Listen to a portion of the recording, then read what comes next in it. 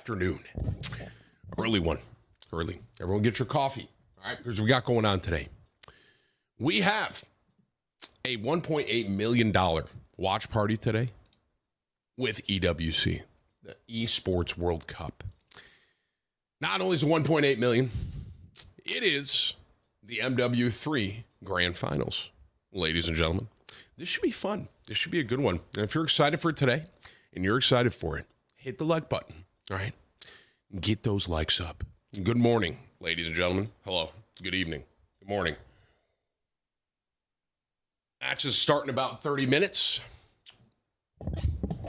Waking up early on a Sunday, as you can see. Happy to be here. Hope you guys had a good night, a good weekend. Sorry I wasn't here Friday. I had my meeting.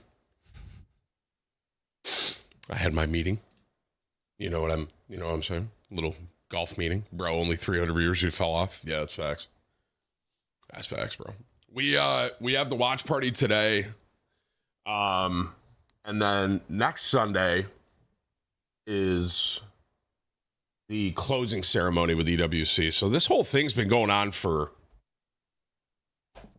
it's been what, Whips, almost a month, right? Basically, it's like you've had all these games across this month with EWC, and the conclusion of it is next Sunday. So I'm going to do a watch party for the closing ceremony. So you're going to see me on another Sunday again.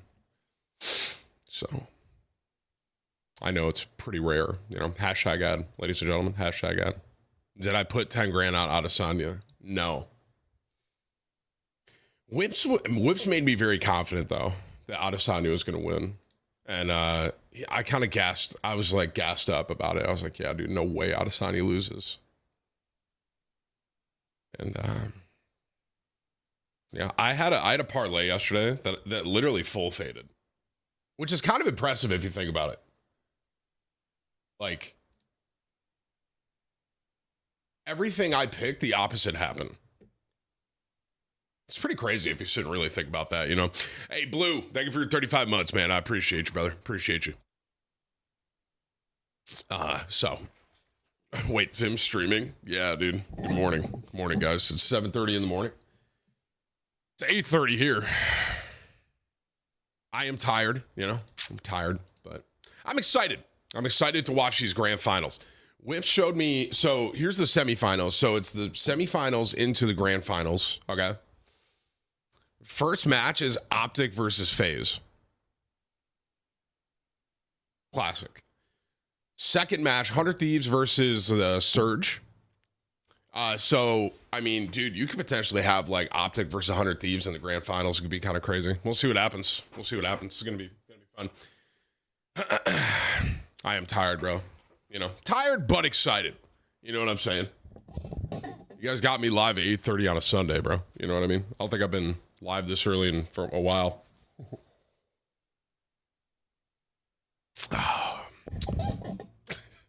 Derek goes in my chat. He goes, I am so hungover. It's okay, Derek. You're right. You're gonna make it, man. All right? You're gonna make it. I believe in you.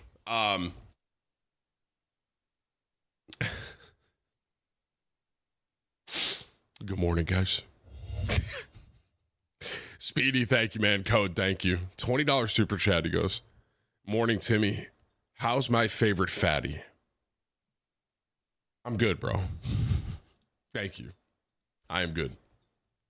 I'm good. My birthday's Tuesday. Can I get a shout out? Yo, happy birthday, bro. Tim, go back to Fortnite. Okay. Can we do the watch party first, guys? We have a hashtag ad today, so we have a hashtag ad. You know what I'm saying? Can you guys lock in, please, chat? Can you guys lock in? All right. When does the event start? We have 25 minutes. So I wanted to get on a little bit, hang out with you guys a little bit before the watch party starts. And then like I said, so we're doing the semifinal and the grand final. So this might be like a 8-hour stream. I'm going to have to take next week off.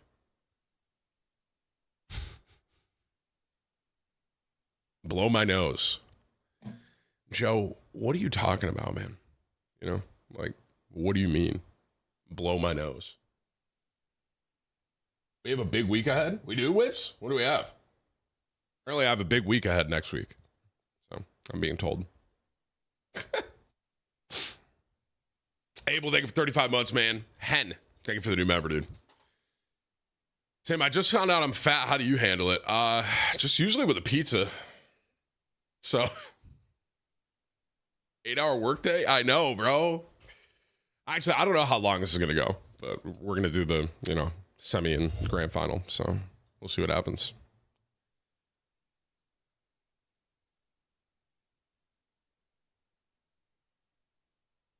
Tuesday, Wednesday, and Thursday, apparently I have ads. W, dude. David, $20. Morning, Tim. Spent 7 hours getting my leg tattooed. Nervous about my shin, but it was the easiest. Yeah, shin didn't really bug me at all.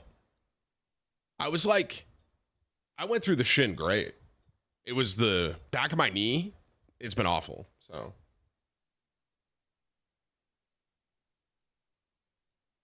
Tim, it's Sunday. Are you okay? Yeah, guys.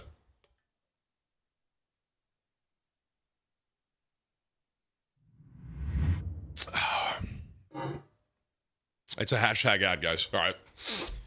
25 from Tempest. Tim's the employee that should be fired for not showing up, but you can't because he has tenure. Was that kind of a compliment? That was like a compliment, right, Tempest? I'm going to take it that way. Thank you for your 25, man. And 25 from Derek. I was watching some of the Elden Ring VODs. Love the content. It's pronounced Morgot. Margaret? Thank you for your 25, man. I don't know what you're talking about, Derek. All right, wait. Just for the record, Poppy is not my top dono. The top dono is, well, I think it's Derek because he did 25 first. So, but yeah, $50 super chat from Cody. Tim, hope you're having a great day so far.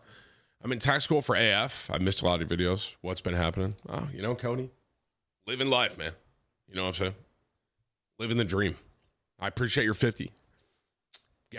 Glad to have you back. And, excited for today, man. I'm excited. You know what I'm saying? A little watch party on me.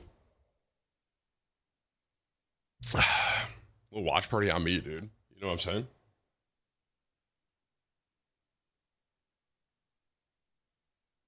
Next week is Con Next. Oh. Wow. I didn't know that. Well, 8 a.m. watch party's kind of crazy. You guys better wake up, dude. You know what I'm saying? I feel like you guys aren't awake, dude. Are you guys up? You better wake up, dude. It's 8:30 in the morning on Sunday. We're doing a watch party. You know what I'm saying? So wake up. V, thank you for the new member, man. Connor, Ivan. Oh, Venti. Thank you for the recurring members, man. Venti is 20. Bro, I'm already at the bar. At 8:37 on a Sunday. Wow. That's crazy, bro.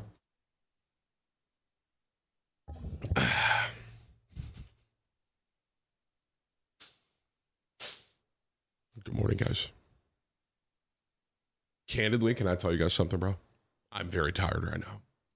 Candidly. But in my heart, I'm lit. You know what I'm saying? I don't think any bars are open at 8:30. I had that idea the other day, dude, for like overnight shifts. Like, because you guys get off at like 8 in the morning. So, like, what if you just had a bar that was for the night shift? We could call the bar Night Shift. What do you guys think, man?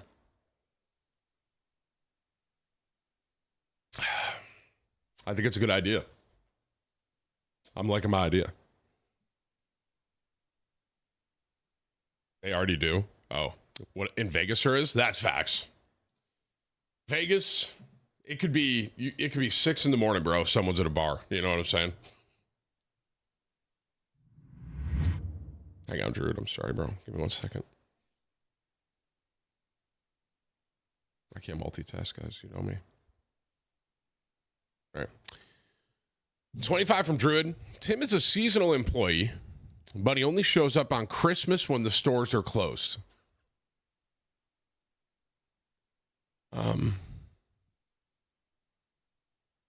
Thank you. Thank you, I think. I appreciate your 25, Druid. Guys, if you think about it, like being a seasonal worker is pretty good, right? Because when seasons happen, people get excited for seasons. So if I'm a seasonal streamer, that means like when I stream, you guys can get excited for like when I stream. You know what I'm saying? Like if you guys kind of think about it that way. Am I tripping? Vinny, thank you for 16 months, bro. I appreciate you, man. Rare Sunday. I know, dude. Well, we have this Sunday, and then we have next Sunday. Wait, there's no way COD Next is next week. Well, it is Sunday. Okay, it is Sunday. Never mind. That makes sense. Yeah, we got a lot going on, dude. Got a lot going on. C. I'm just going to call you C. Thank you for almost 3 years, bro. I'm here on a Sunday. Yes, guys. It is a hashtag ad. But yeah, we're doing a watch party. EWC. It's the Esports World Cup Grand Finals today for MW3. Optic and FaZe play first. 100 Thieves and the Surge play second. So you could have like a Optic, 100 Thieves, FaZe, 100 Thieves. You could have Optic, Surge. It'll be interesting, man. It'll be interesting. It starts in 19 minutes, by the way. $20 super chat from Everyday. My favorite mukbang streamer. Bro, that emote is terrifying. The Tat H. It really is scary when you look at it in the eye. You know, Nathan, thank you for 10 months, man. I appreciate you, bro. And 25 from Norse. I know how you're always golfing during the week when I'm working. Now it's my turn. You're working and I'm going golfing. Also, give Whips a raise. Whips is good, bro. All right. Thank you for your 25, though, man. Have fun golfing, though. I hope it's fun, bro. The other day, on the front nine, Dennis shot 62. On the front nine, bro. I was like, dude, like professional golfers do this in 18, and you did it on the front nine. It was honestly kind of impressive if you think about it. And Cody, thank you, man. $50 super chat from Dom. On vacation, Tim, love of content. Fiance had surgery last night, appendicitis. Can you tell her happy birthday is tomorrow? Yo, happy birthday to Dom's fiance. I hope the surgery went well. I appreciate the love, man. Thank you, brother. What did I shoot? Don't worry about it, dude. I shot a 56. I'm not good, obviously. If I shoot under 100, I'm happy.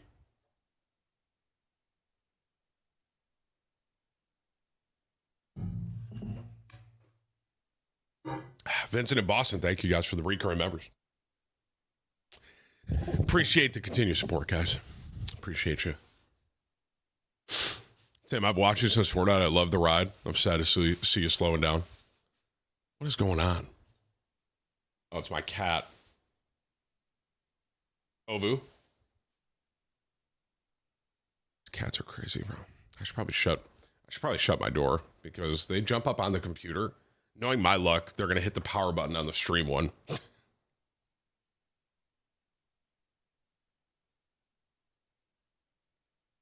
Is that entire thing full of Mountain Dew? What if it was, dude? You know what I mean? Ted, thank you for 35 months, bro. Appreciate you, man.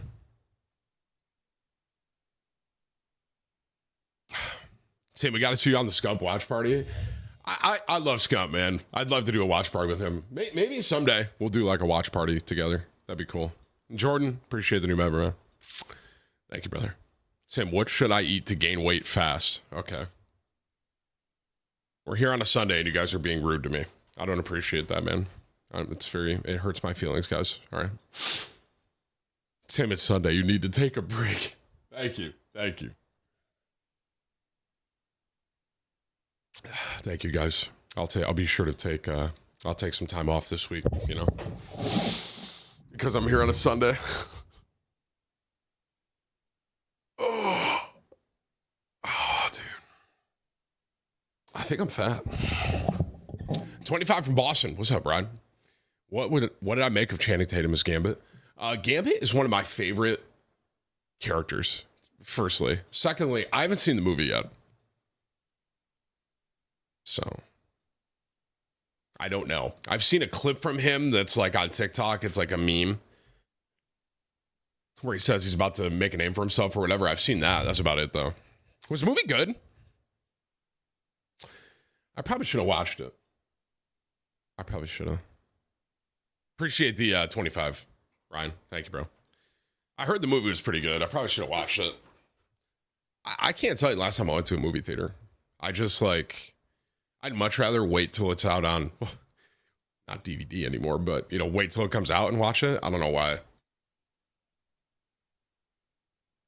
That was it? That was basically his only moment? Oh, okay. Well, I mean, I think Gambit should have like a solo movie, in my opinion. I like Gambit a lot as a superhero, but the VCR? Yeah, bro.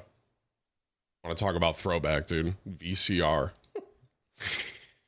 Isn't it crazy, like, the phones we have more power than old computers used to? Isn't that nuts? You just sit here and really, like, consider it. It's kind of wild.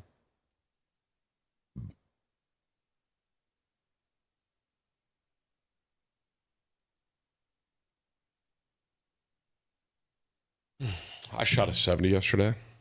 Just get out of my stream, bro. All right. What's it like to be good at golf? Is that lit? Phones have more power than a rocket that went to the moon. That's pretty wild. So does that mean we can go to space on an iPhone, dude? Yo, Quad, thank you for your 34 months, man. My kitten's in here. Otto says hello, chat. Long-time streamer. Glad you're here on a Sunday. I'm excited for BO6, of course, man. I mean, we're in the middle of the COD cycle, bro. You know what I'm saying? That's where I am, and I'm excited for BO6. Guilty. Shake, thank you for almost 3 years, bro. I appreciate that, man. Tim, what is the best series of all time? Case openings. We could do some cases, I guess. Oh, he's serious? He actually wants to gain weight fast? Bro, if you just eat, bro, you know.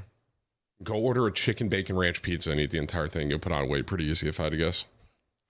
Shaking, what's up, bro? Appreciate the recurring members, man. Thank you, bro. How am I doing? A little tired, you know. Sunday morning, rare stream. Hashtag ad with EWC. MW3 Grand Finals coming up in about 13 minutes here. We're here next Sunday as well, like I said, for the closing ceremony. That'll be cool. So this whole thing's been really, this EWC production they put on has been very impressive, man. I mean, you got $60 million across all the games, right? Today for MW3 alone is like $1.8 million, bro. Life-changing money, you know what I'm saying? And it's pretty insane, just the quality at which they put this event on is very impressive, bro. Very, so. $26 from Joe with a lot of ease. He goes, Tim, I broke my pinky playing football. I'm basically Tyler Lockett because he did the same thing. Wow. Also, the real reason I'm here is to tell you to buy a Lexus boat. Got you, bro. I'll get right on that, guys. I'll just, you know, dude, I'll just buy it. What do you guys think of like a $10 million boat? You guys cool with that? Chad, is this a rerun? Yeah. Yeah, this is a rerun, guys. You got me. Dude, what if I just like pre-recorded my streams and then just broadcasted my streams? That's $1 million idea, dude. You know what I'm saying? When I think about eating cold pizza, I don't mess with it that much, to be honest. But like, I'll eat it. You know what I'm saying? But like, I'd rather have it hot. And do you guys ever like, have you guys ever heated up pizza on a grill? Never thought to do it myself. One of my buddies did it. Game changing. It's incredible. Actually insane. Like, on a grill, bro. I'm telling you, it's crazy. Like, obviously, you can do it in a pan. You can do it in a microwave. Dude, if you ever do it, try it sometime. Heat up your pizza on the grill. It's fire. It's actually crazy. So, when you guys eat it, think of me, bro. Think of me. You can make a pizza on the grill, technically, with like a stone, right? I've never had smoked pizza. I feel like that would be good, right? I think that'd be good. Carter, thank you for 35 months, man. Appreciate you, brother. Am I going to watch PUBG's EWC? No. No, we have MW3 and then the closing ceremony next week. That'll be the final co-stream I'll do. 30 from Brady. Tim, pick my main for the new WoW season Thursday. DK, Paladin, or Monk? I think Dennis told me that DKs are crazy. So, also he said Paladins were kind of crazy. Go with the DK, bro. I haven't seen anything about monks. Apparently hunters are really bad. That's what I'm playing though, so F it. You know, I always would level my hunter first, so I just got to keep on. You know what I'm saying?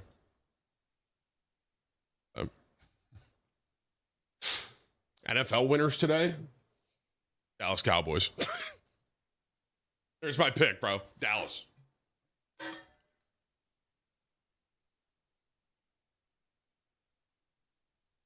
Oh, man. Have I had smoked cheese? Oh, yeah. Like a smoked cheese dip? Fire.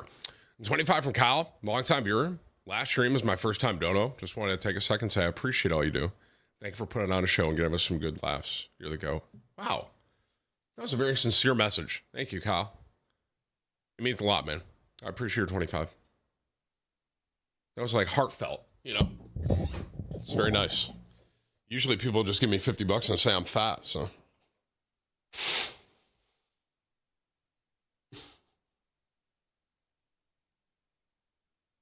Okay, we have 9 minutes.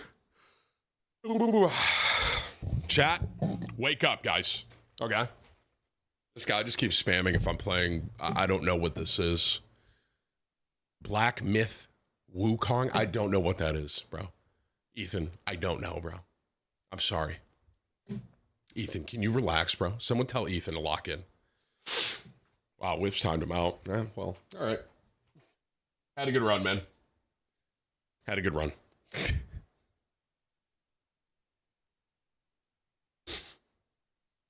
Oh, Whip's banned him. Oh, wow. All right, well. I guess Ethan's locked in now. You know what I'm saying?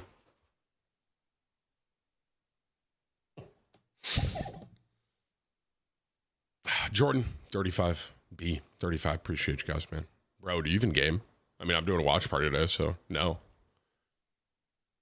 What do you guys think about that, man?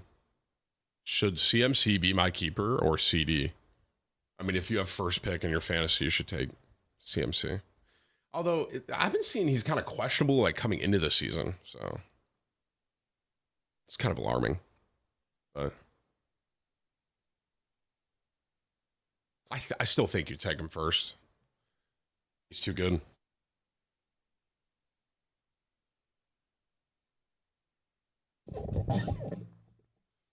Come on, Tim. Let's crack a high noon. All right, James. Sounds good, bro. Uncle, thank you for the new member, man. Appreciate you, brother. I want to say thank you for being a role model for my son. Wow. Chat, you guys are so nice this morning. Are you guys feeling okay? This is nice. Is this what happens when I stream on a Sunday? You guys are nice to me? I'll consider it. You know, we have one more next Sunday, so I want you guys to be this nice again. You know what I'm saying? Am I going to play the new Fortnite season? I heard it's pretty decent. Jack was trying to get me to play it. Maybe. I don't know. We'll see what happens. We'll see. CD's going to the Patriots. Yeah, right. He could. If they don't sign him, I don't know. We're in trouble, man. We'll see what happens, bro. Go Cowboys, dude. It'll be an interesting year this year, realistically. So, we'll see what happens, man. I know this is off topic. Opinion on Eminem, one of the greatest rappers of all time, bro. In my opinion. Me personally. All right. We have 6 minutes. You guys got your coffee? Are you guys ready to rock? I'm going to go get a little more coffee. I'll be right back. We have 6 minutes until the watch party. All right. Optic versus FaZe is the first game. I'm on my way to church. Tim, have a good one. Have fun, Jeremy. Appreciate the 20, brother. Have fun. I'll be right back.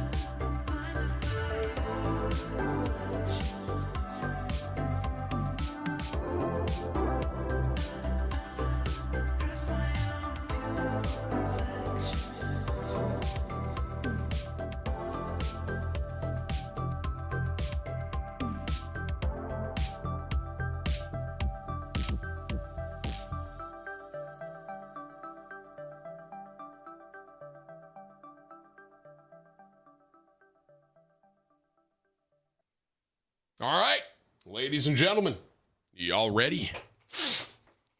Whips, can I have the link? I got it, never mind. Your NFL prediction, you should get chat to vote on a poll of teams like they do every year by the end of the season, and there should be a punishment on who loses. But I would lose, I think, so no.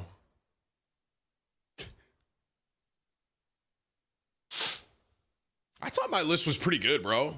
A lot of people were talking trash, but I don't know. All right, ladies and gentlemen, hashtag ad. Everyone type it in the chat with me. Hashtag ad. Here's what we got going on. All right. EWC. All right. Esports World Cup Gaming Festival. It's been going on. It has 21 game titles. It's been almost 8 weeks now. Okay. Best teams, players, clubs are competing in a LAN tournament with $60 million is the total amount of money that is involved with this. Okay. League of Legends, we did a Warzone watch party. We did a Rainbow Six watch party. Today we have MW3. Okay. We have the semifinals and then we have the grand finals. Today is a $1.8 million prize pool. Unbelievable. Life-changing money, man. So big W for EWC sponsoring this, doing this watch party with us. I'm excited to watch it with y'all. Hope you guys are excited as well. If you want more info, there's probably a pin link, but it's esportsworldcup.com. Okay? Hashtag ad, hashtag EWC partner. Let's get going. Ready? You can't count FaZe out. These guys on the other side, they're just so talented. They're so put together, and I think they're I'm excited for today, man. It's going to be a tough matchup for Optic. They got Puckett, they got Clay. Coming over to Call of Duty. Please break down this trio on Atlanta FaZe and their X Factor. Yeah, of course. Simp, BZ, and Celium have been together for years now. But on the other side, who do you think's winning this, bro? They had to kind of shift their roster. I feel like Optic is playing lights out right now. Superstar in Scump had retired, right? So they bring in Kenny, they bring in Pred, and now this roster is winning championships. The issue, though, is this matchup is not the best for them on the year. 1-6 versus Atlanta FaZe. The last time they beat them was Major 3 months ago in an elimination final. Allie, they are wearing those championship whites. And we don't see a bandana on Kenny yet. Maybe it's going to come on when he comes on stage. But I know what he's got in them headphones, and it's some A-Boogie. Dashy is ready for today. If you know, you know. And to Allie's point, yes, Optic have struggled up against Atlanta FaZe. It's the one top team that has had their number 15-5 in the respawns. There's no game mode where Optic have had the edge up against Atlanta. Clay, when you look at this Atlanta roster, who is going to be the biggest threat to Optic? Who can get in their way of back-to-back championships? You got to talk about Abizi. He's the spearhead of FaZe, and he's the one that's going in first. He's popping those multi-kills. He's literally imposing his will on the enemy. I need to see a great series out of Abizi to see them take away Love this you, match. Tim. I'm drunk AF. Thanks for the laughs. Adam, appreciate your 50. Sorry I missed that, bro. As old as Drunk got a Sunday morning. They have the edge. Like I said, 1-6 on the season in Atlanta. David, they're for the undefeated 20, bro. right now when it comes to EWC. Cowboys, huh? Sip and Cell, personally love this matchup. They're both rocking a 1.12 and a 1.15. And as well for Atlanta, like they come into the series, they have to play these guys all the time. So Atlanta, they're feeling confident. You look at the maps and modes. The only thing I have to say about this is I don't love that Optic gave Atlanta FaZe the invasion control. They're not only stronger in defense by 20%, but they're 21-5 on the season. You know what it feels like with the numbers and all the stats stuff when you look at this matchup? In the offseason, when Atlanta FaZe, last year they got smoked by Optic all year long. And the approach to the offseason was, let's get Draza, let's play at a pace that Optic cannot keep up with. And you could see the attention to detail that they've had. Simp and Celium so much success in the respawns up against them, they'll need it once again. Did you say 21-5 on map 3? Yes. This is ridiculous numbers. Way too consistent is Atlanta FaZe, but they haven't performed on a championship Sunday. We'll find out if they can do it, and we want to know, how do you see this one going down? Head on over to stcplay.gg and get your predictions in right now. Clayster, you were the Oracle yesterday. You called 100 Thieves. Who are you calling here to kick off our semifinal? During COD Champs, I voted against Optic. During this entire cup, I voted against Optic. I'm doing it again. We're going Atlanta FaZe, baby. Wow, you got 5 seconds. What do you got? If you asked me this morning, I would have said Optic, but after I took my notes, I'm going Atlanta FaZe. Their Achilles heel is gone. Have y'all watched Call of Duty the last couple of weeks? What are you saying? Because I have, and Optic's got this. I'm sorry, they're winning. Wall, baby. Let's go to the Amazon stage. I like Optic.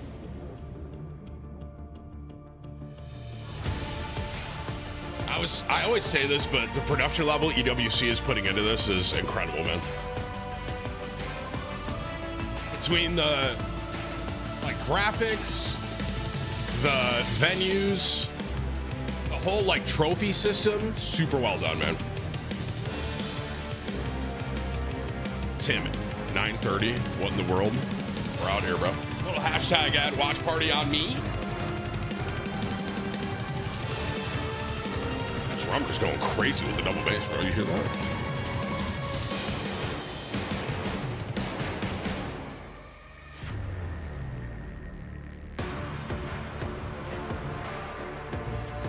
Ladies and gentlemen, welcome from Amazon Arena in Bolivar City, the heart of Riyadh.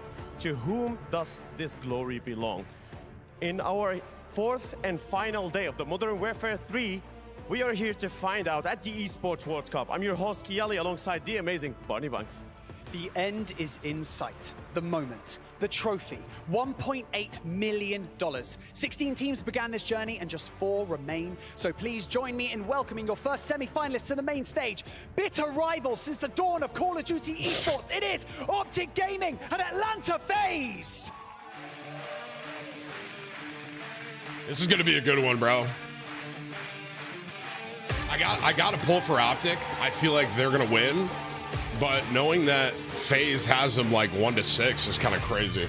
Opponents, rivals, titans, here once again to prove themselves the dominant force. It is your Classico. Teams, place your keys. One of these titans will have a chance to place their key into the trophy, while the other have to see it crush and join the graveyards of the keys. 2 teams steeped in history, success, and legacy. These are BO5 on the one whips, hand, and then the we have grand finals highest-ranked team in BO7, the Pro right? League going up against the current world champions. Let's set this stage ablaze, boys. Let's do it.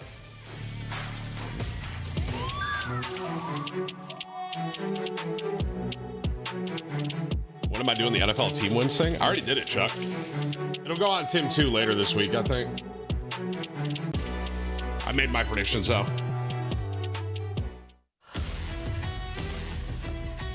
I got you, Adam. Hey, thank you for the 20, bro. Appreciate you, man. All right. I think if Shotzi is playing the level he's been playing, Optic's going to win. Welcome back to Riyadh, and there is no match more fitting of Modern Warfare 3 event than Optic taking on FaZe. My whole chip with me, of course, I've got my man Jay Stud. The champs whites are out. Optic looking to go back-to-back in world international events, but FaZe hasn't dropped the map yet. Yeah, FaZe are undefeated, but you heard the Death touch on it. It's basically been a fairly easy road for them. You get taken care of. I mean, you take care of the 100 Thieves players, clean 3-0. Then you wake up yesterday, you got to spawn up against Boston Breach. You have Celium doing whatever he wants, clutching 1v3s, a clean 3-0. So they have a flawless map count at EWC, sitting at 9-0, but this is going to be their first true test. And the thing about it, and you can see it in the pregame stats, in terms of how this matchup has gone in this year, and also, by the way, last year, it has been dominated by FaZe.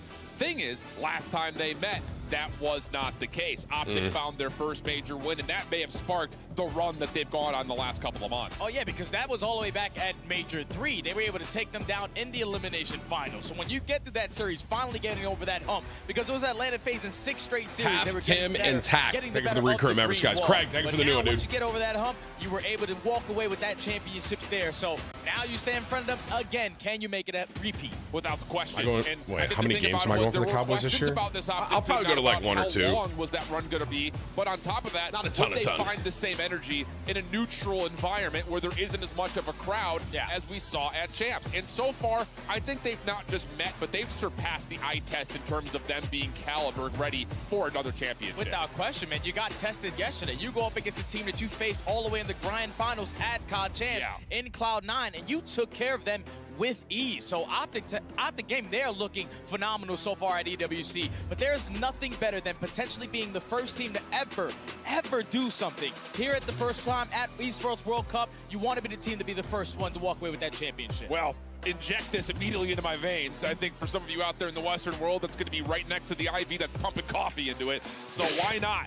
let a little bit of fuel get on in towards this first semifinal matchup. We're going to have a Karachi hardpoint as well. We're not starting slow here, friends. We're going to jump right on into the action and see how hot these teams really are. Yeah, this is going to be mixy, man. Obviously, Atlanta FaZe, they came in with the game plan. They said, we're getting rid of 6-star everything. You're not going to get a bread and butter hardpoint for you. And the mind games that they played for I don't know where I should put my camera. Subbase is definitely going to catch Optic Gaming off guard. But here we go into the map number 1, Karachi hardpoint. Let's get it on. Let's get it on, brother. It's going to be Optic and, of course, the green. FaZe in their natural white as easy over the top of the rubble. Not able to find the first contact. Good high ground control early for Optic, leading to some very early time. Yeah, a lot of pressure, a lot of aggression through the middle of the map. They find the initial couple of kills, so they're still soaking up this time. Whose map choice was this? Control of top 3.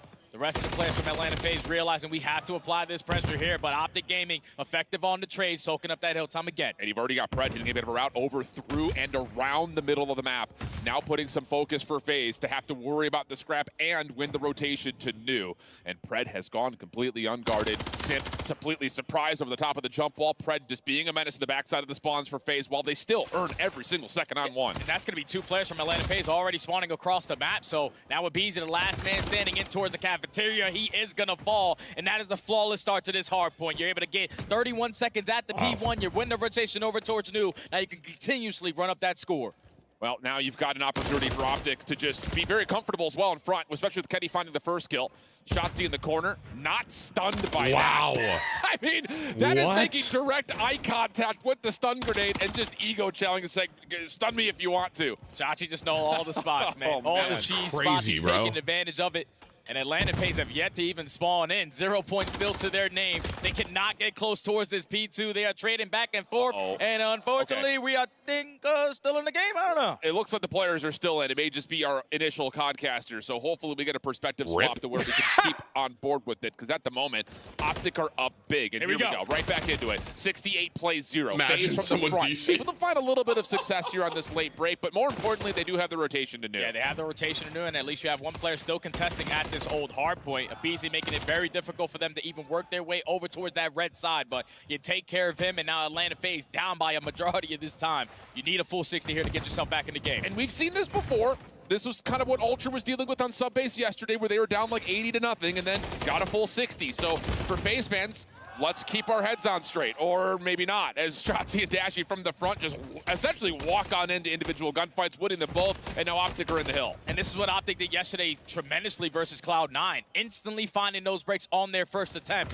Atlanta FaZe's setup was not too strong in the lead. Like, they are not ready for this day. Optic Gaming, they are just swinging on all cylinders. Everyone's sitting positive, nearly double positive actually for just about everybody, as the crowd here in Riyadh starts to light up the comms here in the venue. And a very familiar chant starts to take over. I'm sure FaZe fans all over not happy to hear that so early on, as Optic get the break and only allow 6 seconds or so for FaZe to get on P3. Yeah, Atlanta FaZe, they tend to struggle on championship Sundays, and this is not the way you want to start versus the world champs. Now you're forced to make up a lot of this time at P4, which is not going to be very successful because we know this hill is all about the contest, trying to keep them off as much as you possibly can. You have to feel like if you're FaZe, we need to get 20 seconds plus here just to try to get something going. Not an easy premise to start to build, but at the moment, FaZe are at least finding some success holding around the front side of the hard point. Question marks on where Shotzzy has gone. The double chop Optic's just winning gunfights right now, bro. It's really just a 1v2. Draza didn't have any support at all because everyone's so worried on where Shotzi's gone. Seems like right now Atlanta FaZe are playing a little bit scared. Everybody's sitting on pre-aims, and Optic Gaming are flying entirely around the map. I think. They find the initial 2 kills, but something is happening. Yeah. Someone DC'd, I think. And that is tough. Yeah, I was going to say, in the player cams, every time we were swapping to a FaZe member, it looked like there was at least someone turning around and trying to talk to one of the refs. So Optic are still locked in and going, but FaZe have apparently had some issues. So we'll see how things unfold. You can see that Optic is still playing this one through at the moment, but one of the FaZe members on the side looks like Draza is already out of the picture, and there are questions, I think, about Abizi, because that was the one I saw his perspective. He was looking behind talking to the ref while they're in the middle of that P4. Yeah, obviously in a 3v4 scenario, you're not going to find a lot of success if you are Atlanta, but that's got to be a tough pill to swallow right there if you are Optic. You came out of the gates ready to rock and roll. Sucks. You were dominating around that mid P1, successful rotation over towards P2, and then an instant break on P3. Eventually we'll figure out what the hell happened, but yeah, that's got to be tough. Yeah, it definitely felt like there was something off about how that map started. Not just saying because the score was so Dude, lopsided. Optic came out like so I said, hot. Looking at the player cams, it did look like there were a couple of FaZe members that were trying to grab the attention of the refs. So we are hearing from production that there will be a full reset here in map number 1. It looks like Pred's not particularly pleased about that. But I think the thing about it is, you know, obviously there's been a lot of conversation around the topic over the last 48 hours, is you can't let that mentally stir if you're sitting on the stage right now. You just got to be like, hey, we're full beating reset. The They heck out were of these up guys. like Let's just keep doing it. 90. Just came out firing. You got to continue to have that same exact mentality. Keep that energy up. Optic came out so hot. Obviously, the restart, Dude, if FaZe wins this now, ideal, there's gonna be some want to drama make sure the with game that. is at least Gee, thanks for 13 months, dude. Yeah. So eventually, when we get back into it, we'll be ready to rock and roll in that map. I think it was like, but what was it, take a look 100 at to the numbers 17 between or both something? The ARs on the side of Atlanta That's FaZe crazy, so far bro. throughout this weekend. Cellium is sitting at the #1 overall KD at EWC. This is specifically about their hardpoint game. 1.34 for both of your ARs. They are shutting down those lanes single-handedly. Well, when we were sitting here just on the desk prepping up, you even pointed out that it's not just the fact that Cellium's pulling the top KD. He's actually finding some of the most in overall engagements for his squad. So it's not just him holding down a lane, finding hardpoint time, and winning 1v1s. He's getting in the mix and succeeding there as well. It's because after the performance at Champs, getting a top 6, everybody's looking like, what the hell is going on with this FaZe roster? And when you're looking at Cellium, he tends to play a little bit slow at times. But it looks like he took all that criticism. He came into this ESWC tournament with a different mindset, and he has more kills than Draza, 12 less kills than Abiza, and you know how fast Abiza plays. Yeah, I mean, you can kind of even see it here just looking at the ARs overall. Their kills per 10 minutes is actually up there with a lot of the SMGs. So they're finding the engagements and they're coming out on top more often than not. And a 1.34 for both of them is unreal to think about, especially considering that, you know, later down the road in this series, we will see probably a sub-base hardpoint. So you're looking at both those two ARs to take control there in particular. Yeah, and the sub-base hardpoint is what I had circled when we got the maps and modes in, because you weren't really seeing Atlanta FaZe all throughout the season play sub-base. They played it in the beginning of the year. They were awful at the map, so they decided to be like, okay, this is going to be our auto veto. But then you put in practice towards the very end of the year to prepare yourself for moments like this. Optic are sitting at a 13-2 record on that map. Yeah. You weren't expecting Atlanta FaZe to actually pick sub-base in map number 4, so obviously they got something stirring in the pot. And that's the thing is, like, we're long gone FaZe away from the wins this map conversations now, of FaZe are playing imagine. sub-base to work on their map pool. Yeah, I mean, last day. But the thing about it was, and I think the desk had brought this up at one point in time when we started to see sub-base here this weekend, was this was a map that FaZe has looked good on in the coming months before we got to Major 4 and, of course, to Champs. It just felt like, okay, this is something you can put into the arsenal. It does feel a little odd to pull it out here versus Optic, but like you said, they've got to have something on the cooker here. And I think the game plan was to not allow the SMGs to start roaming around the way that Optic loves to Scump do. out there for his tend watch to party? lose track of Shotzi. Same thing could be said with Pred. We even saw it early on before that map number 1 restart, that Pred was getting behind enemy lines, finding a couple easy Are kills. they doing That's it why at you want home? to play those bigger AR maps. Yeah. Where you can dominate those power positions and then account for everyone. Yeah, that's a really good point. I mean, we heard about the conversation of we want to put it's at teams on Hexes? X map Gotcha. or Y map to avoid their SMG line, force them to play ARs. And now all of a sudden, it feels like you've got FaZe essentially considering the same respect territory here, especially looking at the entirety of this map set, because a high-rise search, an invasion control, another sub-base hardpoint, and then an invasion surge. So it's like wide open, long AR-dominant maps. Looks like they're trying to really unfold what we've already seen in the stats, which is Cell and Draza having good performances this weekend. And that was the discussion of why you brought Draza into this lineup, because all of last season, Optic were destroying Atlanta every single time that they matched up. So they pick up a player like Draza to keep up with that pace. And ever since then, it's 6-1 this year in favor of Atlanta FaZe, dominating in the respawns. 9-4 overall in the hard surprised they didn't just, like, carry on the score. These could be up in the air, sitting at 6-4 overall. Whatever. But Atlanta FaZe Rules are now, rules, I this guess. season, have had their number. Yeah. But this is going to feel like a very different series compared to the ones we'd seen previously. Because they're world champions. Well, there's they're coming that. in with that delusional confidence, like, we are the best. You guys got to take us down. Well, I think the thing on top of that is there's no 6-star, there's no Vista, there's no Rio. I mean, those were some of the most played maps, depending on what mode you want to look at, between these two teams all year long. So this feels like a very fresh take in terms of how they want to square up today. Yeah, if you talk about the SSDs that they played all season, it's basically been high-rise and invasion in every single series. One time was a slip-up where they throw in a Rio, but they're going right back to the bread and butters. They have played each other multiple times on all of these maps. Yeah. Just who's going to perform better on the day. Yeah, it's going to be a fun one, man. It really will be. It looks like we are loading back in.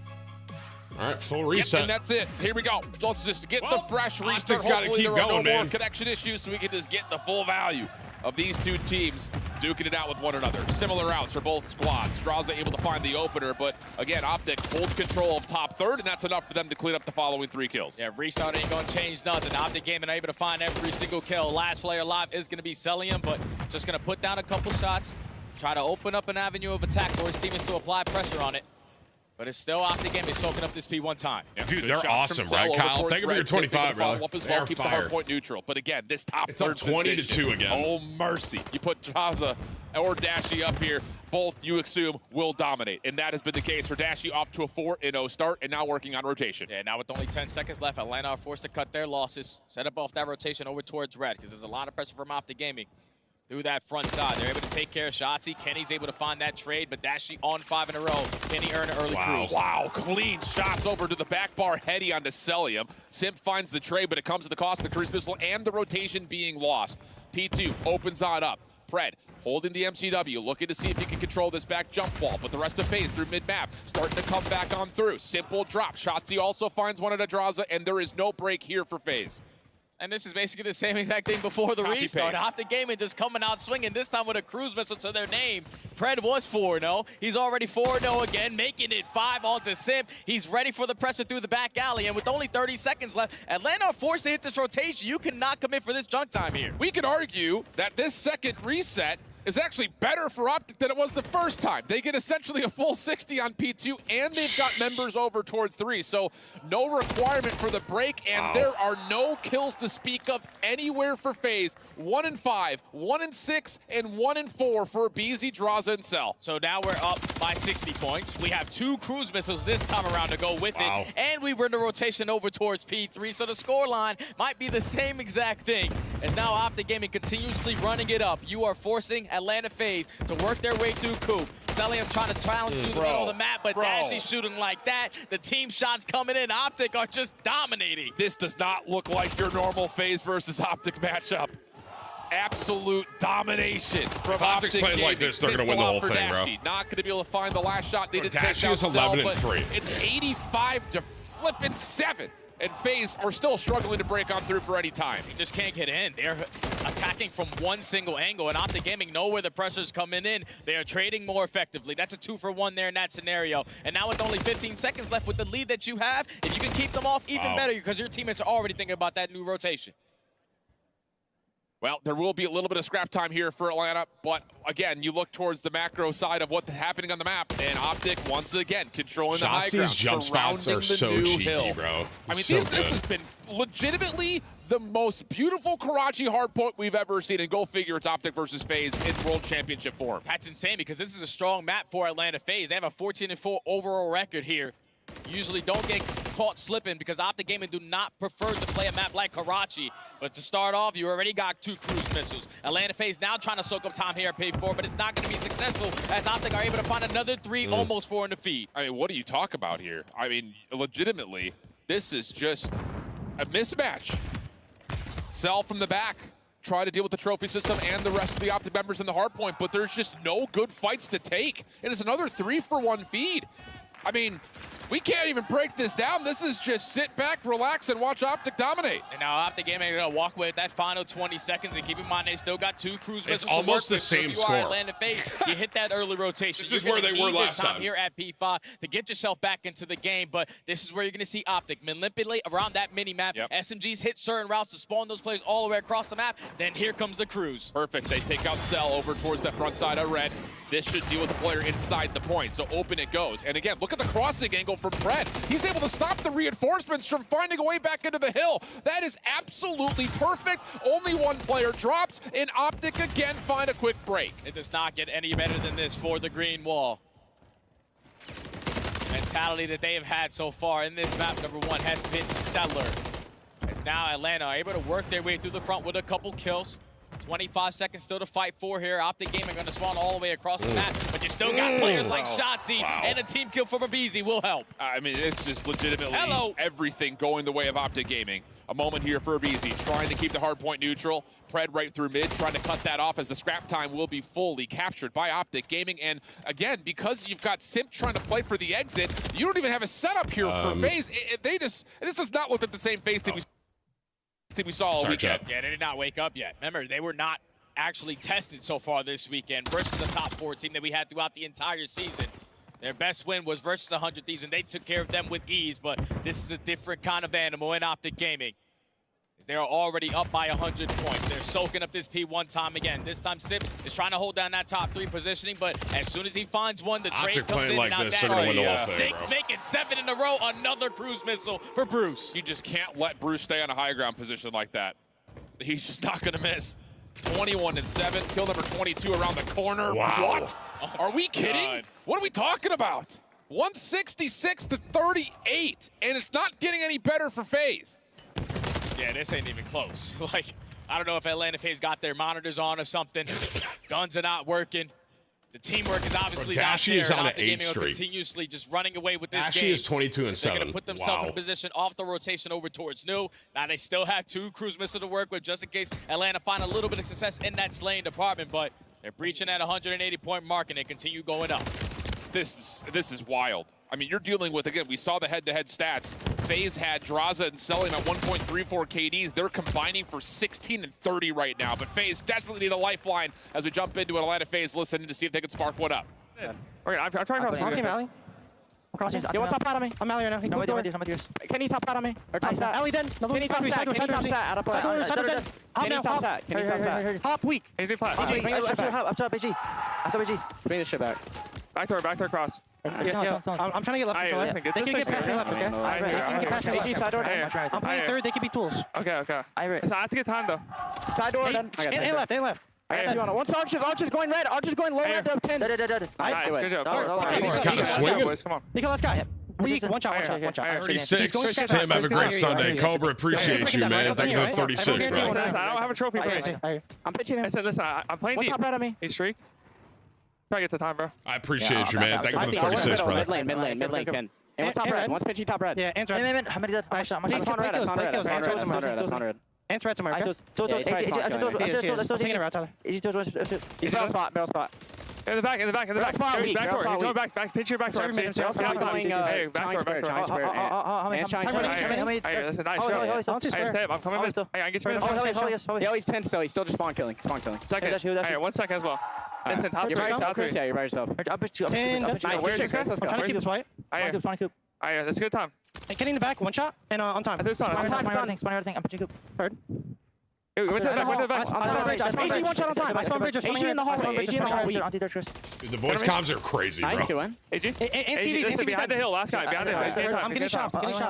Legitimately, Jay, I think the biggest takeaway I just had right there is the constant comms of someone's still spawn killing. No one's winning their ones anywhere on the map for FaZe. Okay, and I don't hear any energy on the side of Atlanta FaZe. Obviously, when you're down by almost 200 points, you're not going to be having a good time. And Optic Gaming continuously just running away with this map number 1. Atlanta FaZe have a tall ladder to climb if they want to get themselves back into this game, but still, the kill feed lighting up green. Finally, Selim and Sip are able to catch a couple, but it's still Optic soaking up that time. Yeah, we're dealing with 220 to 70. And Char, thank you for the recruit members, guys. Cameron, thank you for the new brother. But I don't even think Bob Ross has that shade of silver. It is a hashtag, yeah, it's correct. just dark clouds all around this FaZe opening Karachi hardpoint. This is lit. Moment of recovery here as Optic are going to default for playing for rotation, so they're going to get another 20 of scrap unless Shotzi clears this out himself. But as he does drop, now a chance for FaZe to work on rotation. Yeah, FaZe got to work, and they got to work quickly. And keep in mind, Optic still have a cruise missile in their back pocket. They only need 31 seconds to close out this map number 1. But not finding a couple kills off the rotation, so Atlanta giving themselves an opportunity, but you see those close spawns still in the back for Optic, and now you have a free pinch from Shotzi. Actually good for the opener, not gonna get the second, but lots of damage tallied, means that Kenny can get his trade, and then the turn back around, gets the read on Cell's pinch, and this is how the game likely comes to an end. And look how Optic are spawning FaZe so far across the map. They've got every bit of contest they could possibly need for the final 15. Yeah, this is not good if you are Atlanta FaZe, not the way you wanted to start your championship Sunday, and here's when you let all the streaks start to rain. They like give the lost call out twice to your teammates, too. realize where the pressure is reset. coming from. Everybody to iron up. Final 5 seconds. And it's going to have to be onto a Beezy. 1v1, not one. I mean, that's it. Just single-handedly speaking, like that, they're going to win the whole individual thing, 1v1s were dominated by the green wall. And you were talking about the mentality of the restart. If it was going to play an effect on the way Optic were going to come out playing, they said, no, we're going to do it this time a little bit better. They earn early cruise missiles. They find early breaks. They're winning a majority of those rotations. And Atlanta FaZe simply, it's basically 2-0 right now because they had to reset. That's all it came down to. Everything that Optic Gaming did there worked out to perfection. Yep. That's probably the best we've ever seen Karachi hardpoint be played. Full value, winning your individuals. Of course, the macro of how the team's moving on the map is perfect. The space they're creating in front of hills, beautiful. 1-0. This might be a 3-0, bro. They're playing like that. I had a loss, Jay. This is El Clasico on a championship Sunday, and Optic just put FaZe in the 100 freaking point club.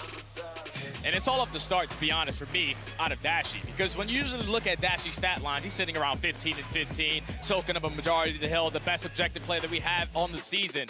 But the fact that he goes 7-0 to start the game, you know Pred is matching his energy. He also finds a cruise. Both of those young men dropped 28 kills, 22 non-traded kills. No one even had to breach 5K damage because you're respawning Atlanta FaZe all the way across the map. You were barely getting into these gunfights that actually mattered. Optic You and Scheffler approved 6'2", 250's peak male performance. Wow. Well, Optic getting absolutely fired. I appreciate the after $38. map number 1, but Thank you, bro. this Dude, is top just dono map on me. number 1. We've seen Thank you, this brother. series go a long way. So, you know, and I think Scotty the could win composure today, is bro. definitely going You to know be what I something that both teams will have to make sure they keep in the back of their mind, because this one could get sweaty quick. But to start, anything but for Optic. I mean, it's legitimately perfect. Hardpoint, everything felt good. The way they use even cruise missiles was perfectly efficient. Everything just came out in favor of the green wall, and that's a heck of a way to get some momentum going for map 2. So, What the what's hell up, have brother? we ever seen Atlanta FaZe get 100 Appreciate point 35 months, man. I don't know. I need to go back and look at that because I don't think it's ever happened. Optic Gaming just came out and just did everything that they wanted. We're challenging gunfights. We're setting up crossfires. We're finding the more effective trades. And even though Simp was able to find a couple kills here and there, it don't matter. The green wall got more players on the right side of the map.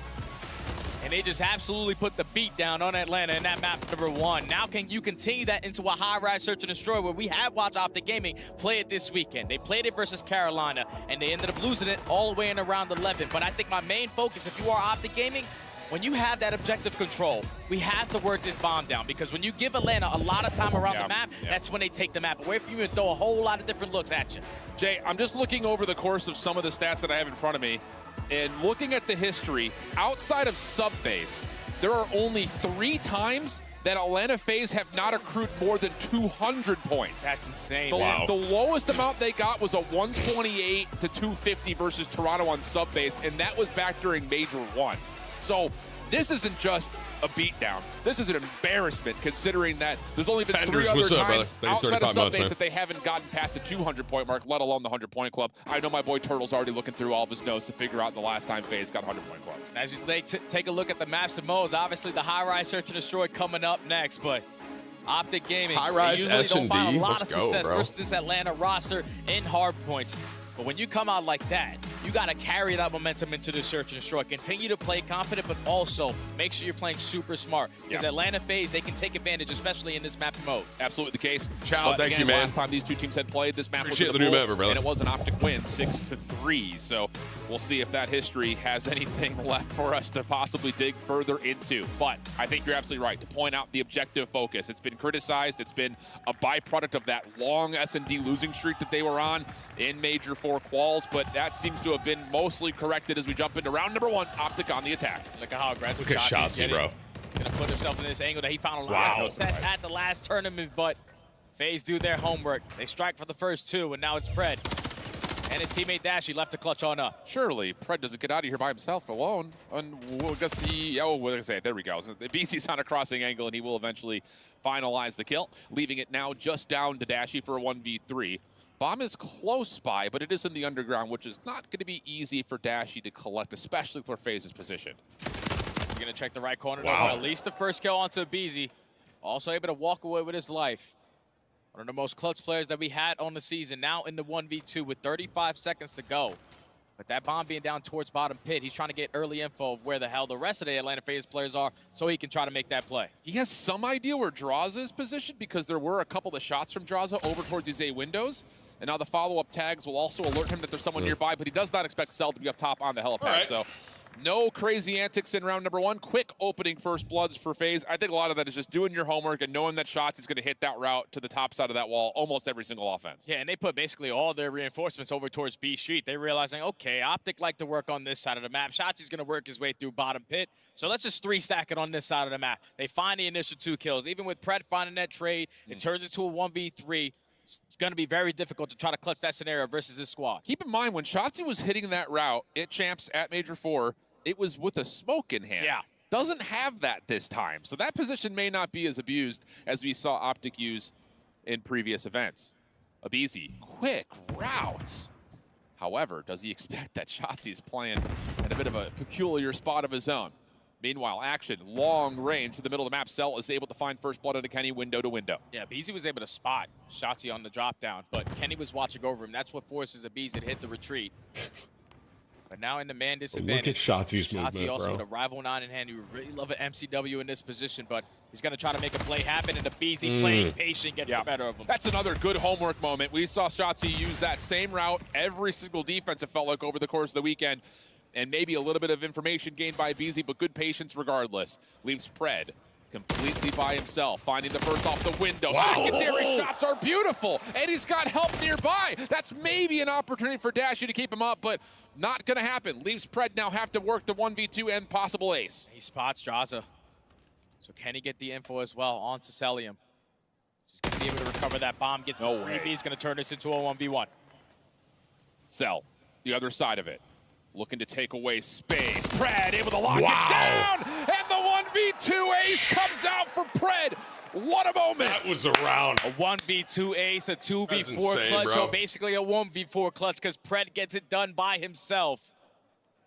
Miraculously pulls out that two-piece was crazy. towards the site, jumps down through bottom pit, and at that point I was thinking Celium or Draza have to know that he's around that area. You cannot allow him to lose track. And once he's able to find that freebie onto Draza, you're thinking if you're selling him, okay, he's going to be trying to hit some kind of route, but the patience is key. Optic Gaming in the clutch, more specifically Pred on 5 in a row now. Massive. 4.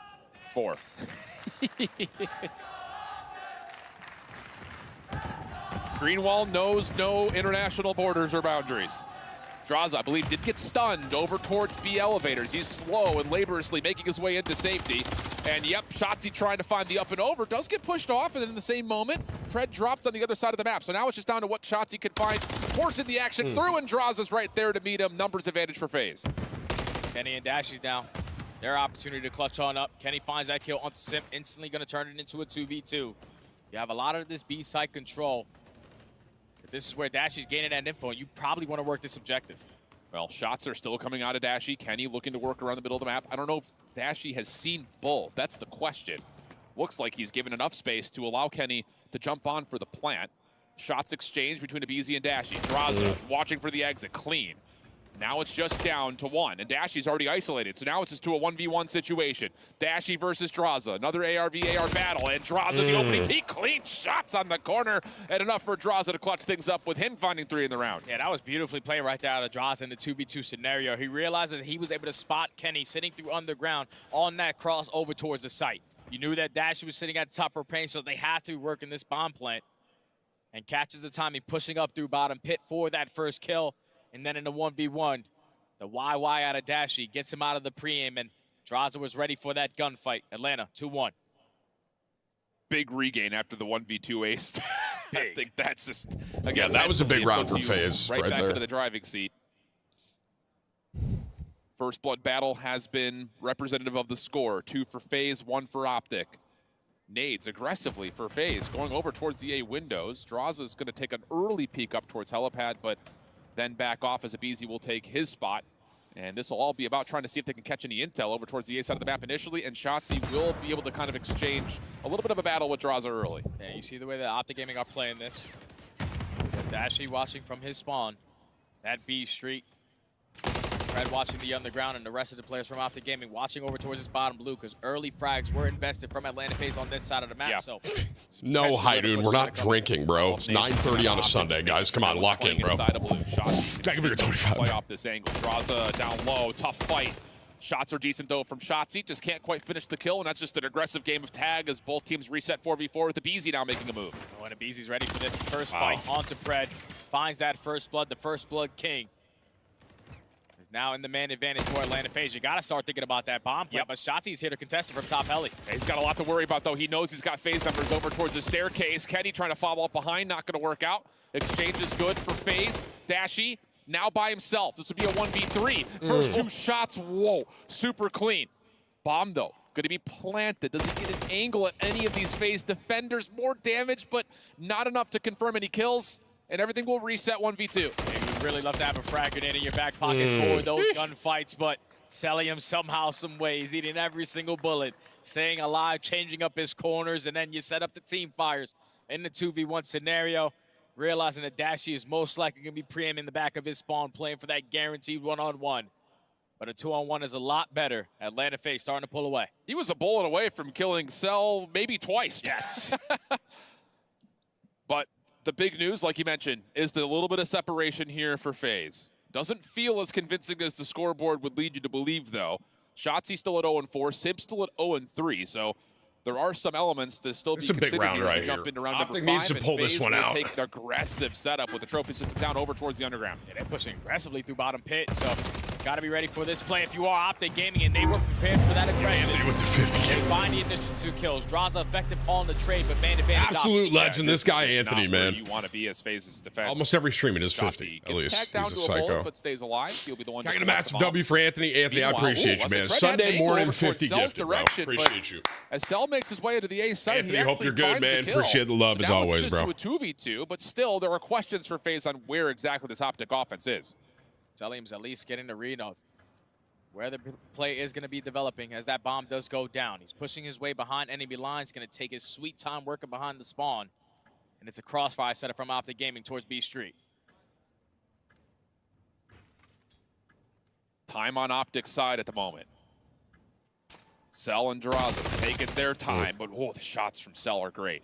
But Shotzzy hasn't taken any shots of his own. So now there's question marks on where he's at. First 1v1 is good. Pistol out and almost. You thought for maybe a second he was going to pull the beat down out, but Draza too clean with the shots. Will get phased. 100 from Tempest, new top That's dono. all comes down to Celium finding join that the kill boys onto is fine Dashy. Sunday. I'd Once have a you get cold that one. kill, you're realizing, okay, they're probably setting a crossfire not. setup here. Thank you because for the he's 100 not though, watching Tempest. his Hey back, guys, so got Shotzzy has go to be for in an Tempest angle in the chat, huh? to try to little cover his $100 top teammate. B, little 50 But the gifted, headshot's back good to enough back. for the first kill. It's tough, the dude. trade It's more tough. effective for the final. Tough day at work, bro. Atlanta FaZe starting to run Appreciate away you, with man. this game. 3 first bloods to 2.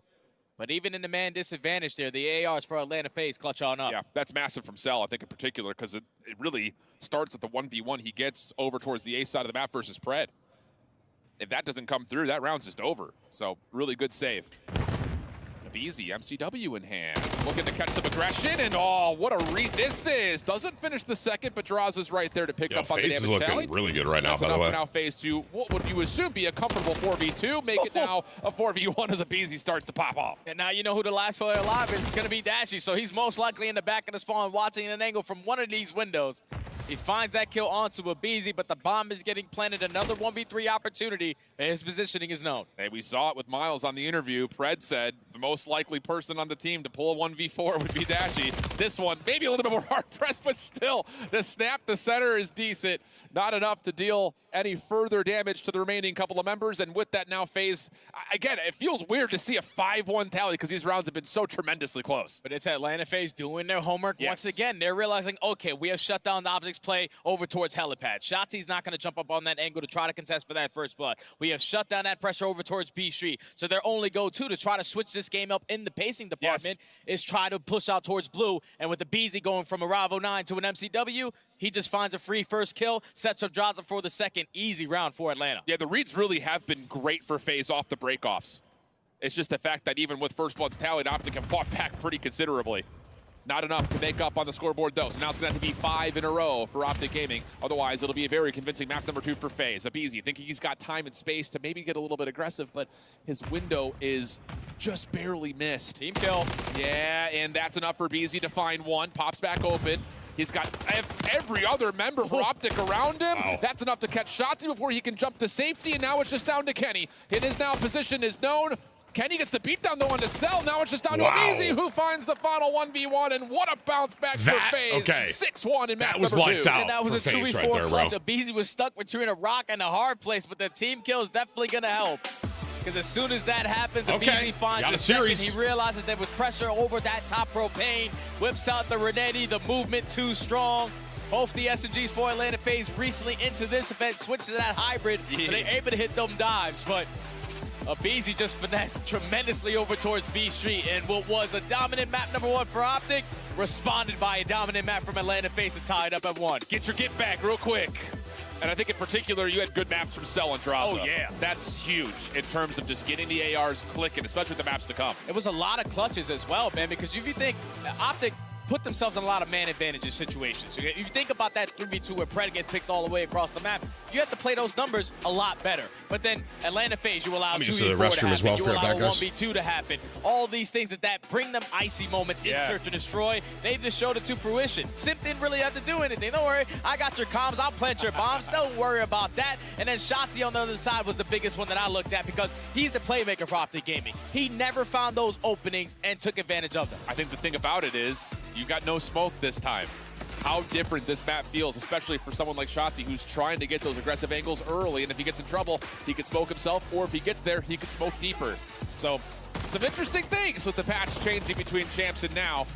But outside of the heroic 1v2 ace for Pred, this map was entirely in favor of FaZe, and a lot of it did start immediately with Abizi. 3 first bloods, 10 kills, 2,100 damage.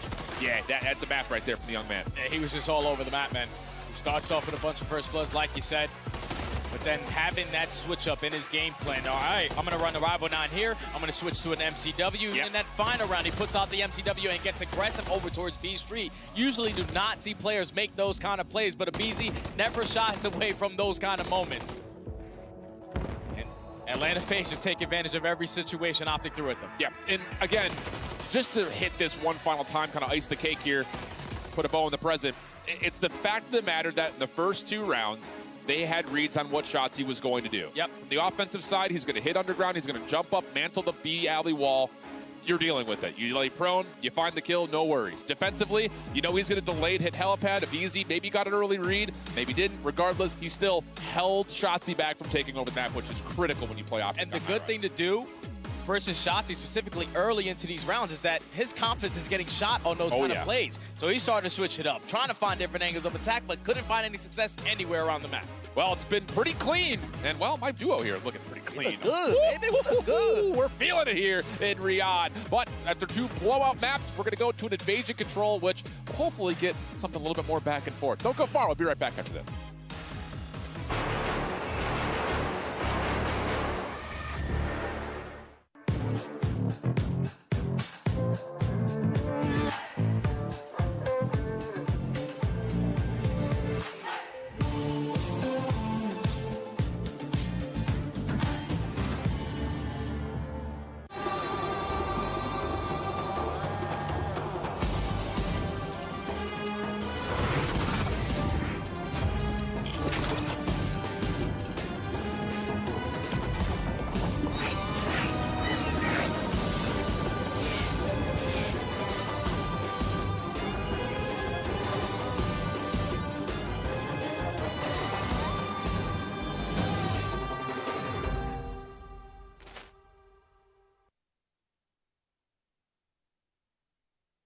It's the EWC and you want to play like a pro.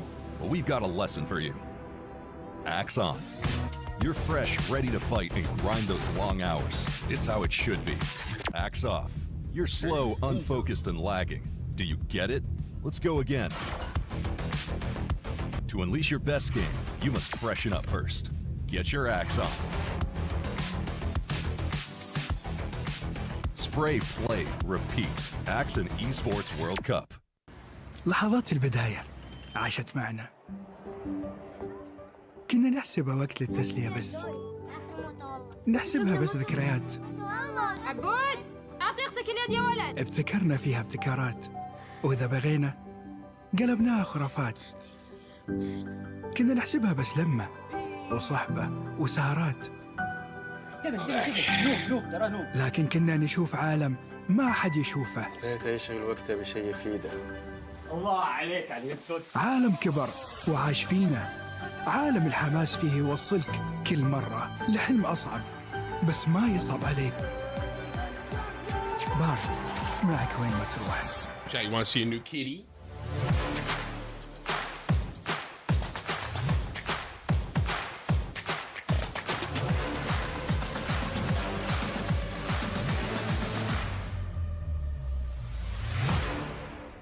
Say hi.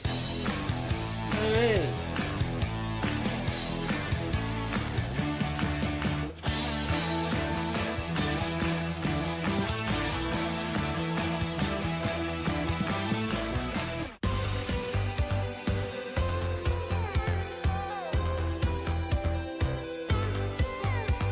Ow.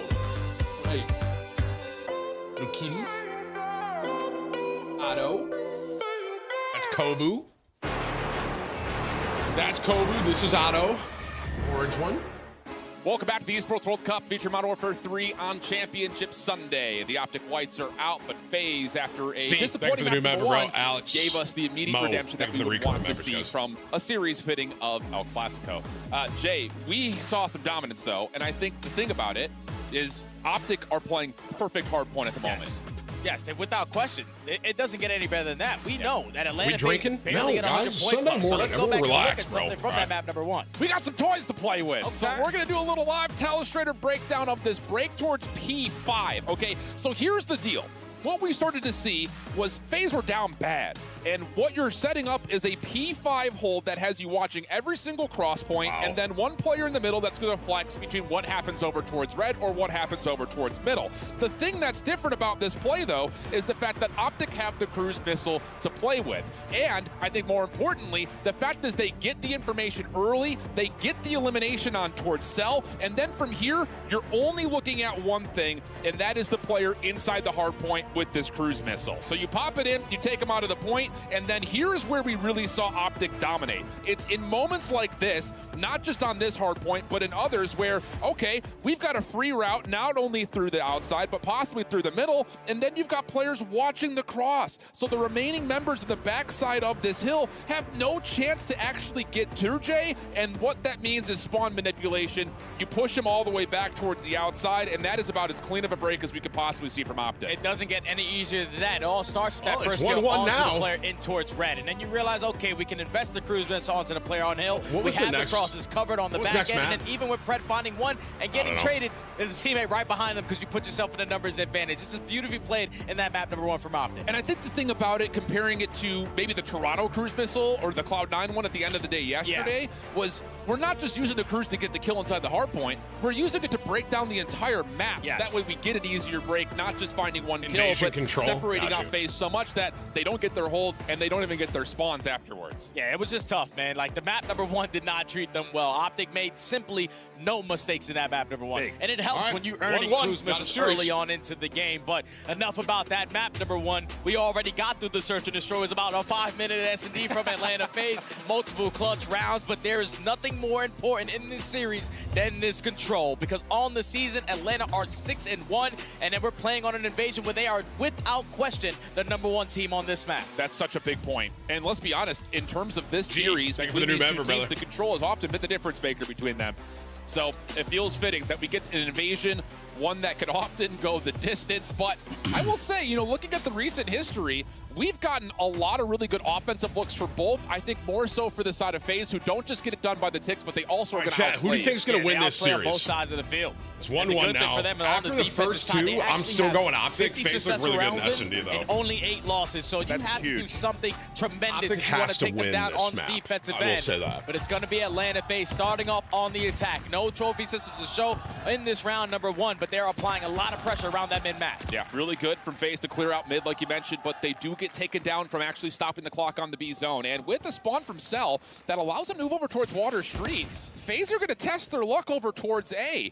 And with the first blood going the direction of aBeZy, there's a chance where you could stack and get some early progress here. And it was just great plays from Simp, causing havoc over at that B point. You open up the lane over at A. First segment already in. All the initial kills in favor of Atlanta. That's 3 dead. Playing for the 4th. The double stack is going to be in. And Draza, he's communicating. Stack, stack, stack, stack, stack. I think that's, I'm not, professional lip reader, but it did look like that may have been the call, and they will get the extra 60 seconds. So what a gut check call for FaZe. Win in the middle of the map, and now a chance to cut off Optic on rotation. This is getting bad very, very quickly. Optic Gaming were not prepared for the aggressive Atlanta FaZe. We're going to start off on their attack. Already able to extend this game by an extra minute. So now all they have to do is work the easier point over towards B, but Selim is just playing for the spawners. He's watching the cross, making it difficult for Optic Gaming to have that numbers advantage over to at that B point. Oh, and this is what we're talking about when it comes to Cell getting active on respawn. He's the one hitting the long pinch. Alerted is going to be Kenny. Decent fight back, and that'll be enough for Optic to clear out the flank and also simultaneously get some space from the front. Fantastic plays right there from Pret to hold down that front angle, find a double. Now aBeZy, the last player standing for FaZe. He's able to catch a double. An effective trade still here from Optic Gaming. A lot of presence around this broken area, and was just a 6-point life lead in favor of Atlanta. Optic had brought it right on back. I mean, considering the fact that Atlanta looks so good off of their breakoff, you're still dealing with Simp at just 1 and 5. So, I mean, the kills continue to be dominated by Optic as they set up a very aggressive zone in front of the B point. FaZe looking to work back through mid. You've got Pred watching one angle and Kenny getting deep in towards Ice Cream. This is not where you want the ARs of Optic to land. Oh! And Dashy, a little fadeaway onto Cell, takes down 2, and Optic continue to dominate in the kill feed. If you shoot against the Batman, you better be shooting straight because that guy does not miss bullets. He's on 4 in a row. And at the same time, Draza at least finds an opening on that pinch. So one player coming off the respawn, you're able to take care of Kenny out of Ice Cream. Now Dashy has to clutch up and get a couple more. Space through mid-map, though, for FaZe. Time becoming a bit of an issue. Dashy will be shut down, only getting 4 in a row. Alerted, though, is Kenny and Shotzzy, and as they try to hold ground in towards the backside of the B point, it's just down to finding Draza. And he may have slipped the net here. Simp on the point. Does get taken down, so Draza's going to have to step in to stop the clock at 16 seconds. 16 seconds to go, 9v9 in lives remaining. Draza just hoping that his teammates can watch over him. He's trying to put the game clock at a pause, but Dashy again finds a double. You send in Shotzzy to find the 3rd. That's a clean 4 dead. Would look to be a dominant round to start it off for Atlanta FaZe. Optic come back swinging with a 2-minute hold at that B point. Unreal scenes, man. And we're going to exit away from this saying, hey, it's just 3 ticks of progress. 3 ticks. Doesn't matter what zone it was on, it's still only 3 ticks. I felt a bug I think the biggest part about this is you're starting to see Cell get super active, super aggressive. And even in that moment, Optic are still very alerted to, hey, we haven't seen Cell yet. Let's just make sure he's not on our flank. Kenny gets that 1v1 win, and after that, Optic are all gas. It was just Dashy finding double kill after double kill. Pred initially starting it off, holding down that tank area. But if you will absolutely take that, if you are 25 from B19. It's B19 here. Glad to see you on Sunday. This does not count to your normal hours. That B point for Never 2 thought I would minutes. hear a higher pitch jack. Flawlessly. So now you're just going to do the easy work early on. You got trophy systems. Let's extend this time early. I'll give you your 25. Easy playing down low at Treehouse. Shots over the top ad on a Sunday. Never heard anyone. Lingering through mid-map, just making sure that all of Optic are fully intending on staying here at B. But as kills come out, now the defense has to rotate. And in that moment, Pred finds one. Maybe a chance for him to put some pressure on A. But Simp gets the quick trade. Problem is, you lose all your defenders at B. Yeah, when Pred finding that kill, you're forcing Atlanta FaZe to play for that trade instead of putting all their reinforcements over towards B. So the second segment is on the way. You already have Shotzzy sitting in towards top Treehouse, trying to find the timing onto that kill on the back end, but Simp is able to get the better of him. Still the 3rd segment on the way. Long-range engagement also happening over towards Water Street, so FaZe will have to stay pretty responsible over towards this A site. Good pistol win from Simp. That depletes a little bit of the progress and also keeps the clock ticking for the FaZe defense. But with Cell, the only one still standing, Kenny is very aware that he's probably playing up top at an angle. Just comes down to, does he actually confirm that information or not? And the answer is he doesn't need to. Point will be captured, 60 seconds added, and now just over 2 minutes for Optic to work with. All tied up in segments now. Atlanta FaZe, the best team that we have on the defensive this is Optic's side, map. and they're hoping to show it here as they find an early 3 kills in the feed. You have one player from Optic who's still alive, though, in Dashy. He finds himself in towards DVD, but they spot him. Now that's all 4 players accounted for. Time to put him in the trap. Just as much as Optic dominated on their B defense after the first 3 ticks were captured, this has the makings of something similar for FaZe over towards the A zone. Draza pushing back over. Does get a couple of tags, allowing Celium to pick up on his work, not once, but twice. So, again, the ARs for Atlanta really coming to life here on this defense. Oh, great shots out of Draza to back down Dashy for a little bit, but you still got to worry about this overextension because Shotzi finds that kill onto Abizi. So he's going to play for that spawn kill once again. He's going to switch up the angle, this time go to top blue. Abizi's not having a good time so far versus Shotzi, and this is where Shotzi's going to force that spawn now behind him and take a little bit more ground away. I think that was 3 straight lives that Shotzi took down Abizi. And now Shotzi's making moves over towards the zone itself. Abizi trying to get his revenge. Stun is through. Shotzi's already out of there. Trophy system in. Cell has no chance to shoot back. Follow-up looked good, and it will be, as Draza and Simp will make sure the A zone continues to stay clear. It's already been a minute wiped off the game clock. Celium off the respawn is able to take care of the closest player, pushed up from Optic Gaming. But this is where Dashy just needs to hold down his lane. He needs to allow the SMGs who are running the ARs on this map to work their way up through the middle side. I mean, Bruce is finding every single snap. The stun lands, he immediately pops up, finds damage into Simp, who can no longer shout from the fire truck, but as the rest of FaZe clear out that back alley, now it's an opportunity just to isolate and focus just on Dashy, who continues to give him a bit of a workout here. Holy cow. Optic now taking a chance to play it through the OE, 25 seconds, they got to make their move. And Dashy continue to pepper because your teammates are applying the pressure on the deep side, so you're hoping you can just set up the there for like crossfires 30 with more seconds. effective trades coming in from Atlanta. Now it leads to Pred being the farthest player pushed on up. With only 15 seconds left, I don't think that Optic Game are going to be able to get close towards A. Likely not, unless Pred can find kills through Water Street and allow this run-up to be very clean. And whoa, hold on a second. Timing here is decent. Finds Simp for the first. Draza fighting from inside the zone. Connected from Optic. Stop the clock. Can he try to get there? Not going to happen. And no one else will touch. So FaZe respond with an equally as impressive defense as Optic provided in round 1. And Optic were hoping when they find themselves in that scenario where they have a lot of mid-map control, they just need a double kill to go in their way. It was always Atlanta FaZe trading effectively. Abizi spawning off. Even though he wasn't having a good time initially versus Shotzi, he was able to find that kill towards the very end. And then you're keeping them trapped in. You're focused on the OE, leaving Dashy alone over towards Water Street, holding a pre-aim. You know that he's not going to try to make that individual play unless his teammates are there with him. I'm pulling for Optic here, and bro. Atlanta FaZe respond by only allowing 3 segments to get away from them. So we're all tied up in that column. That's a really nice highlight of the discipline from FaZe. Even though they have 3 members that could rush at Dashy, there's no need to. No need to put that risk into play. It's a really good highlight out of you, Jay. Again, it's like you played this game professionally at one point in time. One time, you know, a couple times, a couple years. Opening engagements for FaZe looking good over towards B. BZ going to make sure Shotzi does get taken care of topside treehouse, and that will lead to probably at least 2 ticks of progress, maybe the full zone as Optic are fully focused and send their defense up for A. Yeah, they want to make sure they maintain this middle of the map because this is where Atlanta FaZe drive through the chaos. You do have Draza on 5 in a row. Can invest that trophy system to simply play his life even better. Second segment on the way, and you already have players like Celium contesting over towards Water Street. So how do Optic Game decide to apply pressure here? And that's exactly how FaZe counteract the opportunity for Optic to even consider possibly putting anything in play. So now you've got a cruise missile earned for Draza. The Water Street's wide open. Draza could play through Laundry, an extra 60 seconds on the clock. I mean, it's a laundry list of things going right here for FaZe. If Optic loses this map, they might lose the series. Draza spots the first player on the cross. He sets up his team into BZ for that first kill. Now the double stack is going to be in, but you do not have a trophy system. So if you are Optic Gaming, throw everything that you got. All opening shots are good. Kenny dealt with. Zipper on the back almost turns that into a double. Now it's just down to 1, though. Good shots out of Dashy. Able to find the first cleanly. Second tick of progress, though. Going to get locked in. Pred v Cell. Maybe for the round here, but Cell will be stunned up. Maybe doesn't make a difference. He still takes 1 with him. And now it's more difficult because already Atlanta FaZe worked their way out of their spawn.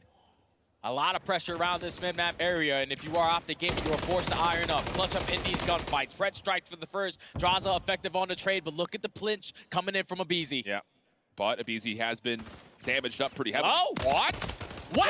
Oh, my goodness. Almost the finesse of Abizi's career right there. But Optic deal with it. What an angle that moment, is. They also regain close spawns to keep this defense alive. Look at that angle. Have a minute and 45, up by 7 lives. Only 13 remaining for Optic.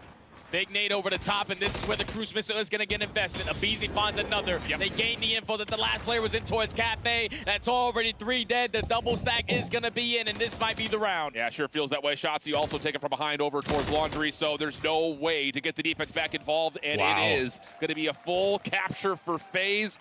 Wow. I mean, offensive success towards A has been unreal clean from FaZe. They are the #1 attacking team and the #1 defending team. I forgot to mention that in the beginning of the game. Casual. They find the most success on that side of the map because they are always keeping up in that slaying department, never getting outslayed, never getting forced to be trapped in towards the back of their spawn. And then when you have a cruise missile in the back pocket, it only makes your job a lot easier, especially when Cellium finds that initial 2 kills over towards Water Street. You call in the cruise, you give the info to a BZ, he finds a double. And that was the round. Up by 6 segments now is Atlanta. Yep, and so what that means here is Optic will have to win the offense, buy ticks of progression, then we got to do some math in the kills to determine who gets the round 5 defense. Opener, good from Shotzi. Already getting control over towards Treehouse side. Clock will stop with a lot of time on it. 121 still remaining as Pred gets a read towards the BZ at DBD. First segment about to come in, but a BZ now on 5 in a row. Does get instantly traded by Dashy. Simp and Draza, though, they combine for 2, so it's only Kenny in this position, and now that leads to a 4 dead. You are forced to work out of your spawn. They have the crossfire set up. Optic are not going to have a good time here. You cannot allow Draza and Simp to take control of this B-side tank either, and this is just getting disastrous for Optic's offensive hopes. Cell on 4 in a row, trying to back up to safety on the water bridge, and he's got help nearby. Simp keeps him alive. Abizi follows up behind it, and Optic are trapped in Palace. 50 seconds to go. You have to work your way out now and hopefully not allow the streaks to develop on the side of Cellium. Cruise missile earned. 20 and 13 out of this young man. Leading EWC in the KD department. All of Atlanta FaZe trapping Optic Gaming in towards the backside of this Palace area. This might be FaZe in the finals. Yep. I mean, they've only got 2 kills, have Optic. And it's still staying that way. 28 plays 17. Bad. And you just kind of feel like the conversations are already starting to happen for Subbase because how do you break through this? Draza now on 3 in a row. Maybe one last desperate hope, but no. Simp crushes dreams on 5. Maybe not even needed to get the 6 because let's be candid, Optic are not getting either of these zones. And if you're selling him, just call in the cruise missile. Who cares? There's only 7 seconds left. Optic is still going to be tapped into their spawn. You're watching the overextension over towards B. Production already knows we don't even got to see the end of the map because that's Atlanta FaZe again, dominating on another control versus Optic Gaming. Now up 2-1. Blowout map after blowout map through 3. After a heck of a statement was started by Optic, now all of a sudden it's Draws and Cell picking it back up. They go a combined 44 and 25, nearly double positive for both the ARs combined. And you got to think, in that round number 1 for FaZe, you're probably a little bit demoralized because you gain that early A capture and then Optic are able to shut you down at that B point. But everything after that was completely flawless out of Atlanta. They went on their attacking side. Draza already earns himself that cruise missile, but Cellium playing discipline the way that he is. In that map and mode, you don't really have to move a lot. You just got to dominate your power position, and he held down Water Street to the T. He might have been Aquaman. Dude, the non-traded kills in the last 2 maps for FaZe have been unbelievable. I mean, we're talking about a couple of trades. You can count it between both hands. Maybe you have to pull a toe or 2, but regardless, it's really clean from FaZe. And that comes all after what looked to be a gut-wrenching first round. Doesn't make a difference. I mean, just the immediate response for FaZe on their first defense and then getting the A zone first, followed by a complete capture of B. Absolutely beautiful stuff for FaZe. And Atlanta FaZe look completely different now compared to that map number 1. Guns are a little bit more hot. The teamwork aspect is definitely showing because Optic are thinking, okay, Cellium is 1 shot. I'm just going to send it on to him. But then that's when you have players like Sim right behind him, watching those crosses. Everything right now is clicking for Atlanta FaZe after a terrible map number 1. Now leading 2-1 into this series. This is the map that I had Optic can still win. Because they only played it a total of 10 times. They have a record of 4 and 6. Optic on the opposing end are 13 and 2 on Subbase, and we have had the opportunity to watch them play it this weekend, and they dominated. But the mind games are coming into play now. What do Atlanta FaZe have in store on a map like Subbase? I don't know if Optic can win Invasion S&D. This is FaZe picking the map. They will not be spawning on the favored side, so there better be something in the oven here because the times that we have seen FaZe pick the map and start on the unfavored side is often when they get blown out. So we may just have 4 blowout maps if Optic continue to play this map to the standard that we expect them to. Yeah, and especially if the ARs ain't coming to play because we're going into a Subbase where it's going to be AR dominant. And the way that Draza and Cellium are shooting after that map number 1 is simply stellar. 29 traded kills here and there. Always finding clutch gunfights. 2v4s even in the search and destroys. These guys are clicking on all cylinders right now. So if you are Optic Gaming, you need to make sure you are able to thrive through that chaos. Because you know on sub base, sometimes the parallel spawns can come in, but you have to be able to read in those situations. Yep, I think that's the most important part, not just for FaZe. It definitely highlights with FaZe, but it's on both sides. Rotationally, FaZe has been one of the best teams in hardpoint on the year. Yeah. With the exception of this map. Yep. That's been the only one that's kind of thrown a bit of a wrench into the system of what has been domination from FaZe pretty much throughout the entirety of the year. And it's due to the fact that they barely played it a lot. So when they were getting slammed in the beginning of the stressed, year, I believe it, bro. all their stats are basically be all the way at the bottom with everyone else playing a lot of sub bases. But you have the opportunity here to showcase your skills on a map that you have barely played throughout the season. Draza letting the boys know, job not done yet. Energy is flowing, the vibes are there for Atlanta FaZe. Just one map until they move to the grand finals. Well, let's see if they can find a way to do it against Optic on what has been one of their catalysts throughout the entirety of the year on hardpoint. All right, Chad, who do you think's taking this one, Optic or FaZe? Spawning over on the bad side. What do you have in Optic store will win for this. us, I don't know if they're Atlanta? going to win that S&D, though. Otherwise, for Optic, I think you're looking at this map saying, our turn to blow you right back out again. I'm hoping it's not a blowout. I hope it's a nail-biter of a game towards the very end. Selfishly, yes. But it's going to be Optic, at least starting off on the preferred side, but none of the kills going their way. Great shoulder out of a BZ. He's going to set up his teammate Insip for the potential kill, and this is where the double child comes in. Optic still have the spawns, but Atlanta successful on the early break. And that's another moment where you can highlight the homework for FaZe. When we saw Shotzi and Optic play this map from the favorite side, it was up and through top glass. Yep. There's a stun waiting for him this time. So really smooth stuff for FaZe, as they will now make their first efforts towards trying to flip the map. Pred in their way, trying to see if he can catch Simp. A moment of second guessing, but he eventually is able to find him, locate, and also confirm the kill. Yeah, you couldn't lose track of Simp right there because he potentially would have spawned you all the way across the map. But Atlanta take 15 seconds at that P1, but Pred single-handedly dominating off this rotation. He is going to allow one player to slip on by, but the teammates holding down the spawns are able to respawn and take down Selim. So now Optic Gaming in the position to run this score up here at P2. Interesting route here for number 5 in green. Shots is going to get to top glass to make sure the maze stays safe. So this is going to make sure that Optic have their full focus on what comes through warehouse and what could potentially hit them through the P2 stairs. Pred, the first one in action. Good for the opener.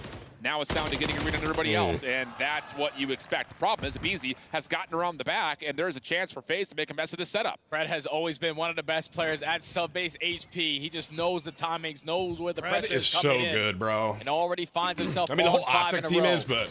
Can he earn himself an early cruise, and he's going to be blessed with that kill so onto good. Draza. Now he he's can start to cooking, hit that rotation because the break only Optic comes can in win from the this. final 15. Yeah. You will take that spawns flip, Optic Gaming win the rotation anew. Especially with the cruise whistle being earned, I know it's not going to feel like a net win on P2 because FaZe were able to contest a lot of time and also earn a bit of the scrap, but this is where the game can get very out of hand very quickly. Dashy, double over through Warrior House side. However, FaZe, because the hardpoint wasn't open yet, will actually get one more spawner close. Can they find a way to surprise the setup? And Selim will give us our first answer of a yes. You see the route out of Simp. He's going to spawn, continuously spawn that player in Pred across the map. He's applying pressure on the back end. Dashy sitting at one shot. 38 HP. Wow. He's going to commit on the gunfight, and the early break comes in for win. Atlanta. Jeez. And now with 40 seconds left, Optic, you do not want to invest that cruise missile here. No, not at all. Cruise missiles on P3 on subbase are not effective. A BZ one shot away from getting himself a cruise missile as well. Going to be denied. Trades are decent. Optic a chance to try to work their way back in for some scrap time, especially with the spawns being close, but Sip, perfect tracking, takes down Dashy, and now it's just down to how long can Chris stay alive. That's all it comes down to. What more can Chris get done on this side of the map? Unfortunately, nothing. So Optic are basically going to tie the game up with that final jump time. But Atlanta FaZe put themselves in a position to win the rotation over towards New. But Pred already causing mayhem over towards the generators, is able to take down one, but he opens up a lane for his teammates to get out of that backside. And I will say, just kind of again, talking about what we said at the pre-map, this has been good macro game from Atlanta. Optic are giving them a workout, but FaZe have manipulated enough to get themselves a bit of a lead. Cruise missile now being called in. Pred's going to take down 2 from the backside of the site. And simultaneously, Kenny's going to play backside tarps, but he gets shut down, and FaZe will still spawn in. That's because Optic Gaming were blocking that Water Street spawn. You would love to push yourself around the OE, allow Atlanta FaZe to spawn all the way across the map, but the cruise missile is not going to be non-effective in this scenario. You get a double, but Atlanta spawned right into the back. They are still holding on to the hill. Simp and Draza capitalize on finding the trades, and I don't think Optic Gaming are going to find a break here, so you're forced to cut your losses and hit that rotation anew. Yeah, this is just down to if Kenny can maybe take someone out of the hill. Not going to happen, so you have to resort to coming off spawn and purely focusing on the mid lane, setting up for P5. Dashy over towards tankers. Shotzzy going to join him. Kenny off spawn will be the one to get into the hill. 40-point difference right now in favor of Atlanta. People, you guys think I sound like the announcers? He that second gunfight versus Shotzzy, but he's always prepared for those gunfights. Now Optic taking away a lot of the space on the left side of your minimap over towards Jens, but you would want Dashy to find that kill. Selling him again, finding another clutch gunfight. Now the rest of the teammates swarm their way through the middle of the map. Easy break for Atlanta. Now all of Optic spawning at warehouse. Quick reactions from FaZe. Not able to just get the players out of the key positions towards P2, but the snaps up to the warehouse high ground also good. 40 points. Again, the lead for FaZe. Growing beyond that as Optic can't go through warehouse anymore, and they're being shut down on the long route by Abizi, who's purely watching the OE. You guys think he sounds like me? Forced to hit that rotation early on. This is what sub-base tends out to be. I sound good. When you're trapped on that side of the map, you have to work your way on out. You have to flip the map on its head for you to stand a chance back into this game. A 60-point lead from Atlanta FaZe, but you can already see Optic have can we get a reset for Optic? That warehouse through P2. They're finding the kills around the middle of the map, and now they take the spawns right on back. And that's what I was about to say, is this is not only a good neutralization of FaZe in the middle of the map, but it will flip the map as well. So it's a long game. It's a patient game, but Optic are doing what they need to try to get themselves back into the game. FaZe still fighting, but Optic desperately trying to hold on. We jump into an Optic Gaming. Listen it. I need time. I spawn out, P2. Wasn't hit right late, bro. Be killing time. Watch out, 8-ball time. Can I, our boxes. And he's laying down our boxes. Watch your server. I carry him still. Start aping the time, bro. Let's go. Come on. Yeah. One long. I can kill the guy right. He's the server on top. What's that tunnel? Both sides on time. Both sides. Simple time. I might be from P2, bro. Simple time. He be from P2. I can try to play right. I hear. Simple time. Absolute. One lockers. Lockers in simple time. Absolute. Lockers in simple time. Lockers here. Cat room ape. He's just going old. On top of One's out summer. Let's go. Front tunnel. All right, front node. Both node. Last two node. MC and node. Just sure it. Hey, what would a BZ? Half health for me. All right, I needed it for you, bro. Take your time. Abe on We're going to top cat, boys. Abe still out. Top hill. Top's not going. We gotta live. I'm trying to play duo. So dead, dude. Top P2. I read the right. I'm seeing left. There's two on nudes. One more. He's close. Top P2. Bro, FaZe is so locked in right now. Back in the back. On me. Missing one. Probably dark or some shit. Yeah, get me back on me. I need Pred to get going if they want to win this, bro. He's on time. On top. Low right. I'm dead. Nice. Spawning in the back. There's one tunnel, guys. I stun him dark. I'll get you top in 1 second. I was dark. P2, shut up. Dark. Side on me. Side over the cave. Cider. Three. I'm so Watch that cell. Should be close. Yeah, I'm with you, Ken. I'm playing close right. Play close right. I'll block. I'm loading, Ken. I'm blocking. Loading, Ken. I'm on shot. I got naded. Three. I got stun. Three. All day. 2 loading, 3. All day. Forklift. They can go out. Two loading. Oh, good. 2 loading the plant. I reset plat. Here we go. Outside plat. They can go right. So's he's super weak. Let me play the right. I'm trying to get the right. Really weak side though. Really weak side though. I 2 Okay, 1 with From P5. I from P5 node. Yeah, I got top. he's gonna go top snow. I think he's dropping top snow. I hear you. I have the right, okay? I have the right. I'll stun 8 top side. Yeah. I have the right. I have time. I have your low P5. You can play out. I'm a tunnel.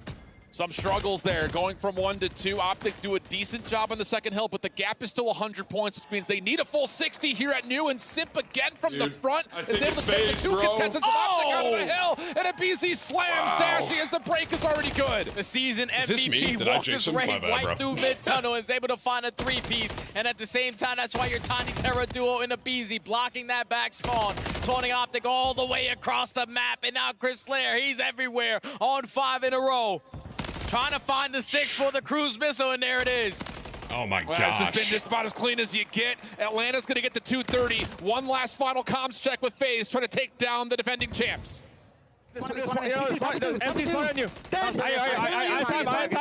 Try to block the next kill league spawns out probably. I'm going secret, okay? They're still spawning. In the back. I left him in the back. This 22. Last 2. Last kid. Oh, nice! I'm out ramp. I have mid. Yep. Yeah, nice. I have a streak. I'm streaking. I don't have secret. Call him out. Listen. Yo, 2 warehouse, 2 in front. Top P2. P2. 2 comms. Yo, comms up. P2. I'll get on 2. We're good.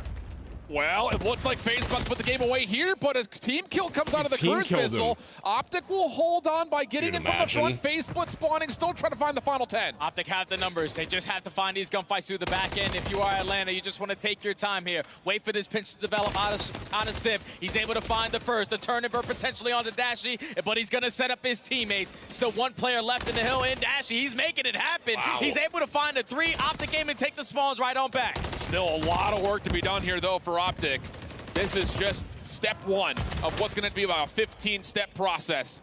10 seconds of scrap time looking good. Dashy red on the pinch attempt over towards Warehouse. So now you got to move quickly if you're Optic. You cannot allow Atlanta to find any time. Absolutely not. You have to work your way over towards Top Snow. You got to contest this hill early on, as now Atlanta FaZe only 10 seconds away from securing this series. Last hit for Optic. Shotzzy right around the back. Last 3 seconds now coming through, and it's just down to Kenny and Straza who finds all 3. Wow. It may have been a slow start, but it's a heck of a hot finish as Atlanta FaZe take down the world champs of Optic Gaming in 4.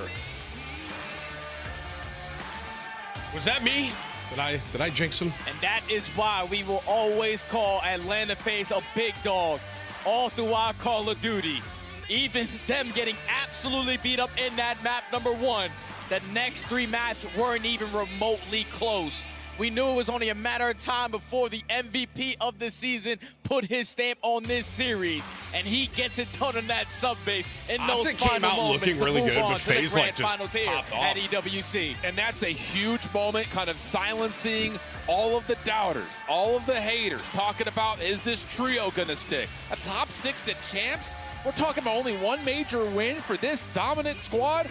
How about a chance to go through what a lot of people labeled as a soft opening bracket to take down Optic in 3 straight convincing maps, like you said, Jay? That's huge towards the momentum on the day, and even more so towards what this FaZe team could look forward to deep into the future.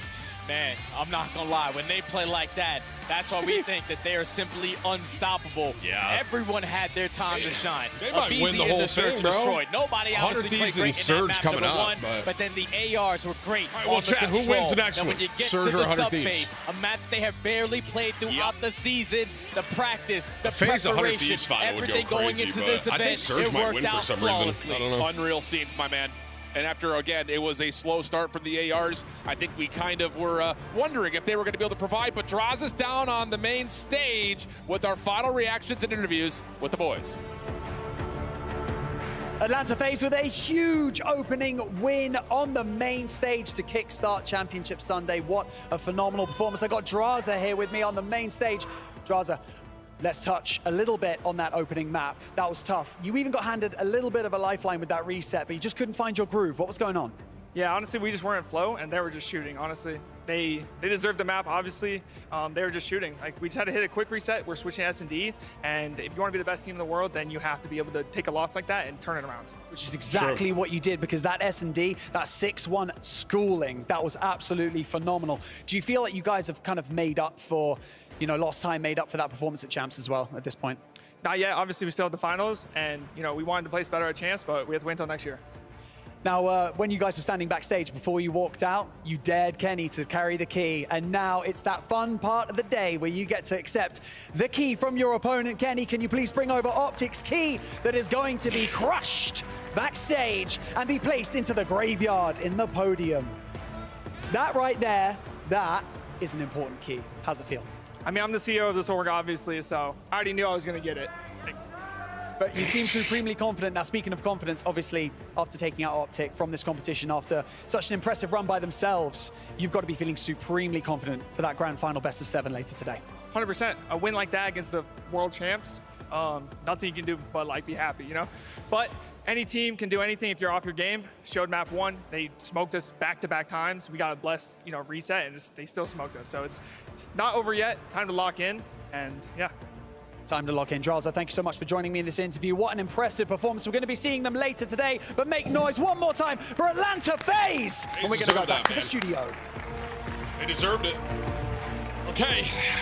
What a performance on a Sunday by Atlanta FaZe. They are our first team to lock in their spot in the grand finals. Here on the stage, I have a very happy Clayster, a smiling alley cat, and a shameful Nameless. Nameless, anything you want to say to everyone on Twitter right now?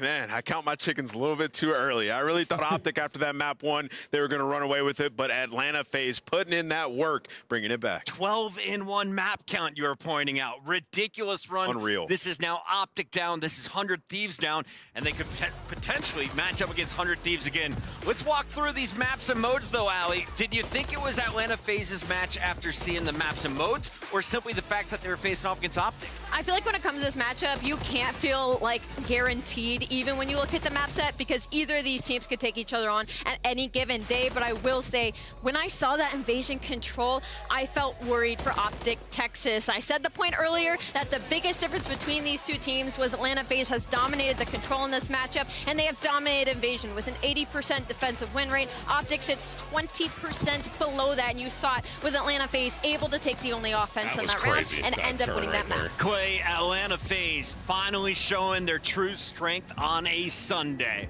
Who was most impressive from this squad in your eyes? From top to bottom, I think they all did what they needed to do. They all had rotational gunfight wins, anchor wins, they were slaying, two-piecing. But honestly, my MVP's got to be Celium. In that map 3, he was not losing Water Street repeatedly, holding down the bridge, holding down those Hummers, not letting Optic out of their was doing some announcing There's stuff. not much you can do when Celium's going off like that. I'm going to go with Celium play great. I'm going to go with Simp, and here is why. Matching the AR on the other side against Pred on Optic's best map in the sub-base to close out the series is massive. Atlanta FaZe added that map to their map set in order to do that. Ali, who would you give MVP to? I would give it to Abizi. I think he's played incredible the whole weekend, and in this series, he was the reason they won that search and destroy, but I think we should find out who it actually is. Well, I'm giving your Bravia MVP to... Where's our key? Show us the key. Give it Show to us the the key. Show us. It's got to be Draza. We all choose a winner. Draza was mine. I get the final say. Let's take a look at the CEO, baby. Draza also one of the key factors in that invasion. If you're watching him from Humvees, so many times Optic was trying to single him out. He and Celium working incredible as the AR duo locked it in. Yeah, and he also had an incredible map number 2 as well. He was right along with Abizi behind him, sitting at 9 and 3. He wasn't getting the first bloods, but the second his teammates were in a pinch, he was the one on top of the trades. Yeah, and you know, coming into this year, obviously the last year matchup between Optic and FaZe had always went Optic's way. Atlanta FaZe, they go ahead, they pick up Draza, and in my eyes, it's because of the added aggression why they've had the edge in this matchup on the year 7-1. But Clay, as somebody who played against them with these last 2 years, why does Draza give them such an edge? I genuinely believe it's his intelligence. The way he moves around the map and the way he controls the flow of the entire map, it's so hard to deal with because he shoots so straight on top of it. He's bringing that energy, he's bringing that passion, and I truly believe he's the lifeblood of this Atlanta FaZe team. He brings that confidence, and he lets you know it on stage. Excellence in action, presented by Bravia. This is your MVP for our semifinals. A 1.19 across the board, over 12,000 damage, and a 3.0 in search. I want to touch on that 3.0. After losing the first map, basically twice, we go into the high-rise search and destroy. There was a 1-versus-1 Draza versus Dashy, and Draza broke Dashy's iron so hard, and I know what that does for confidence. And I guarantee you the momentum just started rolling from there. The highest percentage I've seen from our fans was 82% for Optic. That was way back on day 2. Let's check in on our polls and see, did the audience get it right? This one almost split 50-50. Maybe the close. Atlanta FaZe fans awake, watching their squad perform. Optic Gaming, sadly, now exits our tournament with $160,000 more in their pockets in a fourth place that finish. prize pool is still not a bad weekend, I will say. And you look at Atlanta FaZe, they are now in your grand final. We have Surge versus 100T up next. We'll see if they can get it. Let's take a look at that bracket to remind everybody how we got to this position. Clayster, it's been a fun road, a lot of game 5s. Will we see more as this tournament goes on? I hope we do see a game 5 in this lower part of the bracket with 100 Thieves versus Surge. And then, of course, the grand finals at best of 7. Maybe we go the distance and get all 7 maps? They're going 5, Allie. I think actually we'll go 5. I think these two teams are incredibly evenly matched.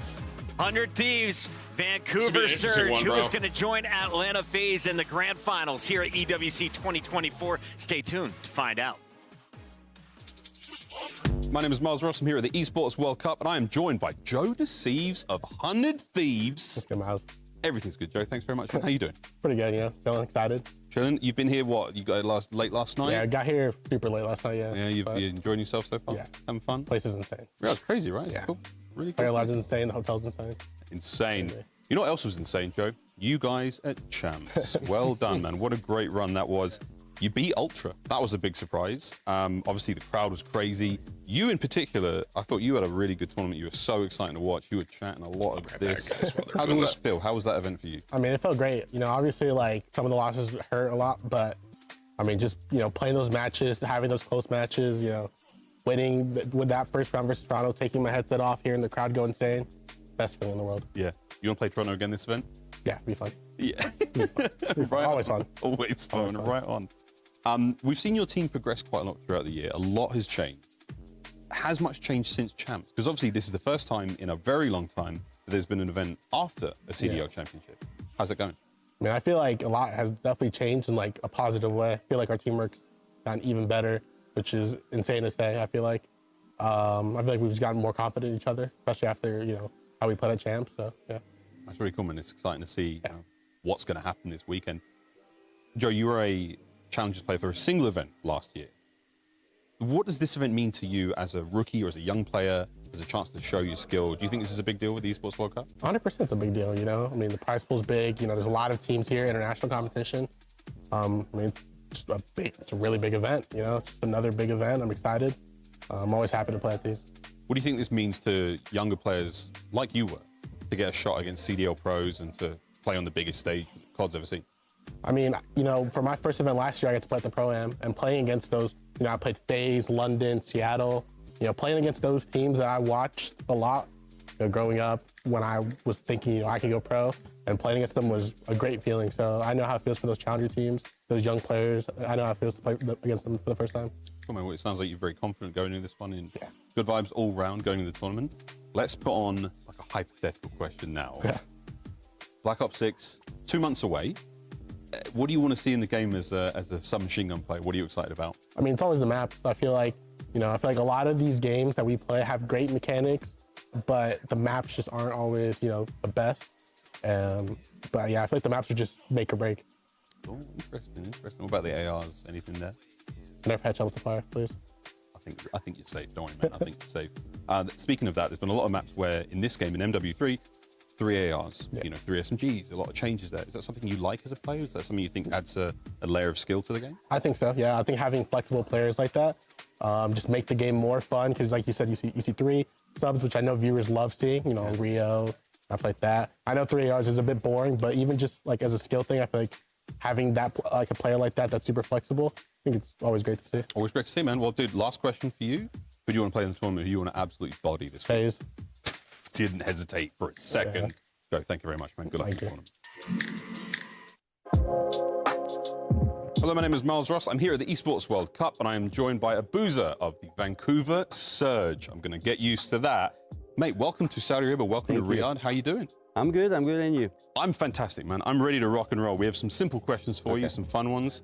We just want to see how you're feeling about the tournament ahead. Honestly, it was pretty excited, for sure, for me. The tournament looks pretty good, honestly. And yeah, I want to wait. I want to play right now. You got to wait, man. You got to wait. Let's talk about the season for you. You've one of the nominations for Rookie of the Year. You've come from Belgium. What do you think are some of the advantages the European players have over North American players in the Call of Duty scene? I honestly don't know, like the difference, like if you are like, I have no clue. Other thing is like, it's different for everyone, like, but I have no idea, like if you have some advantage or something, like, I don't think so. No advantage? You think maybe, I mean, we think of some of the, in recent memory, Hydra from France, yourself, there's a lot of talent coming from Europe. Yeah, that's true. Yeah, that's true. I mean, some good players coming out of there. Yeah, no, that's true. I mean, I don't know why, to be honest, but that's fine. That's good. Yeah, that's Keep good. it coming. Keep it coming. With regards to this tournament, the Esports World Cup, what does it mean to you? How important is this tournament for you? For us, it's pretty important. I mean, like, we literally like world champs, so it's like a good tournament for us for sure. We need to bounce back, It's a very unique opportunity to bounce back. Yeah. We don't normally get second lives. Yeah, in this. that's true. Yeah, this is the first time, so yeah. You came from Challengers. You made it to the CDL. Now you're here at the Esports World Cup.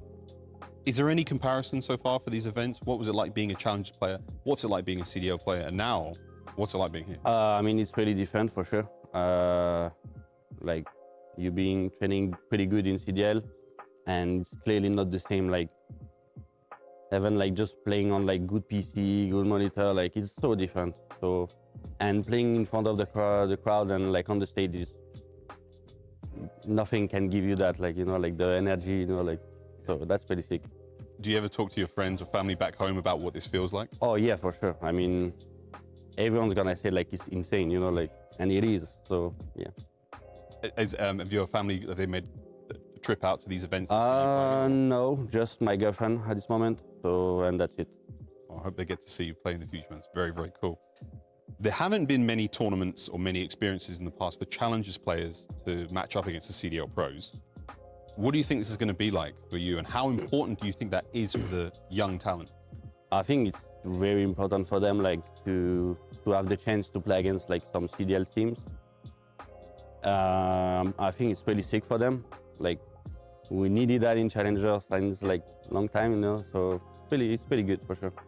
Why do you think it's so important for Challengers players to play against? I mean, just to know and compare you like against the best, you know, like you wanna play against the best to know, like, and I think it's pretty good for them for sure. What does it feel like to be a rookie who's being well celebrated now? What does it feel like to be in the CDL at this point? I mean, it's pretty good for sure. You know, like, I mean, being a rookie it's mean nothing for me. Like, you know, like, I'm not 18, so, you know, so that's fine for me. And yeah, that's it. That's cool, man. That's cool, Walter. Thank you very much. We appreciate it. Good luck in the tournament. Thank you. I'm back. Welcome back. It's your upcoming showdown. 100 Thieves facing off against Hook and Vancouver Surge. This should be a good one. If you've been following the track record for both teams, Seattle Surge dominant through their group. They stole Group B over Cloud9. That was a 3-1 performance to lock in their spot in the playoffs.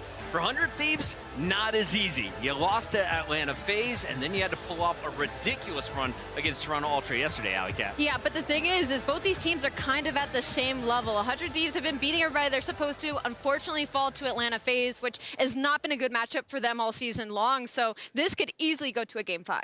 Let's take a look at our bracket to remind everybody how we got here. Nameless, walk me through Thieves this bottom portion. Yeah, you can see we had the massive upset of 100 Thieves over the Toronto Ultra in a Game 5. Kremp went nuts to put them in that position. And then the surprise of the weekend, the Vancouver Surge have been performing in the Search and Destroys. They get it done in a Game 5 as well over the Ravens. Yeah, and Vancouver Surge, they got my trade. They knocked the Ravens out in a Game 5. But this matchup coming up with the 100 Thieves and Surge, they both have talked about how their S&D has been the focal point coming into this event. So I truly do believe whoever steals the S&Ds in this series is probably going to win the whole one. Well, that call out, we'll see if it gets to a Game 5. But first, let's introduce you to the competitors playing for Nade Shots, 100 Thieves. We got to introduce Byron, a.k.a. Nasty, Mr. Consistent. You got Kremp. He's been the X Factor in S&D.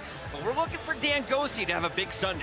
And that's crazy because Dan Ghosty has been their most consistent player, been their damage dealer, been that guy for this team all season long. But this weekend, it's been Nasty and Kremp putting on a show. And if they can continue that, it's literally only a matter of time until Joe has one of his takeover series and Dan to get back to his former ways. So if you're Vancouver Surge, you cannot be taking this 100 Thieves team lightly. Yeah, Chris, Alley, I love that call. I mean, these guys have picked up the slack for Dan Ghosty, who's been their best respawn player all year long. And in Search and Destroy, they have just started to click. It's been unbelievable, but they're going up against Search, who haven't lost one on the entire weekend. Yesterday, Clay, they were down 2-1 to Toronto before rallying off a Game 4 and a Game 5 victory. Let's talk about their opponents today, though. Can you do the same thing to Vancouver Surge? Will they give you an opportunity to get back in the series? There are two different play styles. Toronto Ultra plays a very fundamental, a very composed style of play, but when you're playing Vancouver Surge, these guys are kind of flying all over the map. Yeah. They're playing with reckless abandon and just doing whatever they want. So I definitely think the matchup is going to be a little bit different. I sat down next to Hook for breakfast. He was was all smiles for the 4th day in a row. I don't normally see this, and we haven't really talked about this man, 0-4, kind of under the radar. Everyone's been highlighting Abuza's performance. Well, who can Brezzy have done? 0-4, when he's playing well, that's when you're seeing the Surge take some dubs. The problem is, though, is that he can be a little bit inconsistent, right? With a very high ceiling comes sometimes a very low floor. So I hope he got some good rest today and is ready to come out swinging. It's a fantastic showdown with some incredible young talent, and we caught up with a member of each team. It's Joe to Thieves in 0-4. Here's what they had to say. We got Joe of 100 Thieves. We got 0-4 of Surge, and we're standing right next to the Key Crush. Guys, you were here yesterday. You know what it's like to break hearts at this tournament. Carolina Royal Ravens, Toronto Ultra, you crushed their keys. Which one of you, in a matter of hours' time, will be standing here getting your key crushed? Me, for sure. You're going to be crushing his key? Yes, sir. What do you think? I mean, listen, that's what he thinks. That's what he thinks. Doesn't mean it's going to happen. Shortly, you'll be on the stage competing for a spot in that grand final. Now, the interesting thing is, you guys are undefeated out here. Do you think that that gives you a little bit of a mental advantage against 100 Thieves? Maybe a little bit, but I know it don't play a huge part into the game. So as long as we stick to our game plan, I think we'll be all right. What do you make of this team? I mean, you know, like you said, they're undefeated. They're a good team, you know. So I'm excited to play against them, but you gotta lose at some point. So I feel a little bit of tension in the air here, guys. I don't know. I don't know if it's just me. Can we just get you looking at each other just for a moment here before we get into this crucial semi-final? There is a lot of money on the line here. You said to me yesterday, you don't think about the money. Big part of you wants to take these guys out personally, right? Yes, sir. Yes, sir. I just want the bragging rights from him. What do you want to say to him? I mean, he know he can't kill me. So we're going to come out high and hopefully take this win. What do you want to say to this guy? I mean, listen, bro. Like, they're a good team. I respect them, so I'm excited to play. All right, good stuff. Listen, you're respectable men, and you're ready for the semi-final. Give us a fist bump, and we'll get into it. Thank you very much. Thank you.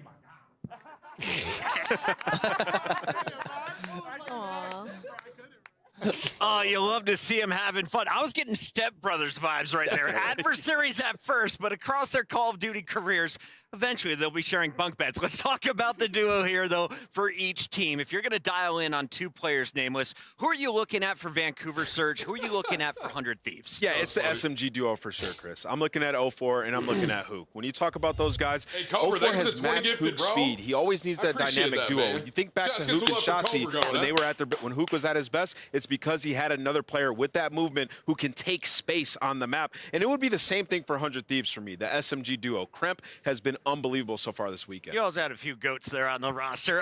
Clayster, what do you see from 100 Thieves? What are you looking at in this matchup? Obviously, Kremp just has to keep doing what he's doing. He's been performing phenomenally in S&D. The island player plays where his whole team's on one side of the map and he's on the other, making moves, hitting gaps in their setups. I expect Kremp and Joe Thieves to play their game. Alley Cat, when I was here for Overwatch, the most important game mode was game 1. Whoever won that first map in the best of 5 seemed to go on to the next round. What's the most important map in your eyes? Is it early on in the series or the finishers?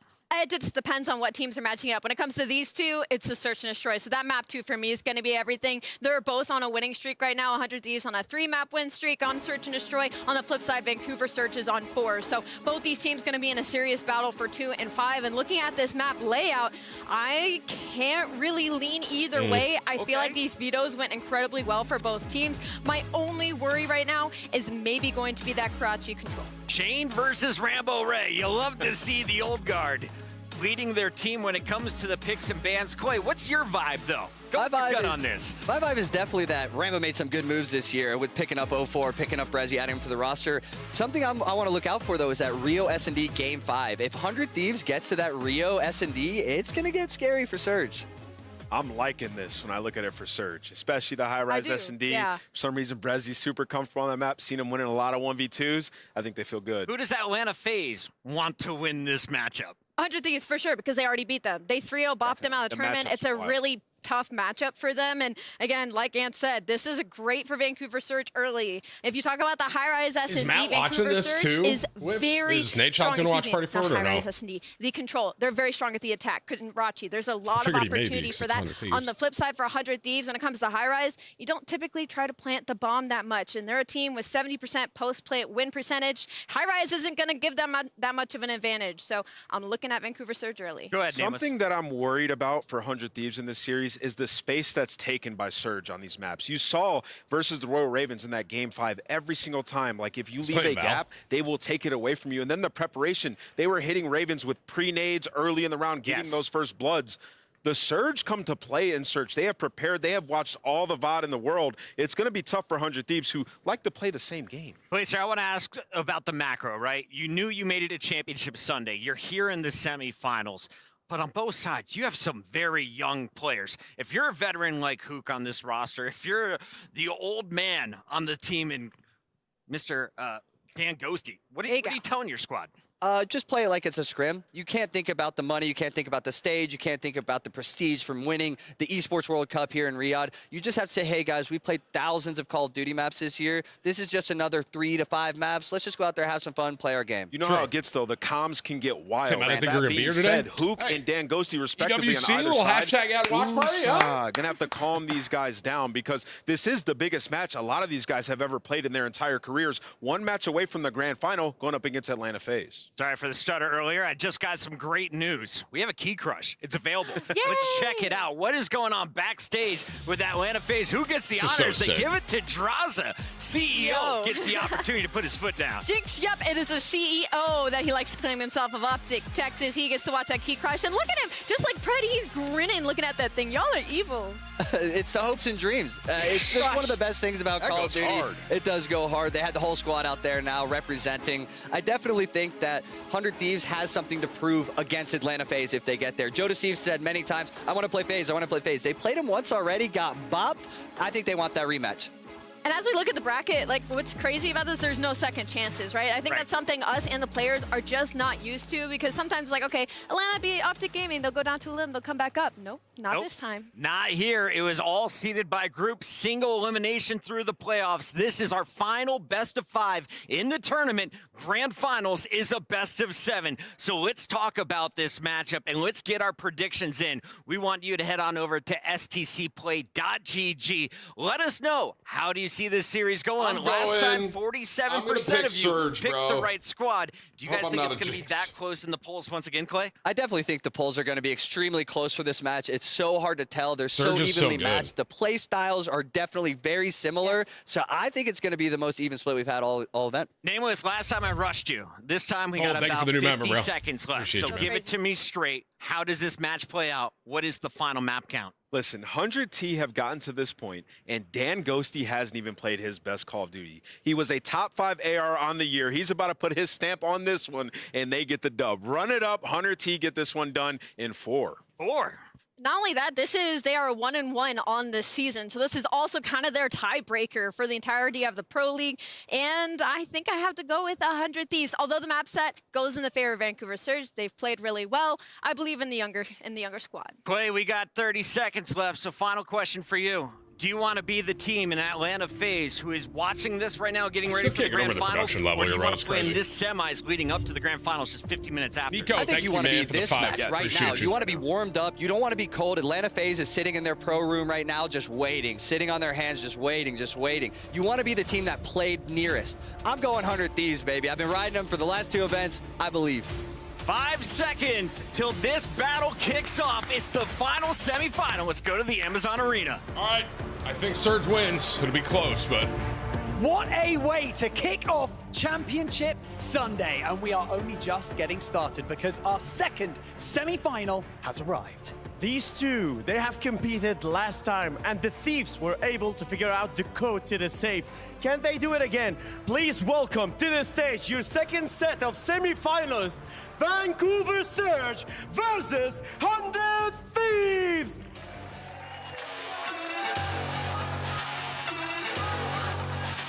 Both of these teams went the distance yesterday, and both of them claimed their victory in glorious fashion. And I tell you what, K-Ali, I think that they could go the distance again. Teams, place your keys. Search and Destroy is particularly strong for both of these teams, but who's got the edge? Yes, Barney, let's see that. Just one more best of 5, and you will be either in the audience or here on the stage, creating your own legacy in the first Esports World Cup. Let's get to it.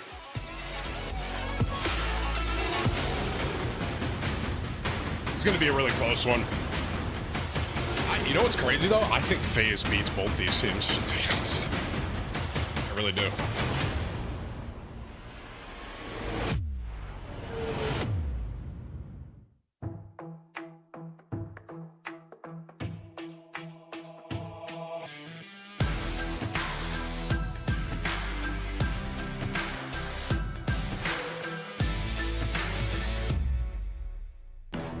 Welcome back to the Amazon Arena here at the Esports World Cup. And like Ali had said, not a lot of history between these two squads. One meeting back in May is the most recent. Otherwise, you got to go all the way back to December. They just lost. FaZe beat them. Almost strangers playing against each other here on the main stage. And it was never on the main stage where they actually matched up against each other. It was all throughout the qualifier. Major 1 qualifiers, Vancouver won the first set. Then you go to Major 3 qualifiers, 100T get their revenge there. So this is an even matchup, a revenge game. Who's going to be able to edge out the other? It's going to be a really fun one. Shift with Study, of course. And again, I think the thing about this is the Search and Destroys do lean towards one team or the other. But everything else in the respawns do feel like they're going to be pretty evenly matched. The only real question mark for me, though, Jay, is 100 Thieves have not played 6-star or Karachi hardpoints yet on the weekend. But the good thing for them in that opening hardpoint 4 to 6-star, they are the #1 team on the season when you talk about rotation win percentage. They are also the #1 team when you talk about that break percentage. They are getting a lot of this time when it comes down to those situations, but we know how fast Vancouver can play. 0-4 and Hoop, the fastest players that we had throughout the entire season. You got to be prepared for the pace that they're going to send. And I think the thing, too, is Abuza has looked unbelievable. Like, if Vancouver, let's just sell the Cinderella story. If they go on and win this thing, he's definitely the MVP in my mind. Well, I got a lot of fiery conversation as we talk about going for Texan for me, man. But thing is, he has been in prime form, dominating in every single matchup that we've seen to this point. And this is a very young matchup between both of these teams because you got 3 rookies on one side and you got 4 players on the opposing side who are in their second year in the pro league. So this is all about who wants it more, who's ready for the pressure to make your way into a grand finals versus an Atlanta FaZe roster. I know if you're 100T, you want to get that rematch to right the wrongs of the earlier series. Well, let's take a look at our series layout here one more time. Like we had already kind of alluded towards, 6-star and Karachi hardpoints. 100 Thieves have not played yet on the weekend. For Vancouver, they've played each once, a loss on the 6-star, a win on the Karachi. The Search and Destroys, though, is where things get really compelling because for Vancouver, they've looked really good on high-rise Search. On the other front, 100 Thieves have looked really good on the Map 5 Rio Search. Yeah, they're so far 4-0 this weekend, and they're taking down teams like Cloud9 in Search and Destroy. So they have been battle-tested, and the same thing could be said for Toronto. For 100 Thieves because they were able to take down the Toronto Ultra all the way into game number 5 out of a stellar performance, not only from Kremp, who drops 15, but Ghosty coming alive and earning himself that cruise missile in the middle of that game. It's kind of whatever. This is going to be the most tight series that we have on the entire weekend. About it. Let's get into Appreciate it. your 50, bro. 6-star for the opening hard point. Should be a lost battleground. Who's going to come out in the finals, the tone of this series? And then whoever wins first. this plays FaZe. We know what Vancouver likes to do, but Surge. can Dan Ghosty show up for maybe even arguably the first time this weekend and allow 100 Thieves a chance to get the opener? Good. Decent stun coming through from Hook. Shut down those 100 Thieves, find the first 2 kills. And you can already see it. They were prepared for the aggression out of Vancouver. They were trying to push through to instantly flip those spawns. You have a double stack around that middle map area, and it leads to a clean 4 dead. So the Thieves coming out swinging early into this game. How about first 4 kills for Kremp? Turned that into 5 quickly. Does get naded, has to hold his ground over towards DJ Booth just to try to get this early cruise missile, which is an astonishing start. And, nearly gets the better of Abuza, but the final shot lands and the streak is shut down as Surge make their move. Now we're on the final 15 seconds at P1, still in control of the spawns is going to be 100 Thieves, and all the hill time, all the trades going in their favor. So if you are Vancouver, you are forced to find a break, which they are very successful at doing on the map like 6-star, second overall throughout the entire league. And they're going to need to find success early on before this game gets out of hand. It's just no one's getting through Kremp. 6-1. Ghosty also off to a 4-1 start. 0-4. tallied up toward the baby pool on the left, and that's enough for another clean wipe to come through, except for Abuza, who gets around the back, but it's red, and 100 Thieves are off to the races. You can already tell the communication is in sync right now for the Thieves. They are accounting for every single player on the side of the Surge, and it's very difficult to do so with how fast they play, but here comes Abuza and Brezzy, the ARs for Vancouver. They find 3 kills in the feed, the break comes in, and now Thieves got to work their way back on in. Trophy systems deleted, Vancouver replaced one of their own. Abuza trying to hold on to this back elbow. Pushed off by nades, not from the front. It's just down to what can 100 Thieves find, and the answer is nothing. It's Hook and Brezzy for all 4, and now all of a sudden there's 4 in a row for Hook. And this is a scary moment now so because good, Surge dude. are walking away with that junk time. They're going to put themselves in a position to be at that new hill early off this new rotation. You have 0-4 finding a couple cutoff kills through the middle of the map. Can he find the second? He was prepared versus Ghosty. Now it's Nasty. Last player alive. You want to play your life because look how far your teammates are away from this new hill. Yeah, problem is that Vancouver have read this, but the Semtex lands. Brezzy forced to take the engagement, and he does at least win it. Vancouver not going to have the prime setup that they want, though, from the front side of the hill. And with that, 100 Thieves can jump over the wall and try to get themselves in, but 0-4 shuts it down single-handedly. A stun locks him in place, but the damage has already been dealt. 100 Thieves still trying to contest, but immediately bounced out of the hill. Surge are right back into this game now. Flawless off that P2 to P3 rotation. They withstand that first push coming in, but Nasty, the dirty work player for this 100 Thieves roster, finding a couple clutch kills in the moment. Now he's also able to find the third. He's able to find the 4th. Nasty just had himself a takeover. Ghosty trying to follow up behind that. He's going to have Joe Deceives with him. Final 15-second fight as 100 Thieves continue to wiggle their way in for a little bit more time here and there. Nasty off his next line. Oh, my goodness. Nasty 10-5. What a time for him to start to pop off as Thieves will win the scrap and enjoy about a 40-point lead as we rotate to New. Seattle Surge, Vancouver Surge, apologies, are going to have the rotation over towards New. They start off with the initial 3 kills in the feed, so now Thieves will force the break once again. They are the best breaking team that we have on 6-star. Can they find success early on, or at least keep this contested, because we know how impactful this P4 hardpoint can be to get yourself back into this one. Couple of question marks here for Vancouver on this opening setup, but Brezzy from the backside of the secret catwalk able to find at least a response towards this play over at security. Now the full focus see through for Surge, walls, right chat. towards the middle It's of the map. a As this is a spectator 2v4 elected fight coming over for 100 Thieves, and it gets absolutely shut down, and with that, Vancouver clean in the first 40. Vancouver's setup right now is flawless. The fact that they were all spread out, winning their one-on-one gunfights, all their bases covered. Now they're controlling the spawns. If you are the Thieves, you cannot try to attempt to break at this P4 through mid-connector. Surge take the lead right on back, and only taking this final 10 seconds, they're already showing presence around this middle map area. And 0-4 for kill number 5. Yeah, really good read on Joe Deceives. Does he get the information onto Ghosty? Sure seems to know he's there. And the shots are perfect. First cruise missile will be tallied in favor of Vancouver, who win the rotation to bar, and now all of a sudden have a chance to gain a 40-point lead of their own. And the cruise missile is a big difference, especially on a map like 6-star. With Vancouver now in control of P1, you would hope that Hoop would have gotten at least 1 kill over towards Steps, because the trade strikes now in the advantage position for the Thieves. They are flying in, they find that break, and now Surge got to work their way back on in. The map continues to ebb and flow evenly between these two squads. 30 seconds to battle over. Hoop, Surge looks better right now, dude. Up, Joe finds the trade. Now it's just down to what else can he do. Second kill is decent. Tries to go to the Semtex, shut down. Ghosty looking for a double, and nice snap over to 0-4, who is low on health, and that allows 100 Thieves to still fight for the hill. Right now, 100 Thieves know that they do not have any presence on the opposing side, and Ghosty starting to get activated. His worst KD on the season so far here at EWC, sitting at a 0.9. Trying to right the wrongs here on 4 in a row. Basically a tie game going into the second half at P2.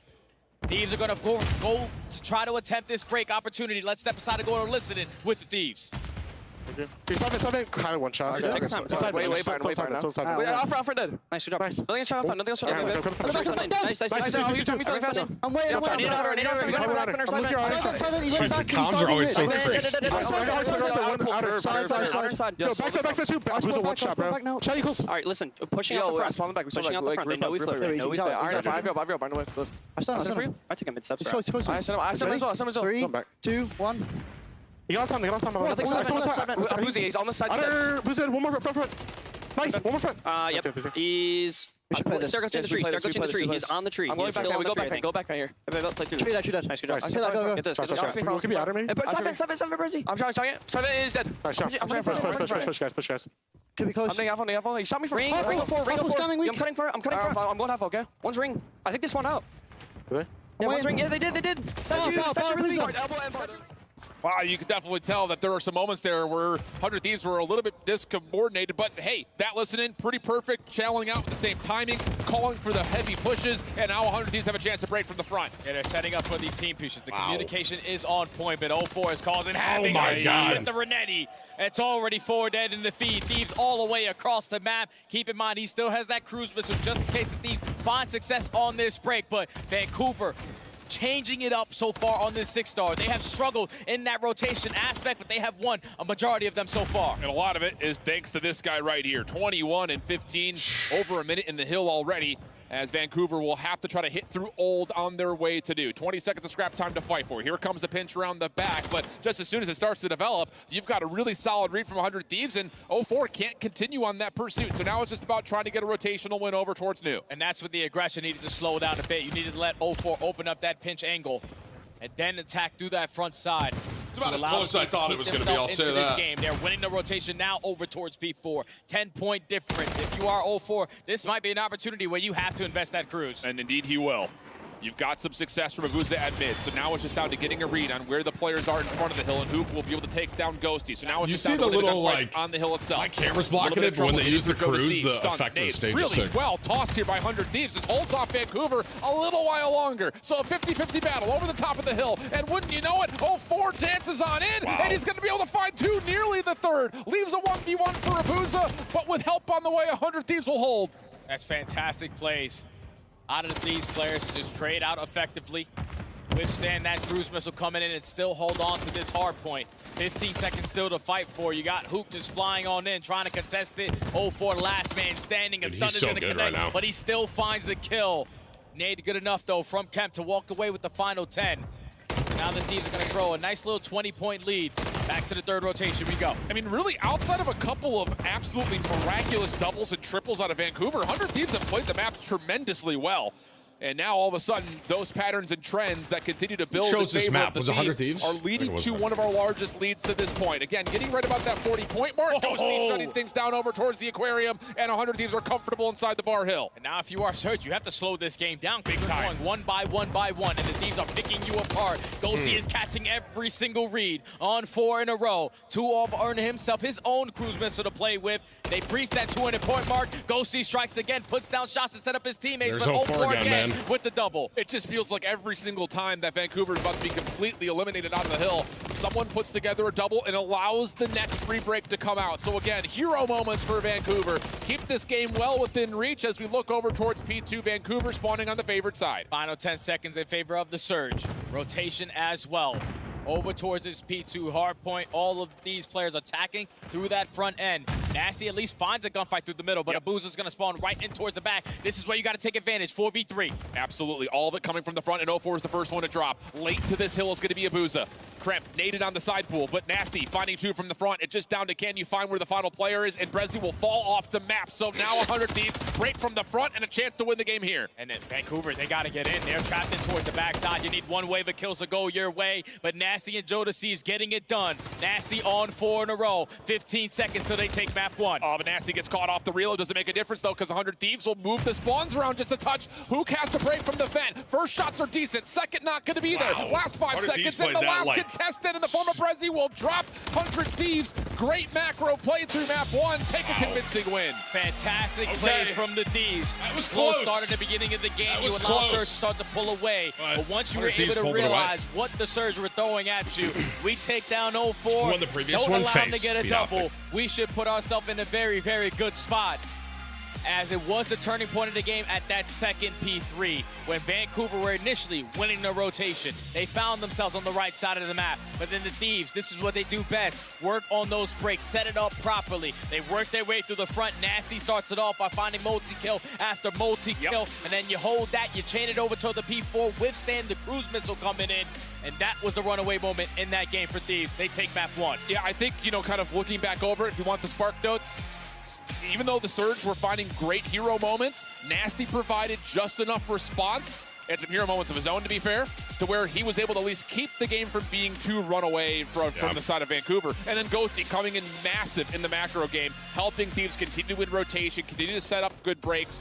And I think that's really what impressed me the most about this 100 Thieves team on this map that they had not played yet this weekend. And that's the Ghosty that we tend to have fallen in love with so far in this season. He's been a top 5 AR all season long, and he shows it there. When you jumped into the listen, you can already tell the teamwork aspect was there. They were counting down 1, 2, 3, chow. Make sure everyone is in sync. Is this Surge's know map, how the fast next Surge one? can play at times. But when that communication is leading, when you have your main AR dominating the way that he did, really setting the tone, spawning in late because Nasty was their hero in the beginning of this game. It was only a matter of time before Thieves doing the fundamental things correctly, holding down certain hard points, finding early breaks, led to a great victory in that map number 1. Really clean stuff. And I think in terms of, again, trying to evaluate what we have yet to come, you look at this hard point, and that is a hard point that can maybe best what we saw from FaZe, or at least be able to match and give them a run for their money. Now, in the actual series that we're in right now, though, how much do you look at map 2, 3, and 4 now for Vancouver having to win because that Rio Surge is still map number 5? Does Surge have to win these next 3 to win the series? Without question. They have been undefeated so far this weekend in Search and Destroy. They have been battle tested on High Rise not once, but twice, and they were victorious in both. It's an absolute square up. 7-4 on one side for the Thieves, 7-3 for Surge on the opposing side. But if you are Vancouver, you cannot afford to go up against this Thieves roster and chow them across the map, because one thing that they do great is always finding a first blood. Yeah, it's a really good point. The only other kind of element, if you want to throw it in as a factor here, is the fact that we have seen this Vancouver Surge team twice on the map here this weekend, and it's looked good. So even though the regular season tallies have this as a pretty neutral battleground, Vancouver is going to be the team happy to see it pop up. Not that 100 teams This is where be FaZe upset about popped it, off. but Let's see what again, happens the with recency Surge. bias definitely leaves us looking at this map as a favor towards Surge. But I think you're right. You know, regardless of how you've played it so far this weekend, Thieves have looked miraculously good at finding first blood safely, not getting traded out, taking 4v3s early on in the round. And the good thing for them is that they're SMGs who are playmakers, because you heard in multiple interviews with Kremp, he said, we couldn't really figure it out. We could not get in sync and Search and Destroy. But so far this weekend, they have figured out that aspect. Good point. Those calculated risks are big. When you're going to be that island player is how you're going to cost your team or win your team the game. So Kremp, if he's going to play that same exact role, you have to make sure you're making that big impact plays. Should be a fun one, man. I think, again, just based on what we saw from map number 1, this feels like every single map will be kind of a heavy contest, a very back and forth affair in a lot of ways. Will that continue to be the case, or can Vancouver provide the response that they need to get this series leveled? All right, here we have go, a chance baby. to possibly, like we said, do what needs to be done, which I still feels think like Surge they would can have win to this. plus map 3 This is and a big 4, S&D, though. avoiding that Rio Surge for map number 5. We'll see if that occurs. Vancouver on the opening offense. Hook tosses a stun out towards A, but has full intentions of trying to play through underground. Yeah, no trophy systems to work with in these early rounds. A couple of stuns are going to be able to connect. Thieves gaining a little bit of info. But they go into the default setup, playing real safe in the back of their spawn. You have one player roaming in bottom pit and Joe deceives, and it seems like the pressure's about to be on him. He's good for it, though. First blood tallied. Brezzy, the one to fall. Bomb also drops because of that. And with that, look, this is what we're talking about. 100 Thieves find a first blood, and then immediately back off, play the full 4v3 from here. 45 seconds to go. Usually when Surge find themselves in the man disadvantage, someone tries to go out and potentially make a miraculous play. And it usually falls into the hands of Hook, but he is that bomb carrier. You got to work your way back to that objective, but here comes the double pinch from Thieves. I think that little push-up plus a boost of watching the lane, though, allows them to know that they can make at least a plant occur. Kremp, good timing. Wow. Difficult through the barriers, over towards Elevator, and eventually trades will come through in favor of Nasty. So the numbers situation, again, able to allow 100 Thieves a very comfortable retake. It really scared me, bro. Holy Started off from frick. Joe Deceives to win that one-on-one through underground onto Brezzy. And then I don't the know, 3v4, dude, they that literally realized, scared okay, me, they're not Fuzzy. showing This guy any Fuzzy pressure dropped to reverse 250, rules, and he so goes, let's make it up decide to to lost push on time? through it, Same. but we're not going to send just one player. We're sending two Little on hashtag two ad different Sunday angles. stream, Fuzz. They You know gave me, up the man. B All Street. right. Surge were thinking, okay, I we can work appreciate this you, objective chat. down Let me get a for free. We massive got W Bank for this guy, Pro. Fuzzy, We one should time. be good on this post-play Legend in scenario. this channel. But they were just not 250 expecting top that pitch to dono. develop so fast out of Appreciate you, Thieves. brother. They take round one. And that's the thing that I like about how Thieves, like what we talked about just a moment ago, when they find an opening first blood, especially from the defensive side, everyone backs off. Yep. You don't allow Seattle to come forward and find an easy elimination. And then you essentially retake the whole map in a 4v3 form. Really clean stuff from Thieves. And now they get their first crack at the offense. Focus down mid lane, and that's enough for first blood. So again, it's that opening focus for Thieves, finding very early elimination. And also knowing your opponent. Surge are always going to be the aggressors. So Hook is not able to find success around bottom blue. Again, the man disadvantage for Surge, but a lot of presence over towards B Street. You're just simply outnumbered, though, because Thieves still have all 4. Nade's going to come over Yo, what the up, top Jack? of this B site. Fuzzy, Jack goes, yo, I'm right here. Deep inside. And What's up, Jack? catch timing here. Joe is trying to stick in the corner. Trade is good. Numbers still favor that of 100 Thieves. Brezzy trying to make a move from the opposite side of the map. And Blue, what's up, he's going to brother? try to join up with Abuza to see if they can stop this plant. But again, 100 Thieves just back off, and they just absolutely allow Surge to come forward. They're spinning a web. And Surge are just flying right into it. Every time they have the man advantage, even if you're able to spot one player from the Thieves, there's someone there for the trade. Phenomenal plays out of them to find that early first blood onto Hook. Probably don't want to be aggressive early into these rounds. You want to slow this game down because this is a high-pressured match to make your way into the grand finals at the EWC. But right now, Thieves, they're just playing correctly. Yes. In Search and Destroy, this is how you win. You were in a 4v3, you trade it out, you will have at least one player left at the end. Do not let your numbers advantage go to I'm waste. walking. It's just good, I'm on my walk. Listen to Tim's Search. phenomenal COD May insight not on be this flashy, watch party. but Thank you, Jack. It works. It Jack, works very for well. what it's worth, I think. And all of a sudden, Vancouver are going to take a 100 little bit of the page Thieves. of the Thieves book, just kind of playing a bit passive. I through said mid. Surge. Gonna try to see I if thought they Surge can was scout gonna anything win out this, that to be may honest, have gotten but aggressive, but not I said it was gonna be 100 close. Thieves is Probably gonna gonna get bat this 5. 2-2 split very comfortably. This time, Joe Steve Thank switches you, up Tim, his spot. Tim, for your insight. Sitting on that top little Thank hop you for up your with time Hoop on a and Sunday. Semtex Your across grind the is map. unmatched. They Yeah, find Jack, that happy to be angle here, onto man. You know what I'm saying, bro? Hashtag time in, Man dude. advantage in favor of the Surge. Already showing a lot happy of to be pressure here, bro. over towards B Street. You have top propane. Let's just get this bomb down. Yeah. Joe. What is that angle, This bro? could work. Just comes down That to the angle's timing. crazy that Joe's on. And I think he's actually checked to see there is no plant yet. And the thing that's scary is that Brezzy was the guy holding down top propane. He now has to give up the positioning Oh, to no. work this objective. Joe Deceives wants those gunfights back. He has everybody one shot, but Hook takes care of him. 0-4 finds Nasty. Now Ghosty left in the Wow. 1v4. Okay. You stand no chance. I thought Joe Deceives. He almost timed it to perfection. Walking to a restaurant, Vancouver Jack? able to Nice, secure dude. their first round off of the first blood. I mean, I think if you're taking that some evaluation, he waffles? did time it correctly. It's just a bullet away from finding a two-piece. Sometimes it just be like that. But good response from Surge. They get the quick trade. They also read the surrounding presence from Thieves right afterwards, and they don't drop a single member after the first blood comes through. So good bounce back for Vancouver. Definitely helps when you're hitting a sticky grenade, Yeah, for real. Semtex over the map onto Kremp over at that A site. So now they go back to the defensive end. It was slow and steady, wins the race for It's gonna these be 3-0, players, and Timmy? You allowed the search to work. I'll be right floored into if you, and this time, series this is a gonna take 3-0. B Street away. Yep. But Nasty's watching. I don't know if anyone's First blood beating is good FaZe, again. though. And again, based on what we 100 just Thieves saw. don't push anything afterwards. It's just sitting there and saying, we They know really you guys do have get to the make first some kill sort and of then move. wait. Abuza now going to get isolated Wow. over towards Bialy. I mean, it is just absolutely perfect of how to play a man-up situation. Every single time you think you spot one, there's always another player behind you. But this is what Surge need to get better at if they want to try to make this S&D even competitive.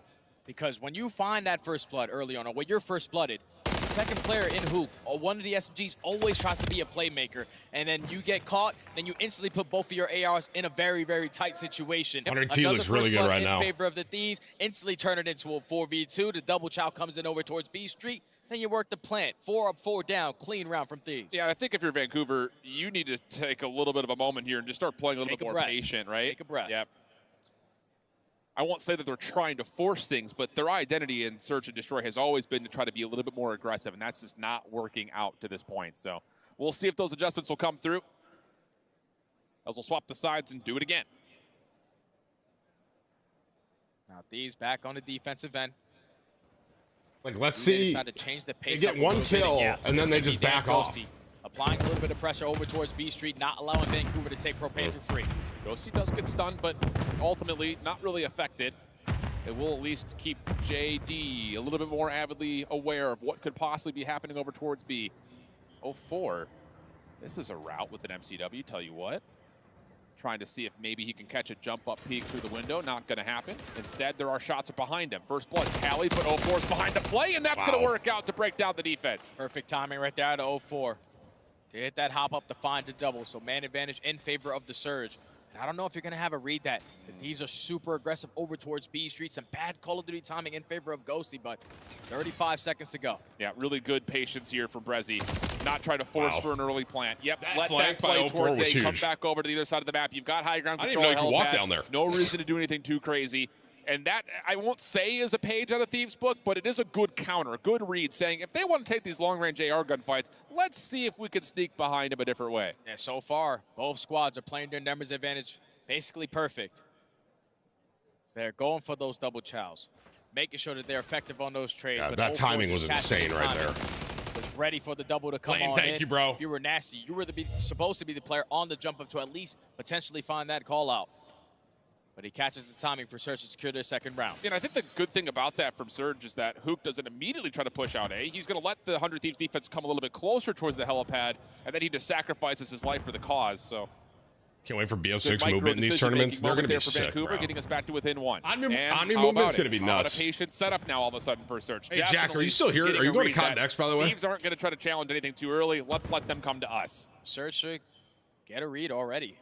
So there's a lot of presence over towards B Street. This time 04 playing that hop-up spot. But it's Kremp on the jump-up. Already working his way behind that crack shack. He's able to find the first blood. Wow. No one was watching the A cross at all. Brezzy was deep in the spawn. Kremp just pops up, finds 2 for free in the back of the site. That's just a miss setup right there for Vancouver. Flat out, that shouldn't be allowed to happen. Absolutely not, because you're already getting the info. There's no stuns, no nades over towards B Street, so they're either working bottom pit. You're watching that already. They're not there, so they have to be working their way around he's blue not or going? helipad side. Someone has to commit on that hop-up, and Kremp makes him pay for it. He jumps up, catches the first blood, and then he's able to find another double kill after that for 3 on the round. Thieves in a nice little comfortable lead now, up 4-2. Yeah, really good stuff. I mean, that's the one hole in that whole defensive setup that comes through. But it does feel odd. I mean, if you're going to invest all of your resources for Surge to watch B Alley, know that someone's going to be able to watch that mid-cut close, and someone's got to watch the A side of the map. So, bit of a missed setup there. But regardless of it, chance to still battle back. Not too far out of reach yet, but it's getting close. 100 Thieves up 4-2. And I'll just let the play clock wind its way on down if you are Thieves. No need to force anything. The pressure is going to be on Surge to potentially start this comeback. They are now working their way through bottom pit. All blue control in their favor, but Jodeci's getting stunned. You're going to send in Hoop for that kill. Yep, that's again just a heavy-handed hit from Surge, and this time they do read that Kremp is trying to play aggressive on the backside, and they get Nasty involved for a double. There's still one more nearby. Brezzy does take down Ghosty, so Nasty knows he needs to back off to try to reset this 1v2. Might have found the timing at least for the first kill. Nasty working on the ace, 1v1 versus Brezzy. Brezzy's seen him. Opening shots are in, but the follow-up. Oh my goodness. Nasty was a bullet away from securing it. Not to be, though. Surge, hang on and bring us back to within 1. That was kind of cracked right there, bro. That stun is able to connect. No trophy system able to keep him alive in that scenario. And then on the opposing side, Kremp tries to make up for that first blood. Instantly chows in towards blue, but that was basically exactly what Thieves did to them on one of their attacking grounds. 4-3. And I will say, again, just from the adjustment standpoint, Vancouver's offense has made the right reads. The first round, it's just a delayed hit towards A, get up the jump wall, find a free double. This time it's, let's isolate the player towards underground late into the round. So they're finding good adjustments on the attacking side. Now it's just down to can they do it defensively. Need to, and it's not going to be easy because Thieves on the season are the #1 attacking team that we have on High Rise. And it all usually starts off of the back of that first blood. So you can already see the Thieves slowing it down, trying to get an early read because they gained a little bit of info that someone is pushed up towards B Street. Yeah, that's absolutely it. This is all about can Thieves find a way to keep 04 out of the picture towards elevator side. Meanwhile, literally 1 HP. 1 HP, and through the cracks of the barrel, Nasty's able to take down Brezzy, but further action starts to ensue over towards the B side of the map. 04 trying to get active, and he will find Kremp, who is low on health. Right now, 04. All things told, we get to ourselves a 3v2 situation in favor of Vancouver, which forces Joe to make a play. Joe's already going to have those covert sneakers on, so he's going to be dead solid on his pinch onto a Boozle, but he's playing a corner. And I don't know if Joe's going to be ready for it. He's actually going to read it. And then the snap out to Hook for the double. Now a 2v1 left up to 04. 04, though, does he get any information on the cross? Oh, no, he's studying inside the elevator, so he's just playing to see if he can find timing over towards B, and the plant's going to come through. But if you're the Thieves, you already know where 04 was. He was able to at least take down one of your players at this propane area. He couldn't have gotten far. Bomb goes down at A, 40 seconds to go. 04 can't see the exit either, so he's going to have to do a lot of figuring out. The production level down there, this 100 Thieves post plan is. And he's taken the long route over towards window side, and I believe the Thieves have now seen him. Yep, sure have. No way you get out of windows here. 23 seconds on the clock.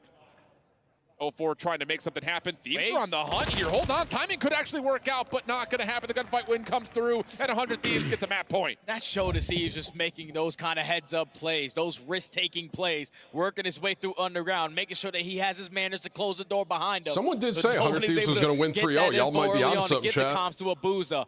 Reads that first kill, and then the snap onto Hook just completely catches him off guard. You get the bomb down at A. There's so many spots you got to account for. And Joe Thieves was ready for that final fight. He finds 3 in a row in that round. As we take a look at it again. That first kill was crazy. First shot was great, but the second shot even better. That is versus a world champion, and now Thieves at game point. Vancouver have had a great set of offensive rounds in a row, but they need this one more than ever. And now all of a sudden, how about Thieves taking a bit of an aggressive step up over towards B Alley, and wow, they almost take down Abuza. But not going to happen. We stay 4v4. A late trophy keeps Ghosty alive. Perfect timing for that trophy. Come on in and still hold down these power positions over towards B Street. Because we know if you're Surge, you cannot commit your way out towards blue to work your way at A. You have to go over towards B because neither player has dropped on either side. Abuza's been seen again. This is 2 ARs over for Thieves on the B Alley. Hook tossing the trophy system up on into the point. Not committing for any sort of an aggressive play for B yet, though. They know that Joe Thieves is playing bottom pit. They're trying to isolate him again, but the problem is Kremp has found first blood to the other side of the map, and you've got to go to pick up this space. Hook not able to be a part of this play towards B, and he's been shot at over towards this A helipad. Look at how aggressive Kremp is getting. I don't know if Hook's going to be ready for the gunfight. Kremp, the island player, able to catch the double. Now 4v2. The AR's for Surge. Brezzy falls. Abuza left in the 1v4. Only 20 seconds left. Bomb all the way across the map, and that is going to be the Thieves. Securing map number 2, up 2-0 in the series, handing Surge their first S&D loss of the weekend, and now you're sitting comfortable. You gotta think to a certain point. I know we talk about this maybe kind of half-handedly at times as commentators of, there's a lot of film on certain teams when you play a certain map on a weekend. 100 Thieves haven't played this map yet this weekend. Surge have played it a lot, and we've gotten some really good looks at what they provide. And it did feel like 100 Thieves looked at it and said, hey, if we get first blood, which we often trust to come by way of our ARs, let's let Vancouver come to us because we know they're going to try to get to a 3v3 quickly, and that's how they punish them. Especially because you were disregarding all the AR players on the side of Vancouver. You know that the way that Surge finds success on a map like High Rise is through their SMGs finding success, making sure you're covering your bases through bottom pit. Even with Joe Thieves falling in that one round where he did get first blooded, this time they make the adjustments. They 3-stack over towards B Street. They take that completely away from Surge. And all it came down to was just focusing on those SMGs. You shut them down, you are able to secure the map. A 6-3 victory there. Now up 2-0 in the series. They are looking for that rematch versus FaZe. 7 first bloods. Send it to the next map. Yep. That's the only analysis you need. No, there's literally so much that you could look back on. And it may not have been like the sexiest search and destroy. We didn't have 1v2s, 2v4s, but legitimately, in terms of how you put together a chess game, that is absolute perfection from Thieves. Perfect casting for Surge Fortnite, every single time. he yelled about the mechs, and they never hired him again. But it just never really felt like they were able to control the identity of what this map looked like. Thieves are just a lot better at playing their number situations, slowing the game down, realizing, okay, Surge, you are on the back foot. You are forced to try to make a play, even if you're on the defensive side. Because if you allow that bomb to go down at B for free, then it's basically going to be GG because they were also the #1 team in post-plant scenarios. So the fact that they were just slowing down the game every single time, thinking about the fundamentals, the little things. It's just simple as that, man. You find yourself in a 4v3. You go 1 for 1 for 1 for 1. There's one player left standing, and it's usually going to be the player on your side who has the 4 squads. But the D's, man, they are playing fantastic so far on this championship Sunday. Legitimately, I think the way I kind of recap that map number 2 is in 2 ways. Number 1, there's beauty and simplicity. Take your advantage, win. Yep. The other side of it, that's just good old-fashioned boring search. You know, you don't have to do anything crazy. Just play your angles, trust each other, and it works out near perfectly for the side of 100 Thieves. So, now all of a sudden we need to start building up how exactly the Vancouver Surge could look at the remaining maps in terms of finding a way to reverse sweep. It starts with the Karachi control and then goes into a Karachi hardpoint. What's your thoughts, Jay? Karachi control hasn't really been a good map for them throughout the entire season, but Now that your backs are completely against the wall, you have to play some of your best Call of Duty. It's just the way that 100 Thieves are simply outclassing them in that teamwork aspect. That's all Control simply comes down to. And it looked like after day number 1, 100 Thieves figured out what went wrong when they played Karachi the first time around. So it's a difficult ask, but the question will stand as we set things to a break and come back for map number 3 in Karachi Control.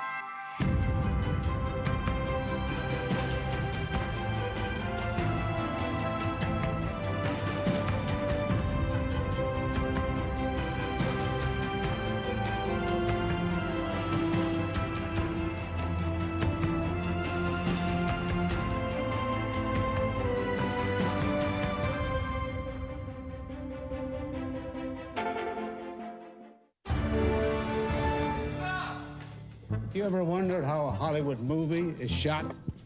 On a Sony. You review it on a Sony. And how do you make that sound epic?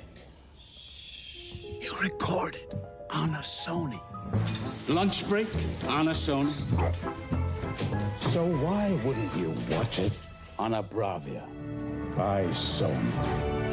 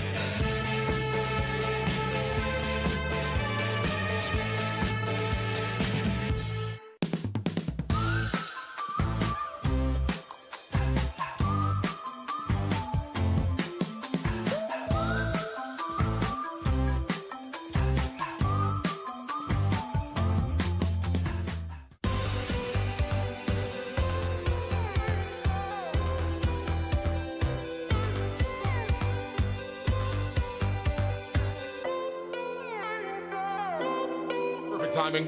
I'm getting chills, dude.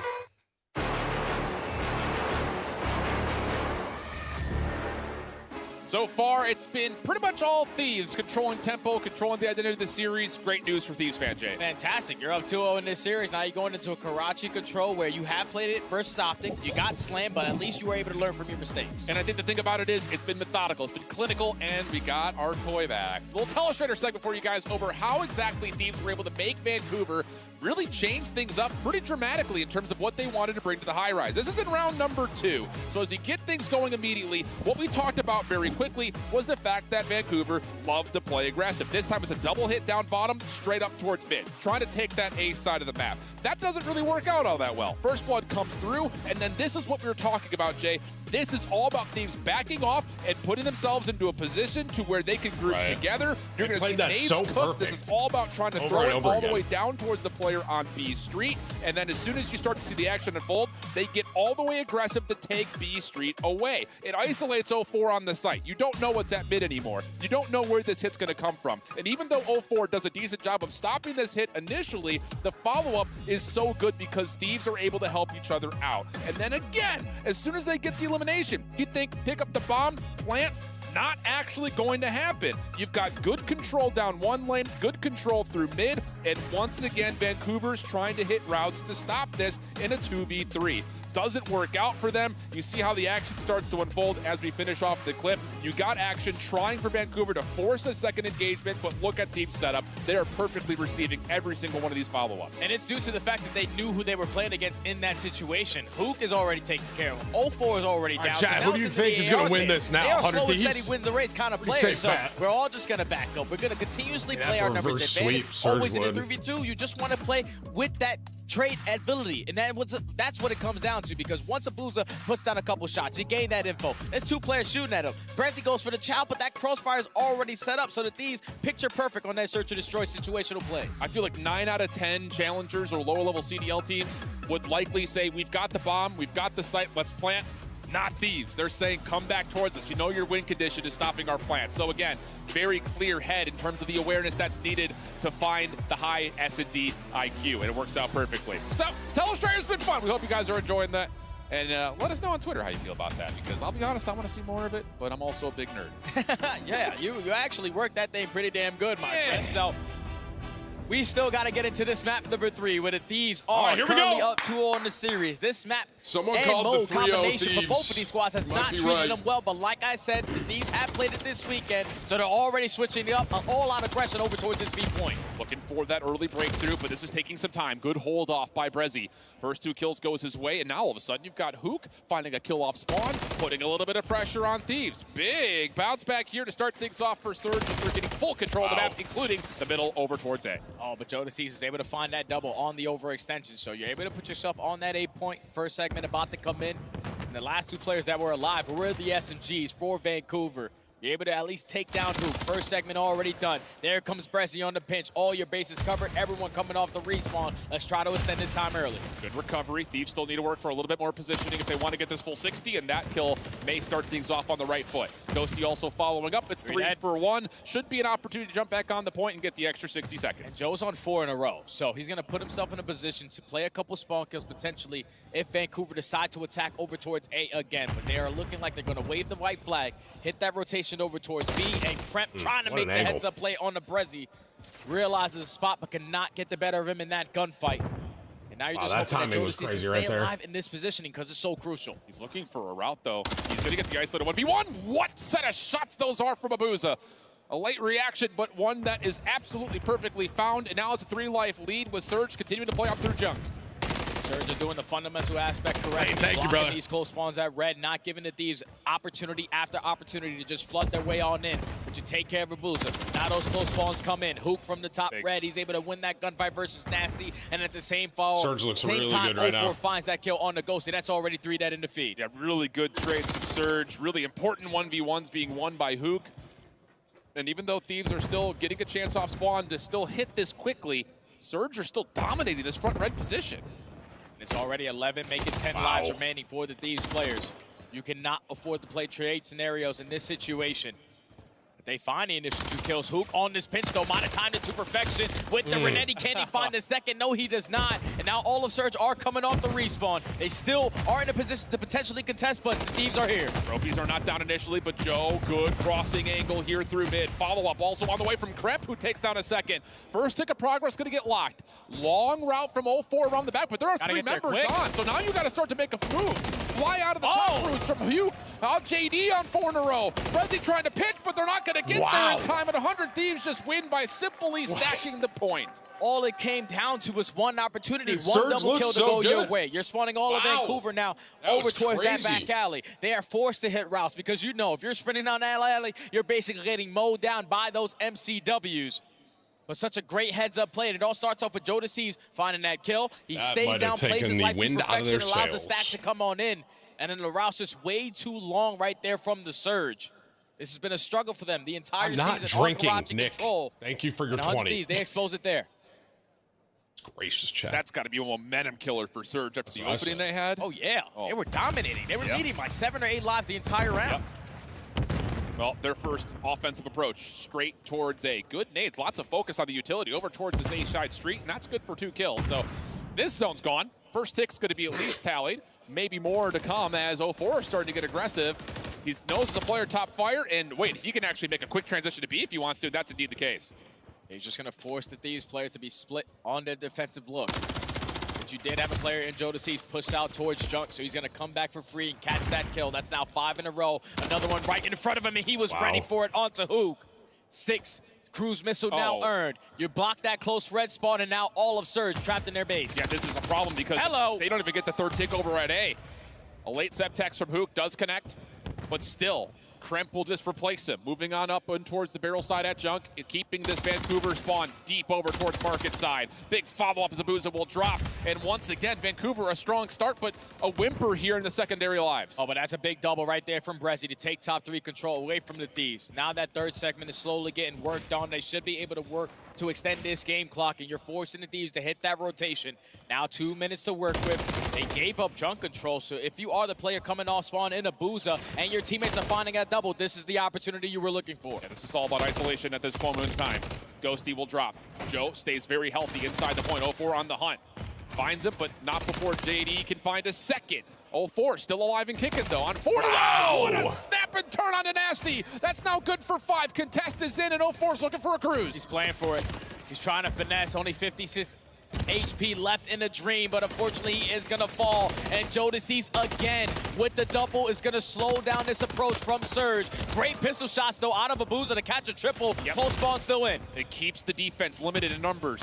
Over the jump ball, 2 more Thieves make their move in. Wow. But it's a beautiful set text from 04 to the front door, and he follows up with the third. Now they can stack. 2 members in, make it all 4. Second tick gonna rapidly be captured, and there's just no way Thieves can get over the top of this wall. This should surely be a third tick, and so it will. Wow. But if I'm Thieves right there, okay, you were able to barrage your way into the point. That is fantastic, because on a map like Karachi, you probably prefer the attacking side. And so far, Surge, they are outslaying them to bits, even though we're all tied up in segments. Joe Thieves gave them a couple lifelines, but at least he has that cruise missile going forward in the rest of this game. As now Surge are able to tie the game up at 1. But the same defensive look that you showed in round number 1, this time you cannot allow the Thieves to break it as easy. No, I absolutely agree with you. It feels like, again, hero moments are bailing out Vancouver. Obviously a handful from 04, but Abuza, obviously he gets the 3. Brezzy also had a couple of good moments as well, getting him to 14-7 through the first 2 rounds. Here come Thieves. Second offensive look, pretty much the same as the first. A little bit more reserved over the side of the top third, though, as they're just going to try to extend the clock as cleanly as possible. No action yet. Finally, we start to find each other, and it will be an even exchange. Oh, that timing right there out of Nasty. He's going to beat himself up about it because he knew who he was playing against. He knew that pinch was going to be open. But unfortunately, moves at the wrong time. So top 3 control in favor of Hook. Second progression slowly getting worked on. Hook's going to give him his position. Also finds that kill onto Ghosty. Yeah. And now if you are Thieves, you got to work your way out of your spawn because that's 3 dead. Nasty was trying to find a route over through red to B. That gets shut down. And now Hook is in your base. Spawns are also going to be forced around by Surge as they get junkyard control. Good elimination on towards Hook. Allows Thieves to spawn towards market and maybe have a chance from the high ground to jump into A. And with that kill from Kremp, they will do exactly that. Yeah, it's fantastic place from Kremp to dominate over towards top 3. That double is going to allow that second segment to be complete. Wow. But Brezzy finding that double, Vancouver might go take another shot at this. Yeah, I mean, you've got 04 pushing the issue over towards P3 side, so this is forcing Thieves to spawn to the worst possible position, and the setup is perfect from Surge. Wow. Hook finds another on towards Kremp. Trade is decent for at least the numbers situation, but it's not enough to get any influence on the point itself, so now we're down to 40 seconds.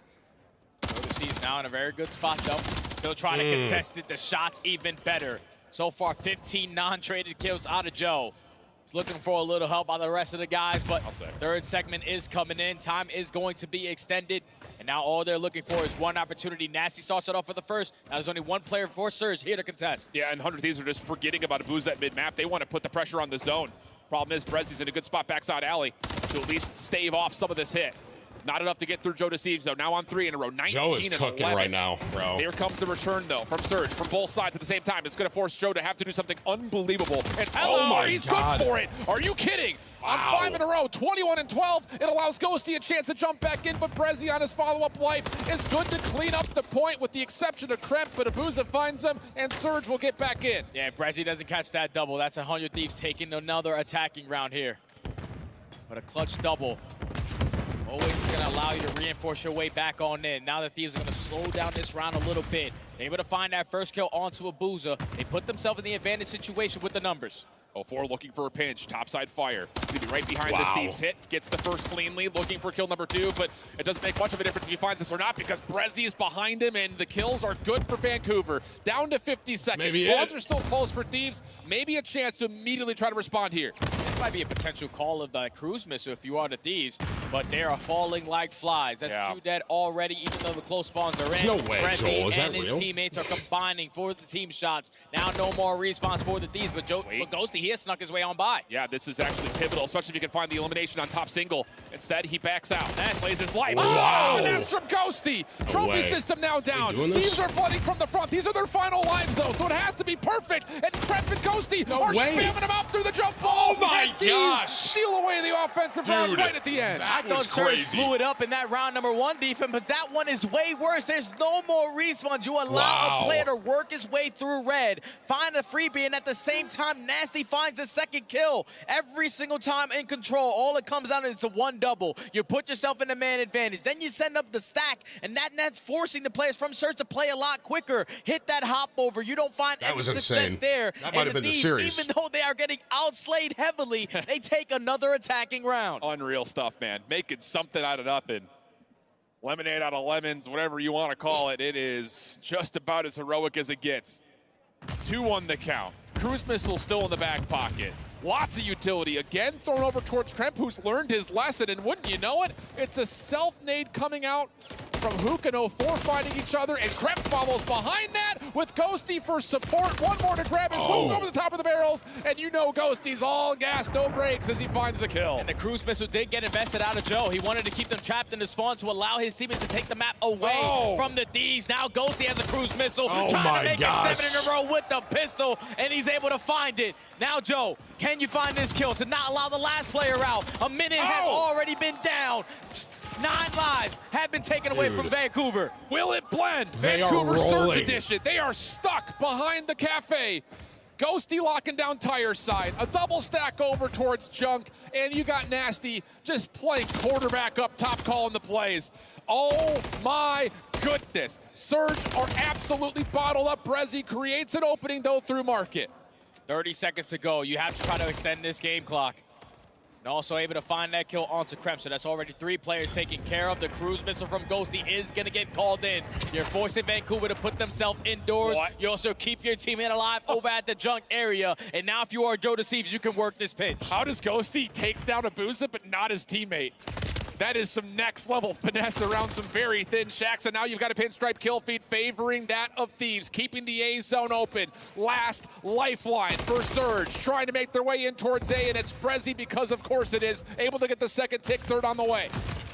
Now if you are the Thieves, this is the decision-making moment. You do not want to allow this last bit of contest over at this A point to give all the map control in favor of the Surge. But thankfully, you got players like Kremp who are doing the dirty work, blocking that back spawn, and then Joe Deceives, headset crank, catches the timing on 04. Brezzy up top though, good for his 28th kill. Hook still following up through the middle. Vancouver trying to force their way on in. Holding on as Joe Deceives, but only finds damage. Brezzy lives with 1 HP, and now Surge can keep the clock stopped with 2 members on. They have to focus on that flank too, because Kremp did just pick up a kill, so they're trying to relocate. Where the hell did he just go? He's sliding, he's dancing, but he can't do anything because he's trapped into the bus. That's all 4 dead, and Vancouver are going to be able to take the attacking round when it looks like they had absolutely no chance. They were going to lose they're able off to the force rip this there. round number 5. From spawn trapped to triple stack in the blink of an eye. Wow, what a set of rounds we've had.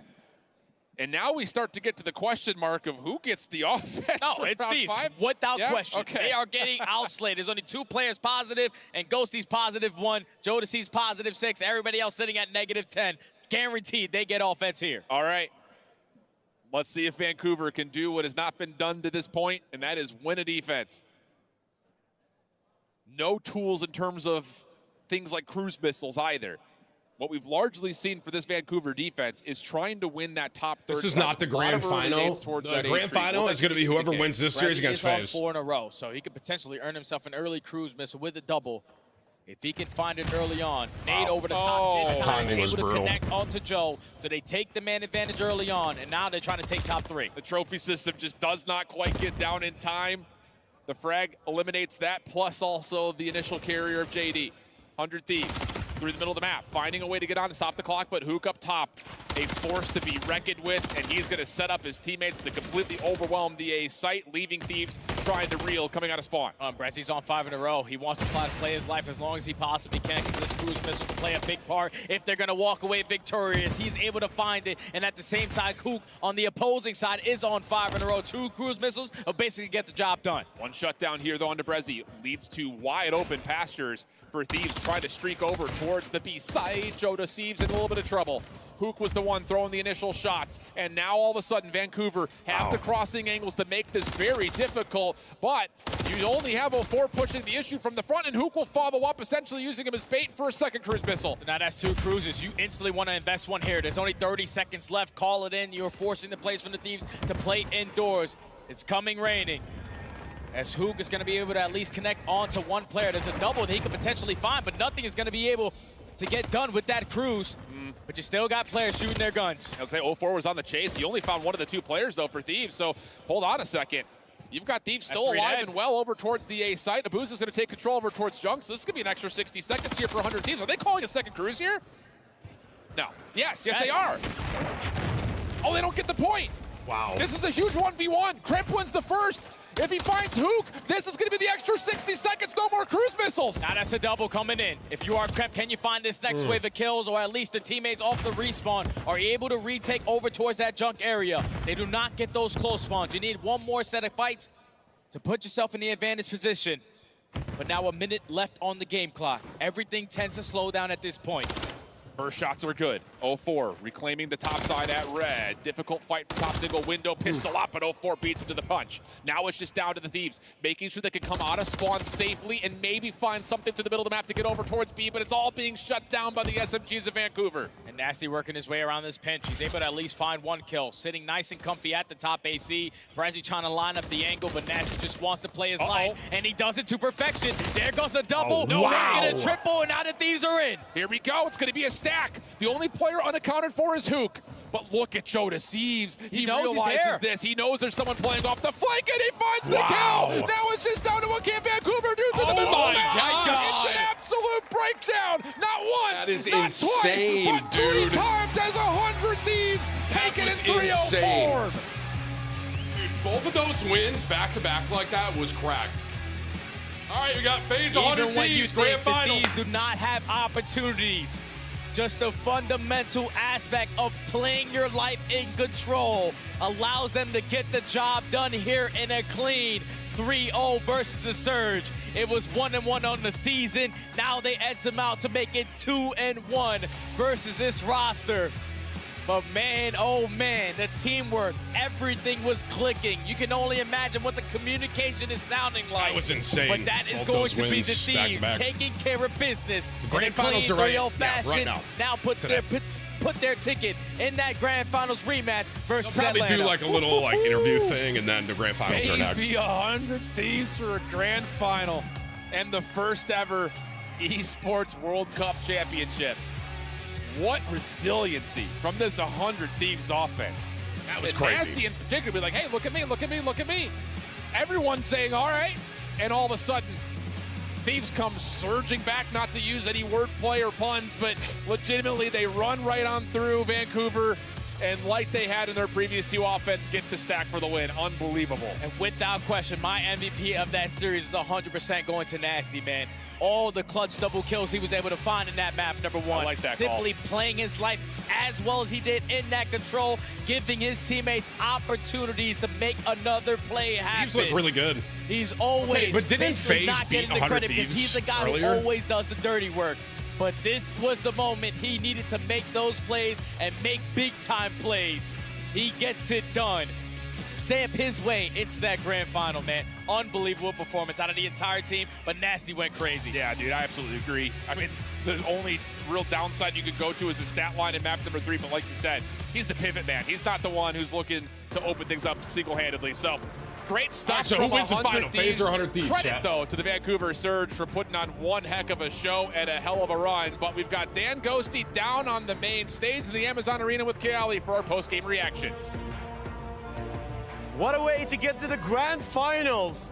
but to get a clean sweep. Congratulations to the 100 Thieves, and here join me from the MW3 Arena. You guys think Ghosty. FaZe? Yeah. What was that? What was the calms? I think what was the FaZe calmness as well, that we saw on the stage? Honestly, just making sure that we make it feel like it was all the other days. This is a championship Sunday, but we're making sure it's just another practice day. That was looked for us, basically complete confidence and complete calmness from you guys. Now for the SND is going to be the sensational for them. It felt like you guys were going for the first blood and then fishing for the Vancouver Surge to make mistakes. Was that the plan? How did you guys come up to it? Yeah, that was kind of the plan. We watched a ton of their S&D, especially their high rise, and we just made sure that we played for the first blood and then got together. We have numbers at the end of the day, so we made sure we used our numbers, and it ended up working out. Blood indeed is what we're getting here. Also, we ask the Vancouver Surge 04 to deliver the key for the crush. 100 Thieves are stealing the show, as we see here, advancing to the grand finals. And as we see, clean handshake here. Now you're holding that key, and your upcoming opponent is gonna be FaZe. How do you feel about that? We already played them once this tournament, and honestly wasn't a great showing from us, and we're gonna come out swinging way harder. The crowd is yours, literally here, a crowd of you. Is that giving you the extra boost against FaZe? Honestly, it's definitely giving me some boost. The Saudi crowd is insane. I appreciate all y'all so much, man. I love y'all seriously. And just thank you all so much for your support. You guys are going crazy right now. Again, 100 Thieves from the Amazon Arena back to the desk to see what our great analysts have to talk about it. Congratulations, 100 Thieves. They power through to the first grand finals I've seen from these guys on a stage this big. And you just banked $320,000 with that last round of control. I got Clayster, Alleycat, and Nameless. And Nameless, I want to start with you. Dan Ghosty at the end of the round, so clutch. But what else did you see in the final moments of that game 4? Massive plays by Nasty, staying alive top AC. You saw the numbers advantage was on the side of Surge. They had the advantage, but they couldn't track down Nasty. Brezzy trying to get that kill, but playing your life reigns supreme. I think this series was so impressive from the side of 100 Finals Thieves. are coming right up, Surge chat, has been a strong kind of gatekeeper team to the top 4 all year long, where 100 Thieves has had kind of their roller coaster of ups and downs. And the story of this series for me was that 100 Thieves, since that map #1, they would play their life. They weren't over-challenging. I can see the coaches and the work that they've done with this team, that you don't need to outplay. Get back to the fundamentals. If you are not in a situation where you have to go for the kill, don't do it. And that's something on the flip side, Vancouver Surge weren't doing. There was a lot of moments where they would heat up, a forward go on a 4 spree, overheat, chow a guy deep pool, die, and then give 100 Thieves the break. So I think a little bit of a learning curve here for Vancouver Surge moving forward. Yeah, and we talked about the fundamentals, but 100 Thieves got outslayed like crazy in Control, which is a kill-dependent game mode, and still clutched it up. We saw many cruise missiles coming down onto the map. I thought 100 Thieves was going to choke when Kremp jumped off the point and they got double streaked on A. He jumps out of top right, gets a 2-piece, caps at A, and gives them a second life. And it reminds me of an old Toronto Ultra, right? They used to win maps just by playing fundamentally, and it takes one wipe in Control to get that cap, and that's what we saw from 100 Thieves, stack after stack after stack. Yeah, you know, it's a tough thing, right? Being able to stay alive, especially when you're on those offensive rounds. And when you talk about 100 Thieves and this matchup in particular, we said Surge like to take space. You guys feel like 100 Thieves has an advantage because they just played. And you heard Ghosty, they watched the VOD. We're going to take our time, play for that first blood. Kremp got 3 of them, Nasty got 2 of them, and those boys went off to get the win. You can see the reactions, the smirk coming in from Byron, aka Nasty, the intensity from Dan Ghosty that we've been looking for all weekend long. Dan showed up in a big way in that final match, but I got to get your thoughts, Clay. Who has been the star for 100 Thieves? If you look at the lineup, these are some youngsters. This is the next generation of talent. Incredibly inexperienced when it comes to playing on a stage of this caliber, but in this match specifically, Joe Deceives was playing amazing. In that S&D, he had the flank play where he ended up getting behind him, shooting 2, gunning Hook, top heli. It was awesome to see him make those moves. And Ali, how impressive is this 3-0 as we look back? I think it's incredibly impressive. And to hop off the back of what Clay just said, I need to tell you the story of Joe Deceives because he wasn't this confident of a player at the beginning of the season. He got dropped. He had to go back down to challengers to build that confidence. The coaches knew they saw something in him, bring him back on, and he has now been performing on the biggest stage consistently. I'm so proud of him as a player. It's time to give our Bravia MVP. Last night we gave it to Nasty. Today, it's the man we thought needed to step up in championship form. Dan Ghosty is going to be our Bravia MVP. Nameless, you agree with this one? I do. I feel like you could have picked anybody. Nasty was coming into mind as well, but with Dan Ghosty, you have to set the tone early in the series. And on that map number 1, 100 Thieves were trailing. They weren't in a great spot. We get over towards that P4 statue. Dan Ghosty, massive plays, finds a couple of kills, stays alive, waits for his teammates as we reflect back. Looking at that map number 1, Ghosty popping off early gave them the edge. Nameless said he was a top 5 AR on the season if you're looking at the numbers. Clayster has one of the greatest ARs to ever grace Call of Duty. What did you see in this young man throughout the year, and especially this match? Something that I love seeing out of Dan is him continuing on that leadership role, that IGL role that he brought over from Optic Texas last year. And his micro positioning is so phenomenal. He's like a UAV at all times, calling out exactly where each individual player is, where they're spawning, where they're going to be attacking from. He's legitimately telling his team exactly where to go, where to look at, and I guarantee you he's a big reason why this team succeeded right now. And if you think about the cards that 100 Thieves were dealt headed into this season, right? You had to replace a guy like Octane, the leader of your roster who has those elite comms, world champion, and you bring in Dan Ghosty and a group of kids from Challengers who haven't had too much success on the pro level. Well, Ghosty has guided these guys and got them to a level where they're in the finals of the Esports World Cup. And you might have actually just made something click in my brain. That is a perfect comparison. They needed an Octane replacement, and I literally think they found a mini turret in Dan Ghosty.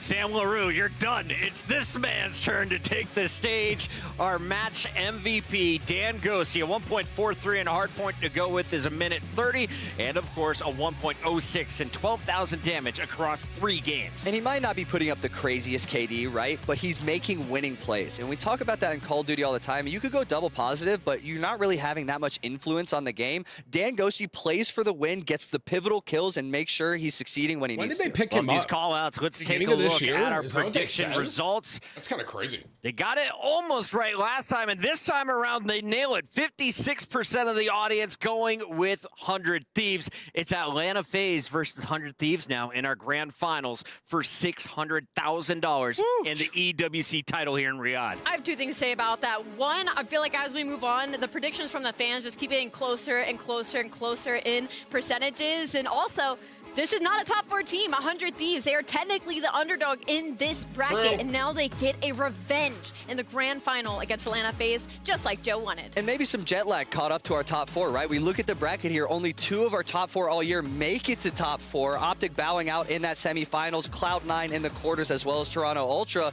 I don't know if it was maybe people got a little lazy, if they didn't practice enough, or maybe just a little jet lag. I just got to say, the old school Call of Duty format, you got to be on point across a lot of matches. We had group play and we had a bracket. 100 Thieves clearly prepared, and after getting top 4 at champs, they're looking to get the W here. Scariest part, if you remember last night, we interviewed Kremp and we asked him, when do you like to play? He said, I prefer to be the 3rd match of the day. What's the 3rd match of the day coming up, Nameless? Grand finals, Chris. We'll see if he can go off and search yet again. Game 7 potentially in the making. Alley Cat, let's talk about the historics here. We have a moment. So you have Atlanta FaZe, who have been in the running for championships every single event they attend. How long have 100 Thieves been at this level? 100 Thieves have been at this level for a couple of years now, but the weird thing is they had to completely reset their roster, right? They go on, they win world championships, and they completely split up because their main AR and Octane retires. So this leaves 100 Thieves in a precarious situation of all these good players are locked up. So they have to move to challengers. They have to find the golden gems that are going to be the next generation. What do? They land on Dan Ghosty from former Optic Gaming, where he spawned in for a couple of matches. They land on Nasty, one of the most underrated ARs in my opinion that we have had overall in Call of Duty, and then they take a chance on 2 younger SMGs in Joe and Kremp, and that chance is paying off in dividends. Clay, we always loved Mr. Shane. He was one of the most entertaining players to ever come out of Europe. What do you think of his coaching job here in Riyadh? I think he completely revamped this 100 Thieves roster. Even when they brought him in as an assistant coach last year, with JCap being the head coach, you saw their entire team really shift. And then this year, he's now the head coach. JCap steps back from Call of Duty, Shane in that head coaching role, and he's showing everybody why he deserves that title. And this was one of the first times a team has truly developed a talent by bringing them in, seeing what they were capable of in Joe Deceives, sending him back down to challengers, but by way of like, we know you're going to be coming back into this roster. When he took that opportunity back on this roster, seized it completely, and they got their 2 best placings on the season. We're going to have plenty of time to talk about 100 Thieves versus Atlanta FaZe, but first, We got a key to crush. Let's go to that live. And here we are after 100 Thieves managed to get the win and crush the key. So you managed to get to the grand final. You already secured more than $300,000. So how does it feel? It feels really great, but we know the job's not finished. We still got more to do, and coming out with a dub. Give it up one more time for 100 Thieves. Let's get 100 Thieves. 100 Thieves, let's go. Yes, sir. Let's go. Good luck in your finals. And that was it for our interview. And now back to you. Thank you, Atik. Awesome to have us joining us last night. He'll be in the show later on, and so will we, because right now we're going to break. When we come back, $920,000 on the line for one match. It's your grand finals after this.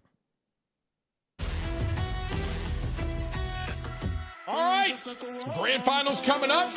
Ladies and gentlemen, this is Underrated, Overrated with Atlanta FaZe. We're going to choose a couple of these teams to see what their thoughts are about them. Optic Texas. Overrated or underrated? I would say underrated. I'll say underrated. Really? Wait, why? I'll say underrated because they won champs. Okay. I think they're the only team who's won 2 events so far. Okay. Winning Major 3, obviously they bombed out Major 4, but winning champs, I think can't call them overrated anymore. They won champs, they won the big one. And this year, they're underrated now. Wow. I was not expecting that answer from you. Cloud9. I would say underrated. Yeah, I was underrated again too. Yeah, I would say underrated. I love Zach's pulling some. Uh-oh. Okay, why are they overrated, Zach?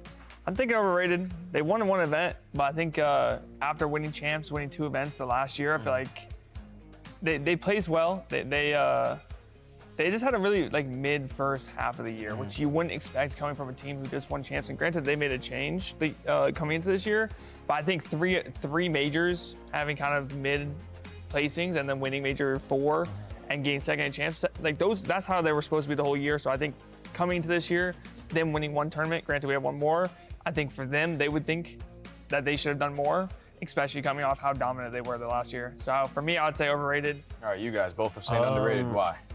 I would say just because of the way they finished the year. I feel like they definitely weren't playing good COD at the very beginning of the year, but I think the fact that they turned up at the end of the year when it mattered most, which they didn't win champs, so you can't really say because I feel like what Zach said, it doesn't matter if you don't win. But they did win the event before, and they very well could have won champs. But I feel like them just turning up at the end of the season, that's why I would say underrated. All right, now this is a spicy one. Underrated or overrated, Toronto Ultra. Okay. Yeah, I would say, because I think going into this year when they made the roster change for Dylan, I was saying that it was going to be us and them, the top 2 teams the whole year. And I feel like they weren't considered a top 2 team this year. That's why I would say they were overrated, because they did win that first event, but ever since then, there's been no consistency for them. I feel like it's kind of just been hit or miss. They haven't I feel like Major 3 was the only time where they had a chance to kind of find that consistency and win, and they got to the finals and they just didn't do anything. Yeah. So that's why I would have to say overrated. I would say the same. I think Major 1, obviously in the grand final they beat us, and I think at Major 1 they were the best team there. But I think after that it was inconsistent after that. So it was hard. It's hard to say they're I'm saying they're rated good. So. Okay. Next team, guys. Underrated or overrated? Lore Gaming. That's Alex's team. I mean, it just kind of depends how you're seeing it. I would only say overrated because I don't think that they will be able to do that much. I don't think any of the amateur teams will do a lot this event, but I think as an amateur team, I think they're a really good amateur team. But I think coming into the league or coming into this tournament, I don't think that they're going to be able to do as much as people think. I think the pro teams are going to show why they're pro teams. So I would just say for probably any of the amateur teams, they're probably a little overrated because I think people think they might come in here and show something. But I think the pro teams are going to get it done. Okay. Yeah. Underrated? It's hard for, I don't know. I'm in the middle because I don't really know much about the amateur teams. It's kind of I feel like we're going to obviously see at this event, but it's hard for me to tell because I'm not really hard focusing on challengers going, throughout the season. So it's hard for me to tell where they're at as players, you know what I'm saying? So I'm just gonna say underrated because, we don't really know much, and I guess we'll see, like I said.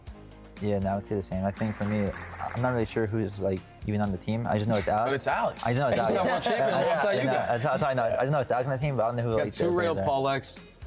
Sort of forgetting who their fourth is, but yeah. Yeah, I've seen. I would say that's the reason. So. Okay. Yeah. Okay, guys. Next up, the Stallions. I don't know. Used to be FaZe Black. Oh, Is that Ace? Brack, okay. Ace. Oh, okay. Yeah, I'll probably say underrated. I feel like that team Yeah, is probably the team to beat for these pro teams, for the lower half at least. I feel like they're coming in with straight passion. They've been sitting here winning all these amateur tournaments, and they've been waiting for this moment, so I think it's their time to shine. And I think that this is going to mean a lot more to them than the pro team that they're going to play. So I think it's kind of their event to show these pro teams how good they actually are. So I think coming into this tournament, I think that they actually might make an upset. So I feel like they're probably underrated.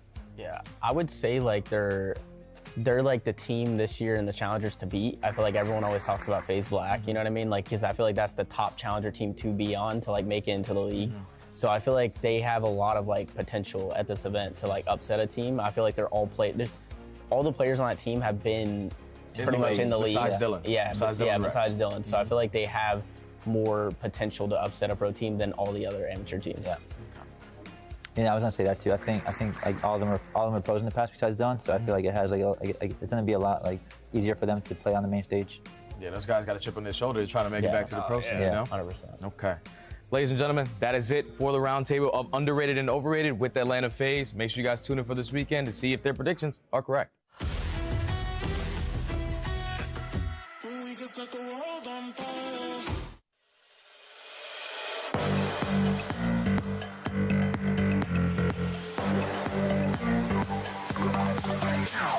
Call of Duty, Modern Warfare 3 at the Esports World Cup. It's underway. We'll get to that, but Alan. Yes. Shift. Yes, sir. We got Stud in the building. Let's just reflect on how cool the area is first, like the Boulevard. This must remind you of home. Oh yeah, Boulevard City reminds me exactly of home. I'm from New York City, so this is all the bright lights, the LED screens, all about that New York City vibes. It's awesome here. Times Square vibes. Yeah, absolutely. I've been. I don't live there, but I've been. Definitely gives you the idea that this is a community cultural center looking pretty solid. I mean, right now it's been taken over by, of course, the Esports World Cup.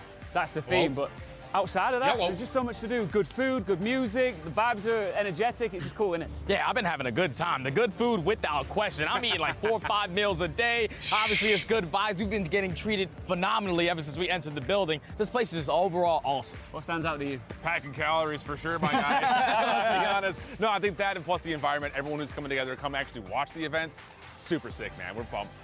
Let's see what the Boulevard has to offer, shall we? That looks sick.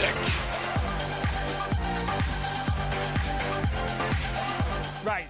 There's so much to do here on the Boulevard, right? That's But fire. the reason we are here is for the Esports World Cup. Yeah. Specifically Call of Duty Modern Warfare 3. Stud, you've been in the game a long time. This is different level. This is totally different level. We got teams from all around the world. Obviously, Team Falcons representing this place. Saudi Arabia, they came out and had a showing. Challenger teams from all over the world, the pro teams all over the world, all in one place to play for the big prize. The players are getting such a unique experience out here as well, treated so well. The hospitality is a different level, really gets them in the mindset where they can show up and show out. You know, you see really. That's I mean, awesome. They put a it's more ton than just into the it, bro. players. It's We're crazy. starting to reward out some of the teams that put together some of the best rosters across every esport, not just one. So why not give the orgs a little bit of love too, bud? I want to do this every year. All right. I'm down. For now, though, let's go explore the Boulevard. All right. Let's go.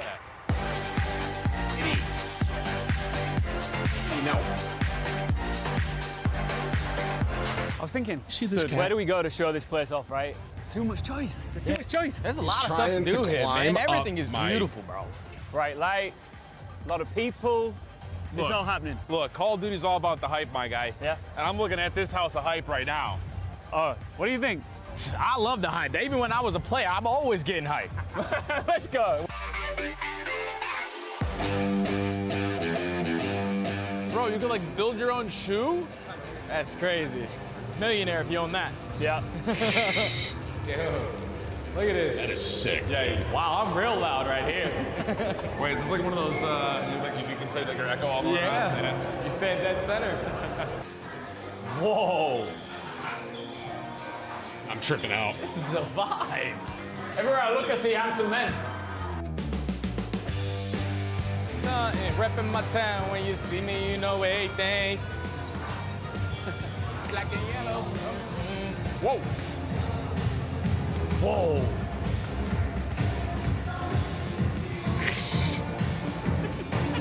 Dude, this place is dope. I feel like I'm in like rush hour. I like it.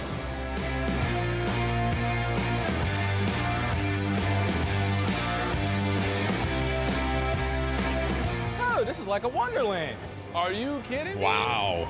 Are you joking? Dude, that looks sick. What are you doing? Dude, just vibing. Vibing.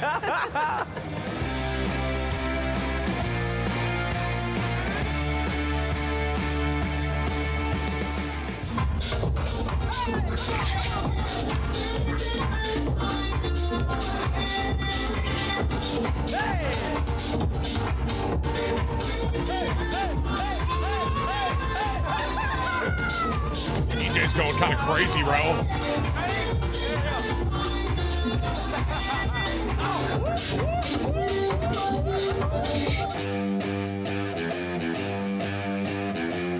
What just happened? That was awesome. I don't know what happened, but it was great. All right, back to business. The biggest and best players in the world have come out for this tournament, Call of Duty Modern Warfare 3 here at EWC. We can talk about the money, we'll get to that, but what do you think of the performances so far? I think we had a lot of expectations for our top teams. And so far, those expectations in some ways have been met. A little bit of drama, but that's what the college space is all about, man. We gotta have drama. Yeah, there were some challenger teams able to take down a bunch of pro teams. 2 teams specifically left home yesterday, so they unfortunately today didn't have the best bet. All the big dogs making it to bracket. And everybody is scrapping for that huge prize pool, one of the biggest here at the World Cup. $1.8 million, Stud. That's a lot of dough. That's unbelievable amount of money. When I was playing, it was $10,000, 1.8 million. God, hey. Oh, you should have gotten a little bit later on, man. Born too early. Big prediction. Who's winning? Give me Optic for back-to-back. I'm going Atlanta FaZe. Whoa! All right, well, it's still all to come. Do not miss a beat of the action here at EWC.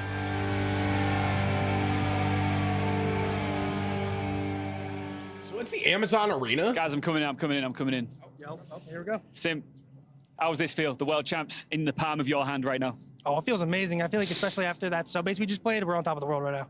Taking out the world champions is a massive thank you for 9 months, accomplishment. brother. However, the job's not done here. Oh, definitely not. I mean, we got to stay locked in for finals on whoever we play from LA Thieves or Surge, but we're excited to play. Just collectively, right now, of course, like I just said, there's a grand final still to come, but do you feel like the best team in the world? Always have been. The whole year I felt like that, and it's time, to show everyone. What's your prediction? Do you raise that trophy high in the air and crush one more key right here at the end of the day? Oh, we're definitely crushing another key, and we're definitely raising that trophy. All right, congrats again on the semi-final win, and best of luck in the grand final. Thank you. I do think FaZe is going to win. We'll see if I'm wrong. This whole key concept, by the way, is so Welcome dope. in, everybody. The grand finals just moments away here at Esports World Cup 2024. But before we get down to the final 2 teams, we have to revisit all of the squads that we said goodbye to, starting with Vegas Legion, getting the opportunity to crush the very first key back on opening day. But they weren't alone. Lore Gaming and to send some opposing squads home, including the Falcons. Yeah, and watching some of these guys crush the key has been the highlight of my weekend, I'll be honest. It's a nice, added aspect to Call of Duty tournament. These guys can get pretty toxic, talking trash, against their opponents, and getting the crush their key is sweet victory. Cloud9 crushed 1 key. Kismet said, I'm coming for Optic Gaming's key.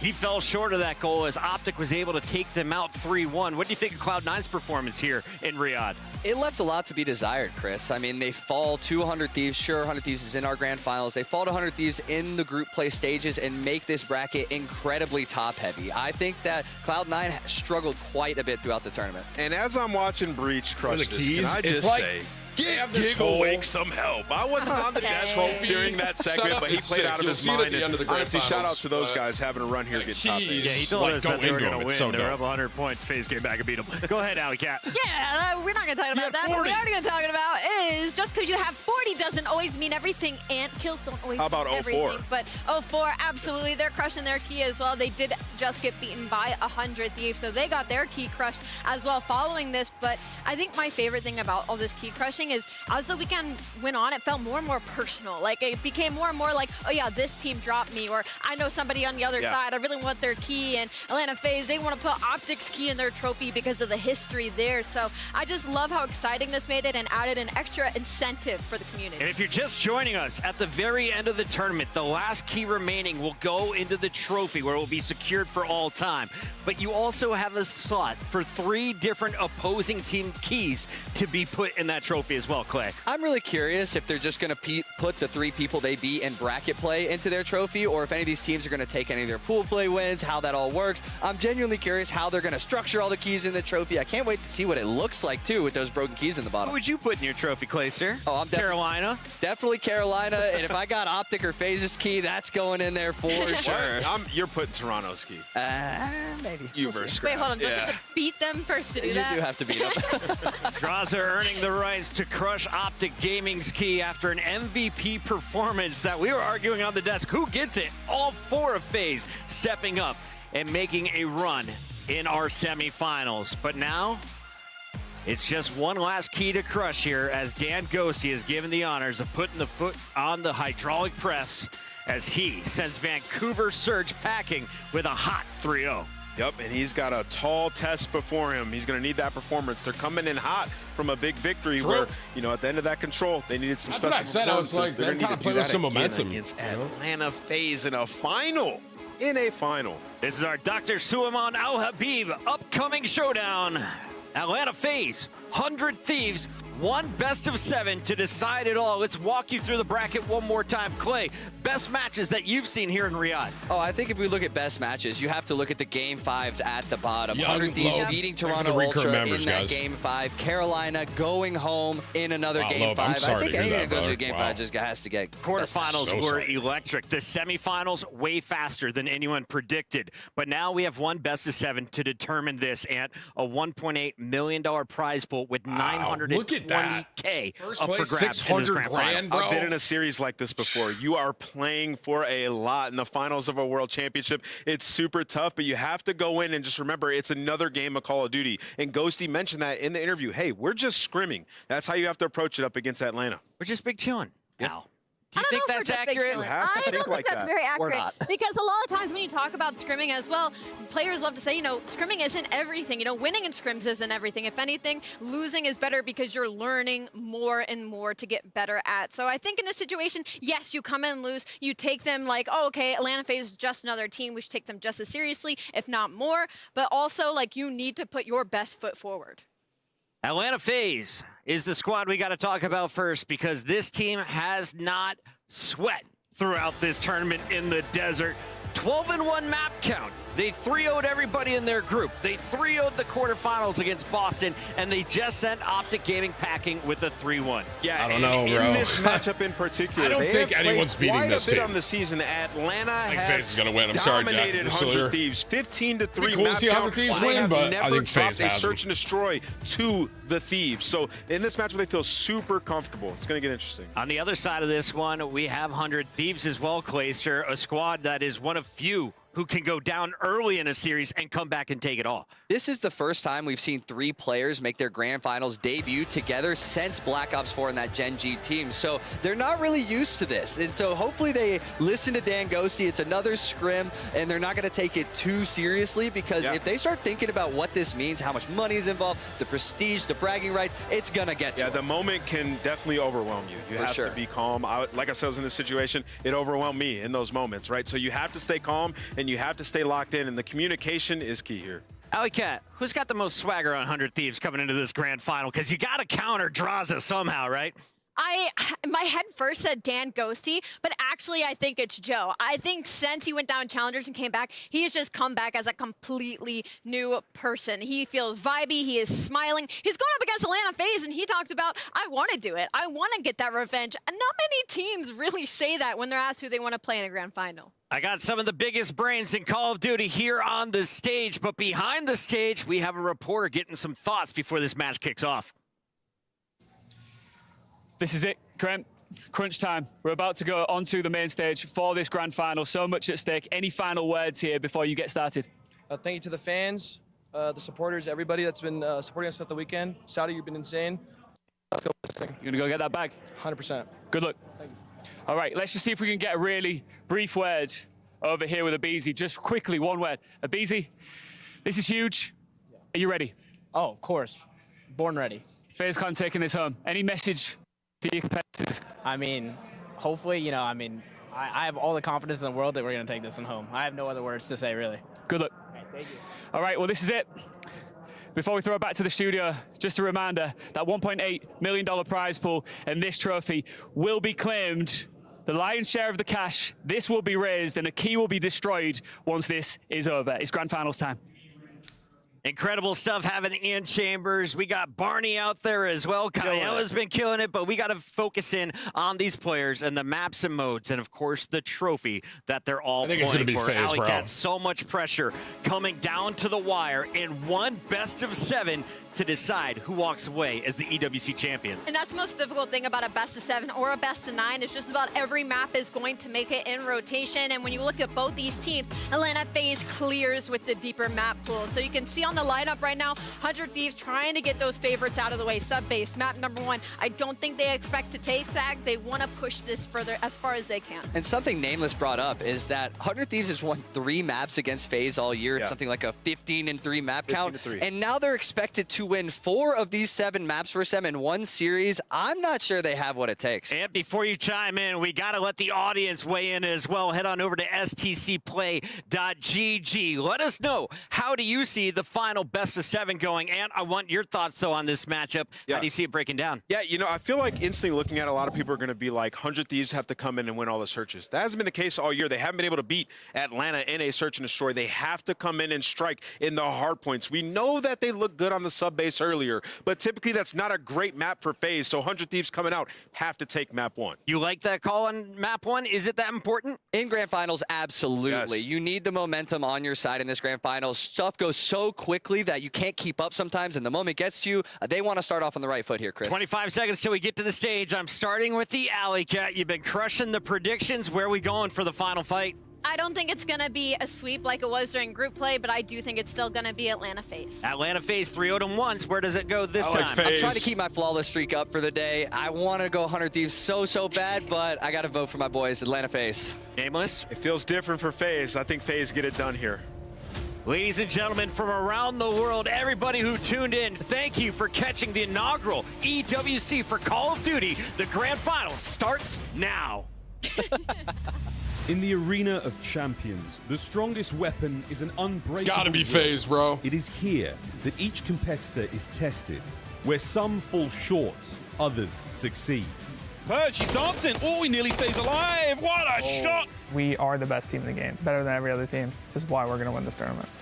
I want to win because that's what I do. We'll see you on game day. Better be ready. We're at a point where, like, we got to prove ourselves, and this is the point where we had the best opportunity to. We already got our first win under the belt. Once we get that first match in, no one can beat us. We're too insane. We got Joe Deceives, like, we're too insane. Good luck, honestly. I wish you the best. Just kidding.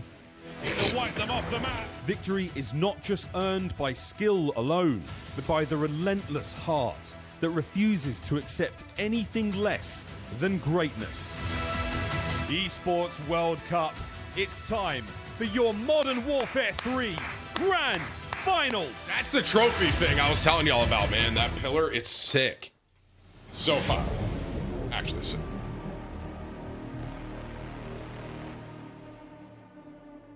I wish you the best. Just kidding.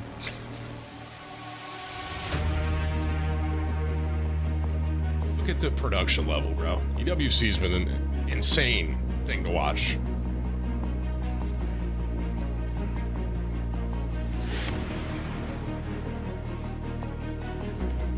Look at this. It's gorgeous.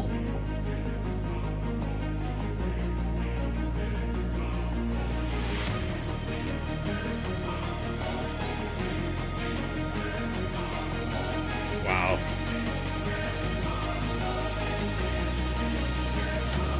Oh my god.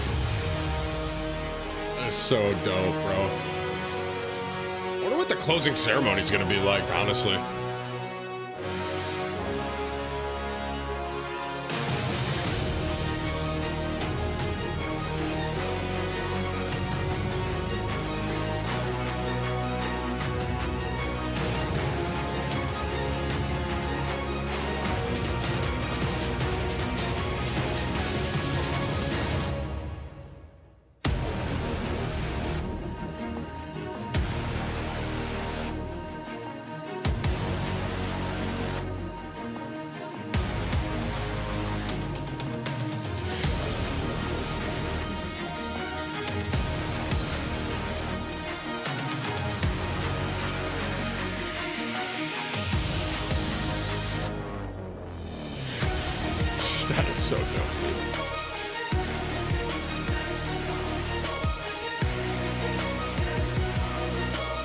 Is anyone getting chills right now, dude?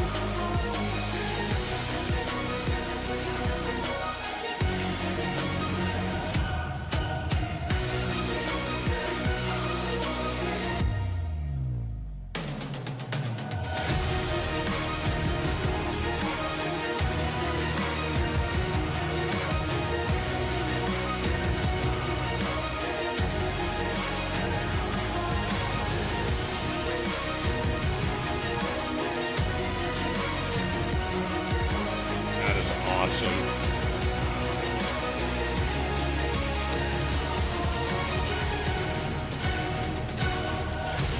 Wow.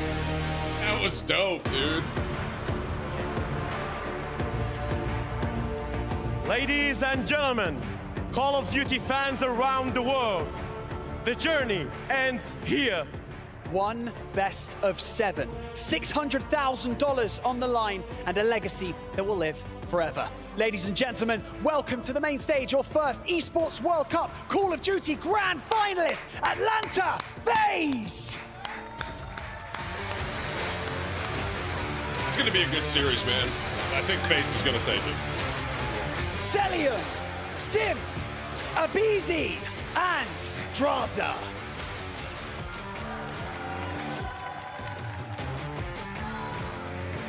These two teams have showcased their dominance throughout the Esports World Cup, and now you have met the unstoppable force. Now let's meet the immovable object. Make some noise for your second grand finalist, 100 Thieves! Two really good teams, man. Ghosty, Krem, I don't think it's going to be a sweep either way. I will say that. Each failure has paved your path here, for it's through these trials that success is born.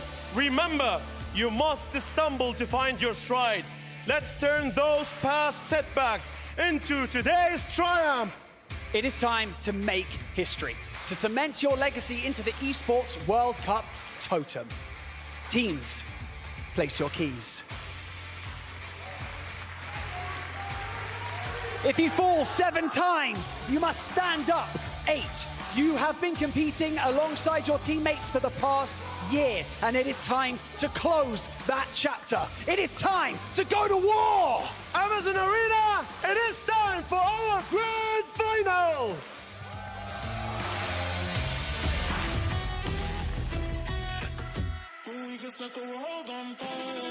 I just think FaZe is slightly better overall.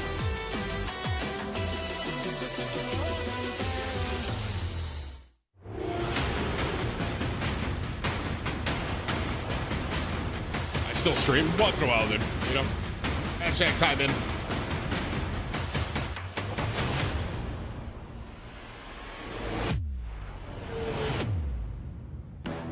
And then there were two, Atlanta FaZe, 100 Thieves. One squad who many thought would find their way here, the other. An incredible run from a young underdog roster. This should be history made tonight here, Chance, here in Riyadh. It has been a sensational tournament. Ups and downs on this absolutely magnificent stage. The stakes have never been higher. And I love the idea of it being your failures, the places where you have stumbled, this being your opportunity now for redemption. For 100 Thieves, the biggest problem this team has had, at least with this current roster, in my opinion, has been the occasional chokes. When they go to Game 5s on the online stages, they've been menaces, but when it comes to champs, that is where they eventually faltered.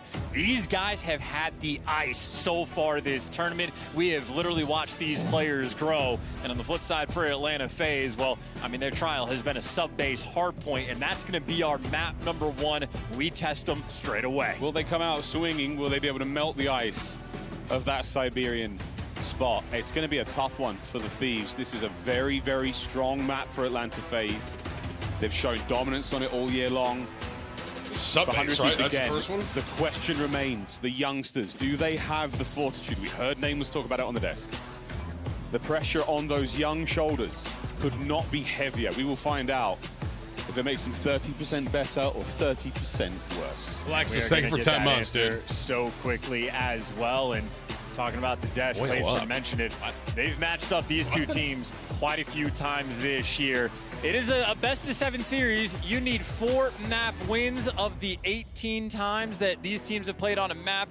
These have gotten 3, so they need all the extra love here in the finals. And for Atlanta FaZe, I mean, right now, this is their comfort zone in the matchup. However, not their comfort zone in the past few years in the grand finals.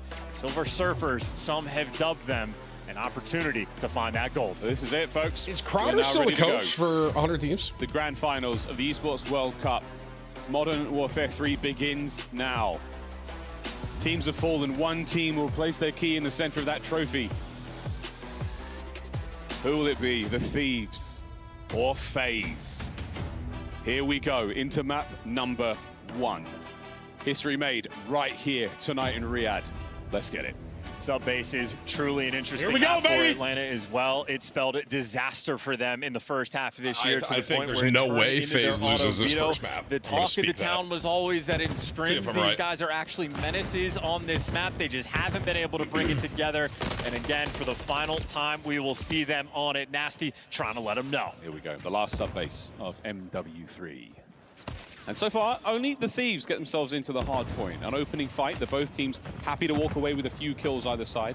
For now, though, the big picture. Thieves have got control of P2. For how long? Here comes Atlanta. That's great instinct from Krem, too. He knows that there's going to be a sim flank in the back line, and, well, the instincts are on point. How good is the gunny? Oh, he's got a very difficult spot to be in right now. He lets 2 players fly by. Timing was brutal. That is going to hurt the Thieves in a moment. For now, though, P1, there's 10 seconds left, and that small amount of time that you've got is not going to work out. A difficult journey through the middle of the map now for the Thieves. Yeah, the most important gunfight. It was the one Draza wins on Krem. Draza right now, he has a single kill, and it was the most important one on the map. P2 open for business. The garage bay, a very small hard point, not a lot of ways in. Celium now doing what he can to keep those boys away from the backside. Nice nade from Krem. Ghosty in the feed as well. It's only down to Abizi on the inside. Can he win it against Joe? No, the break's good. The Thieves are in. And how quick was that as well? That's a nice little tone setter. If you were nervous going to the finals, a moment like that, now you get locked into the game. 100 Thieves digging in for this long winter. I say long, only 30 seconds there on P2, but it's a lovely bit of time to be had. Lead change now. 100 Thieves take control. Yeah, trying to strip it away, though, is Celium, and he doesn't waste any time. Blink and you miss it. Okay. Everybody gets wiped off the board, and those spawns are the worst things you could feel if you're a 100 Thieves player. I mean, you got to go all the way across the map. Kremp right now, opportunity to make the big play. He does win his first. He gets it back. This time on the rotation, 100 Thieves winning it. Far inside, and I spoke too soon. Once again, Abizi. Oh, wait a minute. Ghosty brings down Draza and Abizi there. So now, the rotation complete. Thieves are in again. Yeah, look at that spawn. How about that? Atlanta FaZe, uncharacteristic mistake on this map, and maybe one of the ones that spoils their doom. And, well, now Krem back in position. He lost the important gunfight. Doesn't matter. You got to go again. Krem right back at it. Oh, dear. Damage. No win. Draza there for it, but trades again. Thieves coming in hot after that series against the Vancouver Surge. Can they keep it going here? Nasty pushing the front line forward. Now he's making the FaZe boys turn around. Yeah, he's done a good job as well. You see Nasty starting things off right. Double-digit kills already. So Byron bringing the gunny, and Thieves, I mean, they have just been super soakers on this time. And now a dangerous and delicate moment as well, but good thing Celium is in position just to block those spawns. Thieves, once again, it is going to be a height and a half across the map. Atlanta FaZe, they don't screw up the spawns this time. No, not at all. Well, good stuff there from the 100 Thieves boys. They've got the lead for now, but we will see that change quickly unless they can get themselves across the map. FaZe in control of the new hard point. It's open for business now, and Simp, he has the opportunity to cause some big damage. There's number 1. Wow, big win from Joe to Thieves. Now an avenue to fly towards the point. Such a difficult hill to break through. You've been watching the water hops if you need to. Celium, the front line cut off, man. And only a single player for 100 Thieves has even made it past that front line. And no one is surviving this tail. Everywhere you find death if you're a 100 Thieves player. It's shaping up to be a potential full 60. It's 1 by 1 the Thieves now creep on through. They need to do this as a squad. Very difficult to do on subbase. Here comes a concerted effort, but again, it's Krem upstairs.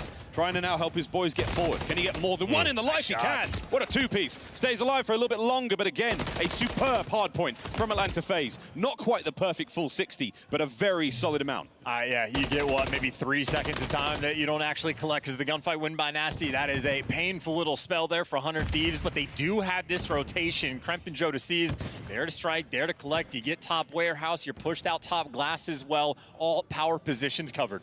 Now we're looking at the stats now, and the man on your screen, Nasty, 15 and 9. He has not slowed down whatsoever. Keeping things going here.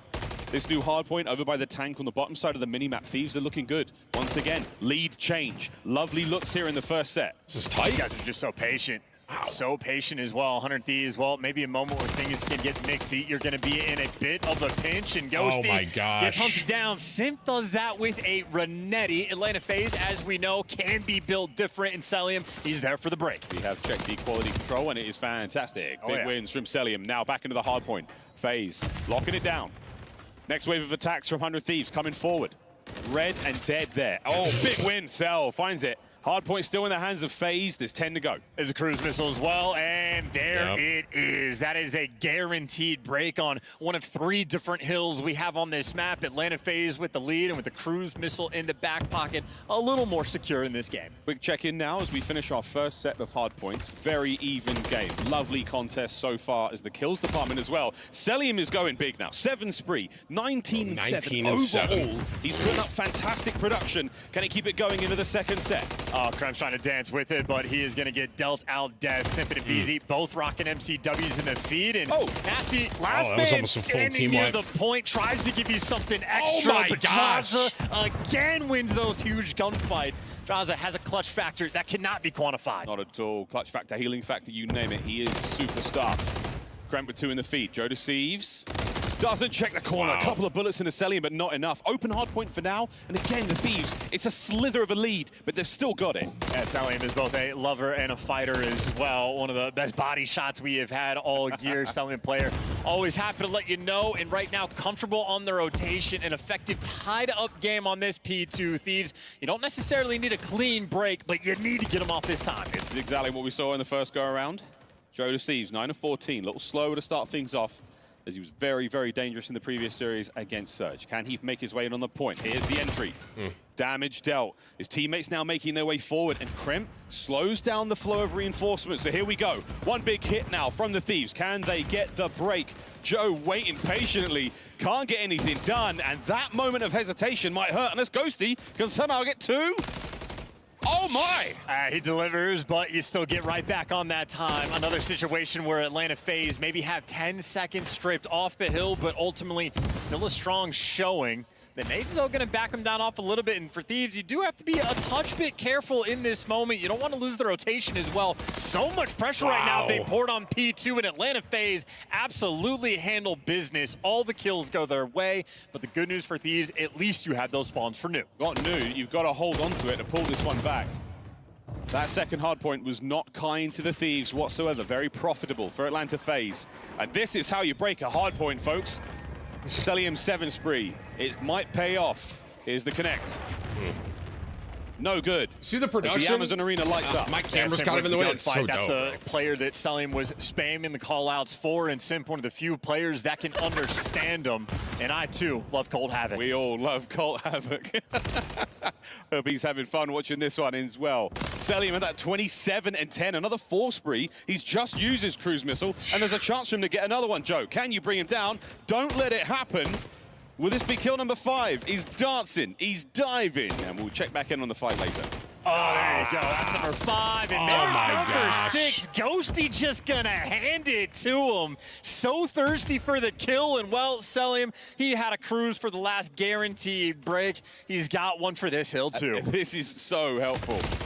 Hardpoint wide open for now, and again, right off of spawn, expect Celium to maybe go for it. Ghosty and Draza get into the fisticuffs on the inside. Hardpoint still, though, in the hands of 100 Thieves. This is what you want.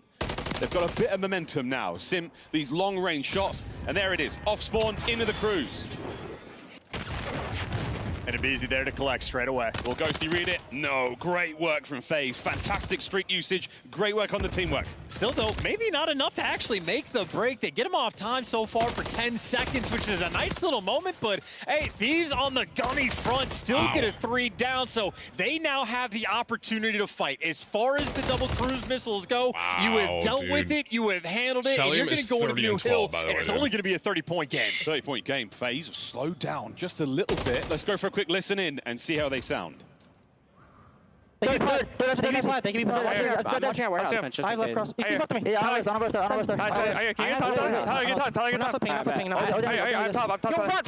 Front time. He's weak. I hit him once. He's still there. There you go. Warehouse. Hey, I'm watching. You have AC up or no? Kind of. I stayed in one front B2, one's on warehouse. He's low.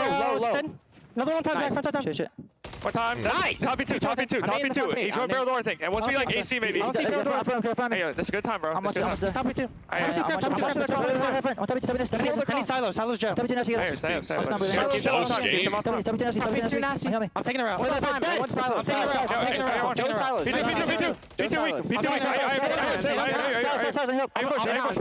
On you, Joe. Dead. I'm playing the flip. Stay down. B2. Right side B2. Middle dead. Come back from me. Dead. Two out. Let's go. MC go. I see Joe Dan. I'm trying to go get ramp. Maybe all out. Yo, it's on secret. Jump on my hill. On P1 and P1. He didn't come in. He went back to secret. He went back to secret. I don't think secret could be ramp. I'm doing time. I sent him ramp. Top comes. I'm one shot. Can you help me shoot this guy? Hey, I'm a bullet, bro. Give me one secret. On team time. Comes. It comes. Secret. Don't worry, on time, bro. Secret. One secret. Secret dead. Comes nice. One shot. Get time. I'm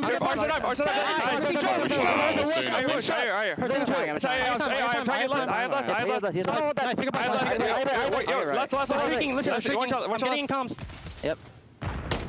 Playing like their lives depend on it. FaZe, lovely control. 25 seconds for the win in map 1. Bringing all the energy, they got the lead, and they're going to have those spawns. It's still so much white time that has happened in this game, and Thieves now winning the gunfights. This is 15 seconds to scrap that they're going to need, because again, those rotations are going to be a problem. Abizi finds one, picks him out the point, over to Kremp, nice damage. Force spree for Abizi here, the late stage of the game. Ghosty down, Abizi on a 5, Abizi in the time, looking towards the second hard point in this set, and for the third time, FaZe are in. Wow, that is incredible hunting as well from Abizi. Kremp, the only player that got behind enemy lines. Now it's all guns forward. Guns forward, guns ready, and they are red hot, and that's FaZe red. Are we in? Sim's gonna be on the time. Couple attacks now. You've got to go, Thieves. Dive on in. Ghosty gets one. Team kill. Breaks good, but Draza's still here. You've got to bring him down. You've got to take care of business. And Draza, the CEO, he knows the game plan and he's rocking and rolling in the point. He at least gets traded, but 7 more seconds and this game is going to be over. Thieves unable to flood. Trying to find the break once again. Joe looking for the big win. And there's Sim toe-to-toe with the Phenom. Brings it down. Oh, nearly with the pistol. Thieves, a late break. They've got to stay alive here. If you can force the rotation, there's going to be hope, but you got to force the rotation, and you simply can't get it done. Cellium, the stamp on the game, 37 kills. Welcome to the grand finals. That's an explosive opener. Hey, Sub-base. I love 100 Always Thieves, good bro, for FaZe. I don't think anyone's beaten FaZe, man. This year's been very kind to them. And that's exactly how they wanted to start the grand finals. Expectations are sky high for this roster, especially in this moment. It'll be 2 seconds. They've got a long way to go still. 1 of 4 wins they need here in the grand finals. Yeah, truly the moment now for Atlanta where they just want to take care of business, chasing that bag, the 600K top prize that you get for this tournament, and they have started things off right. 37 and 18, 32 non-tradeds, and near 6K damage. Shout out MacArthur for that one. Dominant in the lobby. Cellium said, I slow down on Sundays. I'm not the same player. Today, a different day. It may be Sunday, but that is a 37 and 18 out of MC. Highlights here, folks, as the man got 2 cruise missiles and 8 spree to close things out. Brilliant stuff there from FaZe in map 1. And that is the big thing. I mean, if we're looking at the kills right now for Draza, you know, 17 and 21 on the kill feed, but he has been incredibly consistent with finding the impactful ones. When you need him to clutch, Draza delivers even just to start the game. He wins those rotational gunfights. Cellium, basically just that omnipresent force, and this is definitely a map where if you exist on it, he will find some weird angle to shoot you from, and of course it is truly the double cruise missiles that roll through that make the big difference maker. I mean, a couple wide open hills and he goes after you back-to-back. Thieves, that is just too much pressure to allow. They couldn't keep up as well. It was the first set was great. Second set, they started to fall apart. But Thieves, it was a very, very good look to begin the map. Quite unable to keep up with the stamina, and that's just where FaZe, it was these P2s were so strong. There was no way for the Thieves to get in, and even if they did, it's moments like this. Draza, you get into the hard point, he finds these big threes. Joe does the best he possibly can here, but again, a very, very difficult hard point to break. We will say goodbye to Subbase. Now in the MW3 season, you might be seeing it in ranked play back home. But for now, our pros close the case on that one. Well, now you get the sort of jitters out of the way. If they were there for the grand finals, you get a full map under your belt and you can get ready to square up on the S&D. But these two teams did match up just 2 days ago. Atlanta FaZe beat them down with a hot 3-0. It was a competitive hard point and then a massive collapse in the search and destroy. Atlanta FaZe. All right, 1-0. They goose-egged them. Beat them 6-0 on 6-star, and Dan Ghosty went 0-6 as well. So right now, 100 Thieves going to be feeling the pressure. They need to get something on the board. It's very difficult to beat the same team in the same tournament twice. Same thing could be said, though, on the same map. So we'll see if the history will repeat itself. Invasion S&D. I think FaZe wins that. For control I think Thieves might take that high rise. 3. And so far, Chance Cellium has had a wonderful Sunday, but I'd love to see his stats and see how the rest of the tournament has looked for him, because he has been a force to be reckoned with throughout the entire year. It's just these slow Sundays, and it's not a slow one so far. No, his stats are almost always out of control. Certainly in the KD department, he is going to be absolutely thriving. And if you got the Slayer rating to back it up, you're going to be on point. But as is predicted, his KD completely and utterly bonkers. A 2 in S&D over the course of the tournament. I know you're thinking statistically insignificant, but at this point, they've played it quite a few times. And of course, 80+% in the non-tradeds. Let me tell you, if the year ended now or it was just this tournament, he'd be #1 for sure. The King Cobra. Cellium has had a sensational year. Whether you love him or you hate him, you absolutely have to tip the results. You have to tip the gameplay. He is a demon. And now we go to Invasion for our Search and Destroy. Map number 2 phase. Very happy to play this one. And maybe good news, radically different than the 6-star that you got beat on just the other day. And you get smokes on this map as well. One of the more unique things we have had from this tournament, the only map where the smoke has been able to survive, the extra bloom getting out in the mix, and get ready to see a lot of players standing inside of it looking for that one way. Let's test the resolve of the Thieves. Can they bounce back after a tough map 1 loss here in the EWC Grand Finals? FaZe is just like so good at S&D. And a serious bragging. I don't think they'll ever lose one. I don't know. And Simp, he is far forward, and there's no way they read him in this position. Sneaky Simp. Here comes first blood. Wow. And that was a decisive one. And the second nearly nasty big win. Nasty's been shooting, but the trades are going to be maybe aggressive. A BZ making noise, and this is just going to slow 100 Thieves down. It is a 2 versus 3, and you are shook. You're worried about a BZ being behind you. And slowly, but surely, Thieves fighting forward. Looking towards the B-bomb site, Ghosty's in trouble. And the smoke. Oh, wow. In and outward. This is happening. Cellium through the smoke finds it. Nasty 1v3. He's been great all day today. Can he pull off a miraculous moment here? There's one. Gets away. And nice work there from FaZe. Hunt him down. Don't let the regen happen. Those door fights are always so awkward, but no awkwardness from Atlanta FaZe. The fist bumps even on point. Cam in and out of game with this brand new roster. And the thing with this team as well, FaZe, they've had such a good year. A lot of second places. They do, of course, manage to win a major. A tough performance at Champs. But there is never a moment when you can count them out. You always must have an element of fear for FaZe. And right now, confidence starts to swell. You think this is your time. Round 2, here we go. Yeah, and there's also no playing with fear in Atlanta FaZe's heart. They have yet to felt uncomfortable against the 100 Thieves, and You need to strike at some point. Trophy's out for the protection across over towards Broken. So Kremp has made it in position, but Abizi, the first blood king, he is ready to strike. Ooh. Some warning shots from Kremp. Creeping forward, waiting for the opportune moment. But Kremp has not left his position. He's going to hold it down now. 1 minute to play. The A-bomb site's starting to look a little bit more appealing. Oh, they're shifting for sure. You already got guys like Selim trying to take a little bit of space down a street, and no one pushing through that smoke. Passive play towards this tank. Wow. Oh, nice shots out of Simp there. That's the first blood. Ghosty's nade should connect. No one there at the tank position. Kremp gets brought down as well, so the terror is fine there. It's 4v2. It was passive until it wasn't, and then we chowed with 1 HP. Ghosty caught between 3 players of Atlanta, and Nasty again, last man standing in a 1 versus 3, and it did not take Atlanta FaZe long to break them down. It doesn't look bad, though. Quick moment there for the boys of the Thieves to think about the game plan going in the next round, but wicked attack there from Atlanta FaZe. Hi, guys. Feeling the heat right now. Atlanta FaZe on cruise control, bouncing in their chairs. 2 first bloods as well from Simp, so he's taking it from the other terror. Not what we've seen all year long. 3-1 for Simp so far. Abizi, wow, he got cooked there by that car explosion. Oh, he's backed up. He's in trouble.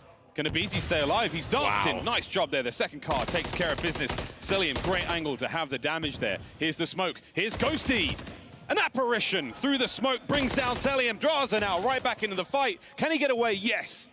Draza and Simp, they've had 2 different 2v4 clutches. They might add another to the pile. Draza has yet to fall as well. So bomb down just on the outside there of the bomb site. And Kremp trying to hold what he's got. Uh-oh. Has he been spotted? He has. Tactical retreat, find the next piece of cover, maybe even grab the bomb. And Kremp finds it. All down to Simp. Those are great shots. Can Simp keep the spree alive as well? Fresh magazine, the MCW.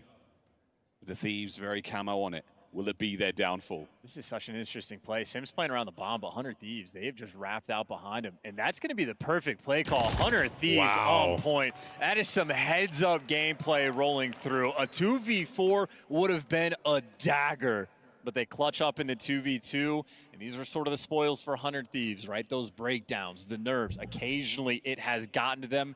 That has been their main focus point, and they iced up in that round.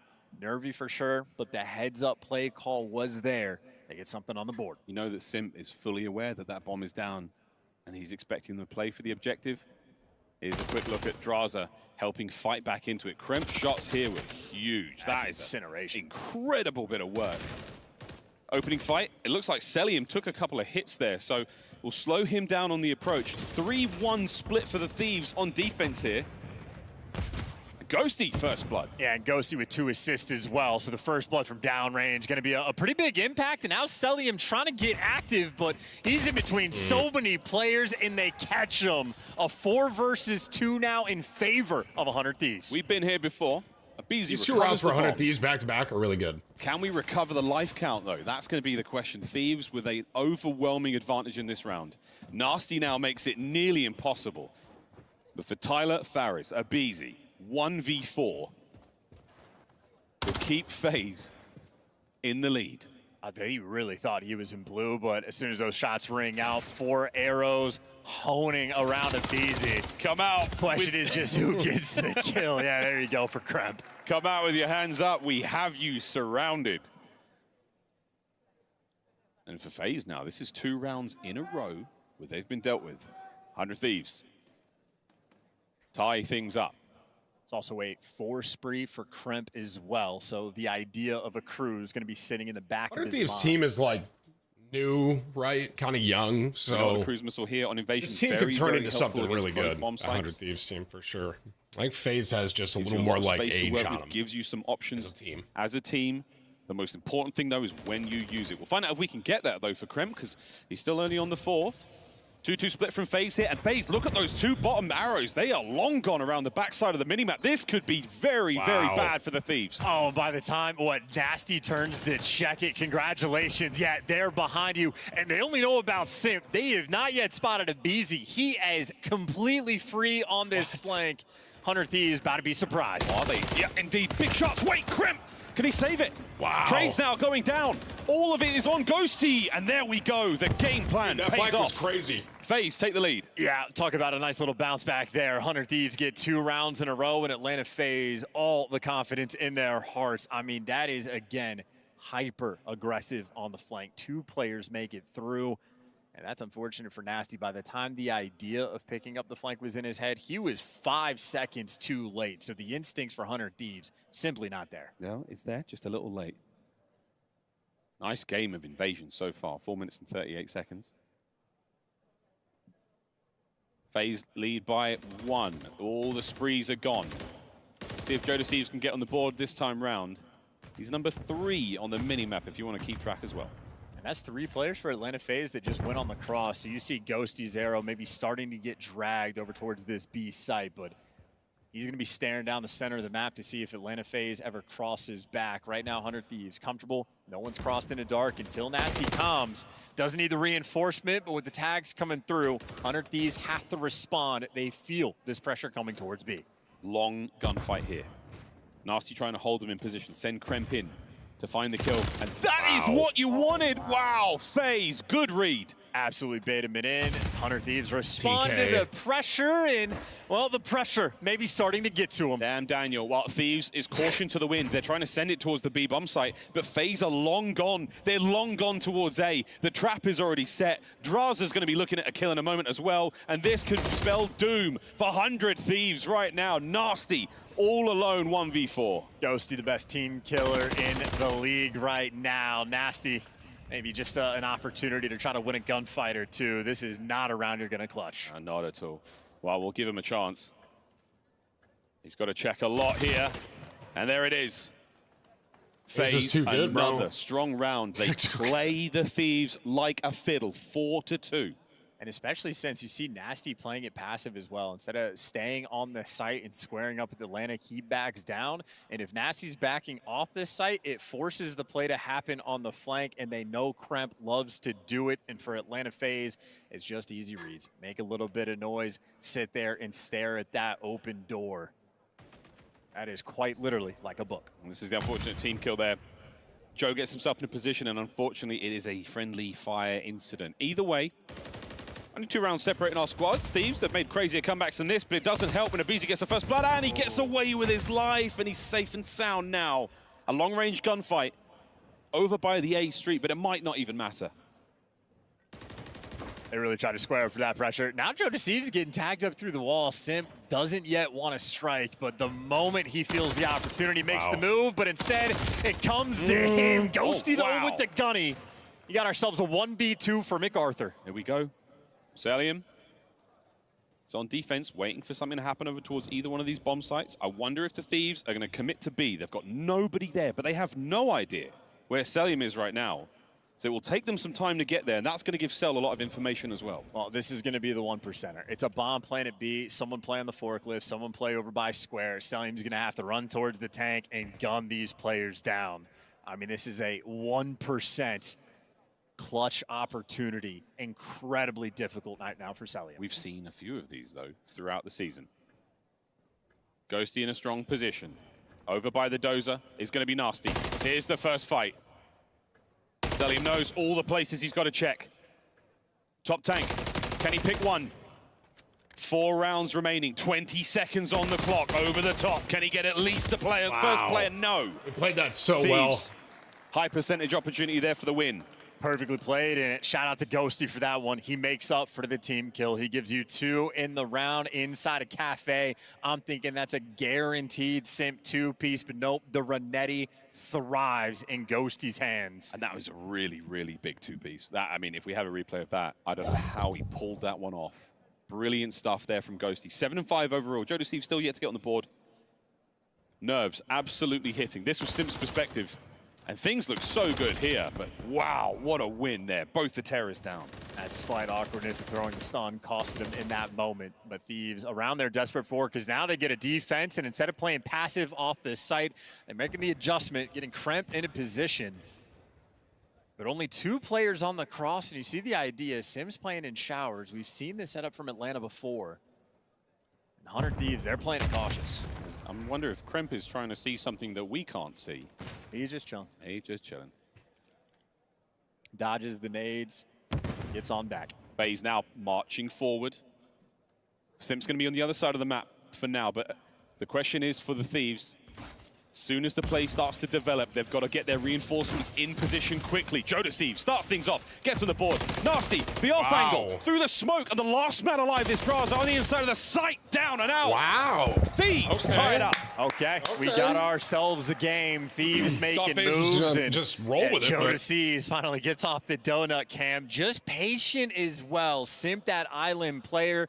Once his team gets active, he is forced to do the same, but Joe, nice and patient, and his team delivers. Again, making the adjustment, not playing passive in and around the site, making sure you square up. Kremp ready for that action.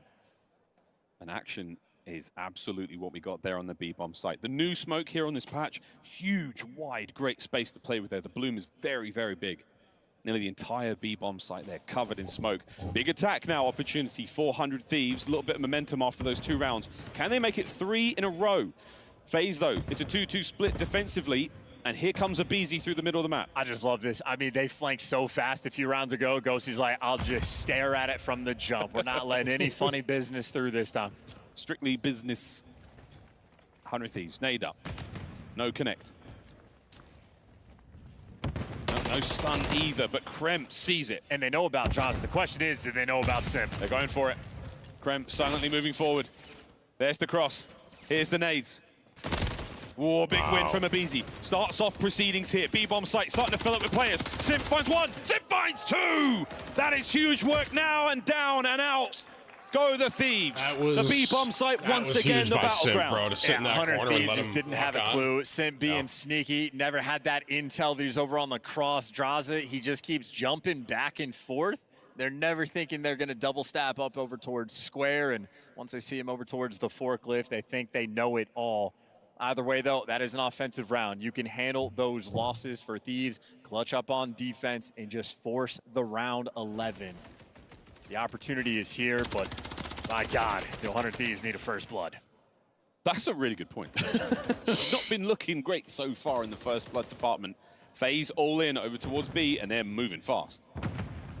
And again, no pressure. This is another 100 Thieves. These are the flank plays coming through if they go for this B-bomb site. How fast they're going. Maybe going to be looking through a crack in the door, but Abizi's going to be there to meet you. They're absolutely trying to take the initiative here. Close trophy.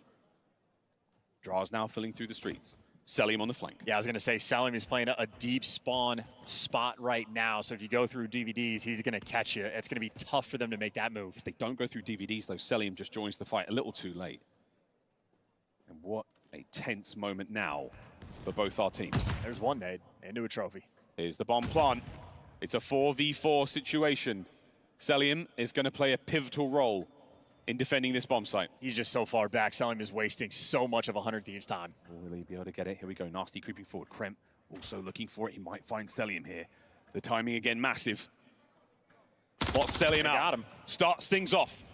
You just don't have time. You got 20 seconds to get this done. They're flying forward. Sends it. Big win. Joe Deceives on the side. Nasty! What a retake! Wow.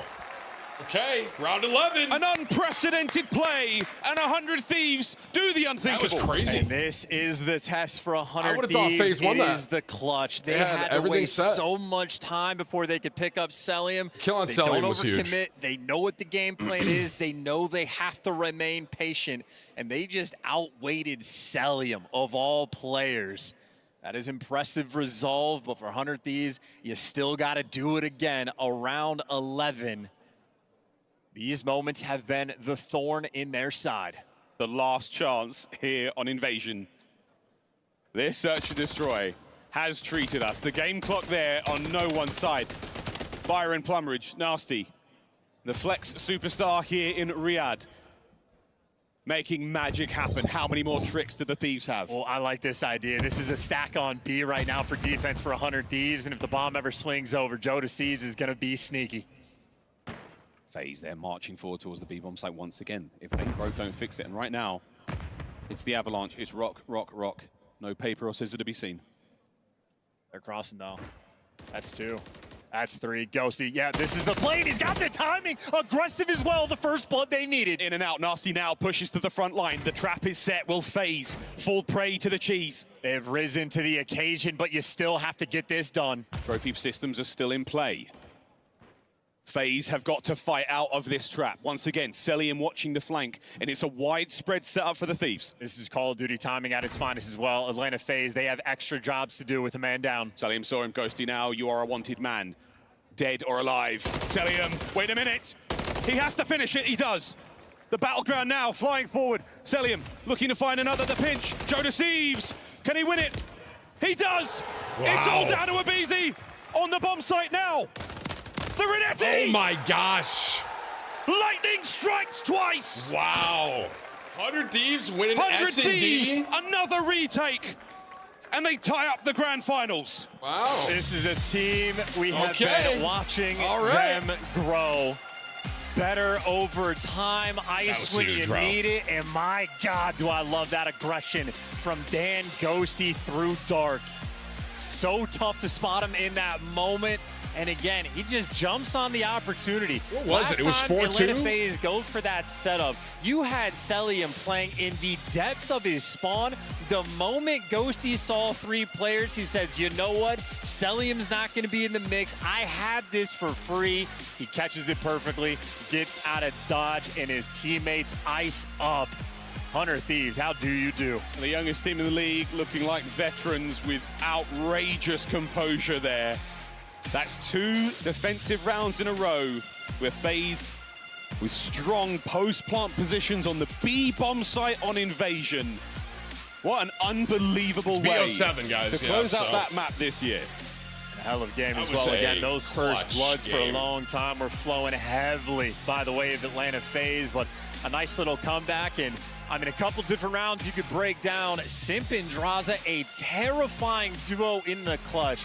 They had a 2 versus 4 in round number 3 that they were inches away from being able to execute. But Ghosty and Kremp held them off. And again, that would have been the dagger round. Honestly, could have called the entire grand finals if Atlanta FaZe could keep steamrolling like that. But 100 Thieves finally apply some pressure. Unbelievable individual fights here. I think for Ghosty in that final moment as well, not to get greedy. See those 3 players get one and retreat immediately. Force in the play once again. You've walked away with the advantage after that opening fight.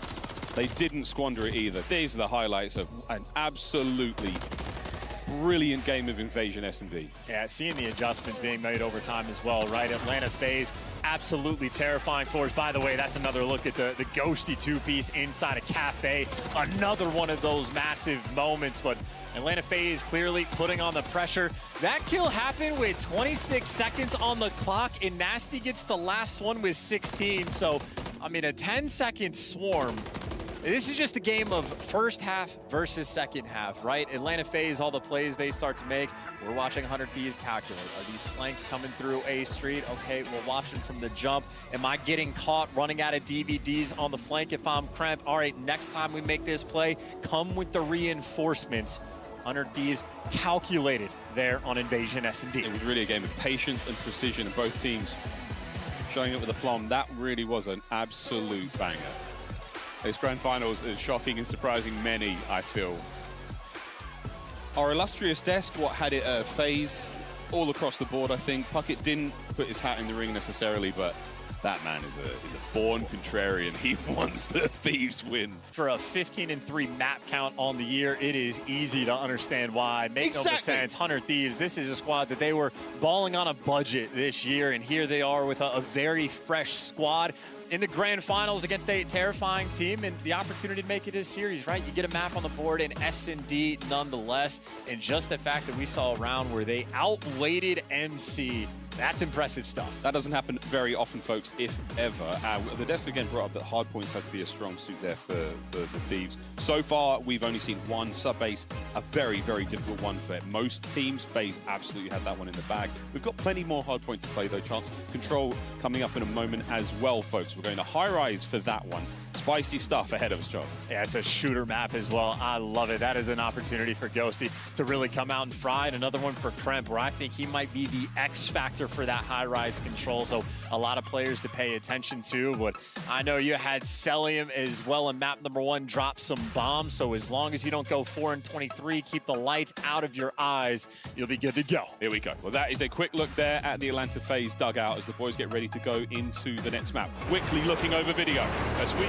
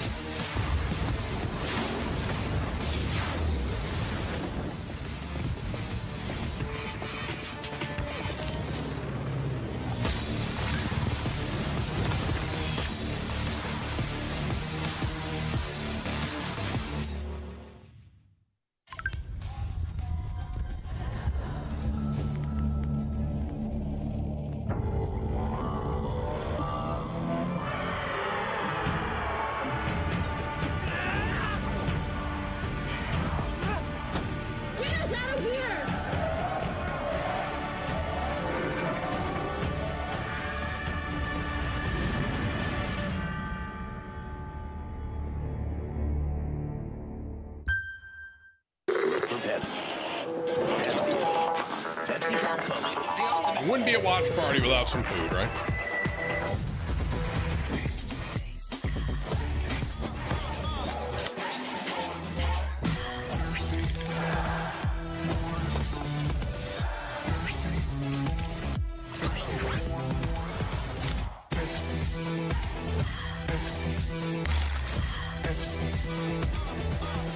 Wouldn't be a Tim stream without some food. That's right.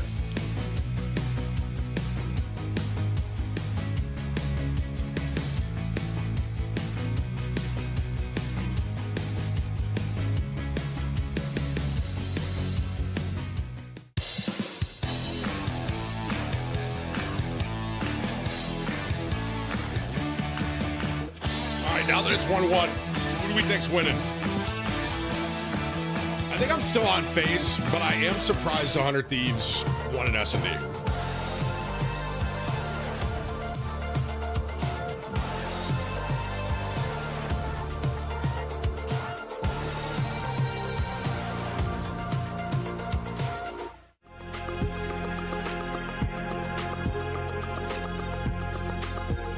I said FaZe from the get-go. I just want a good game. You know what I mean?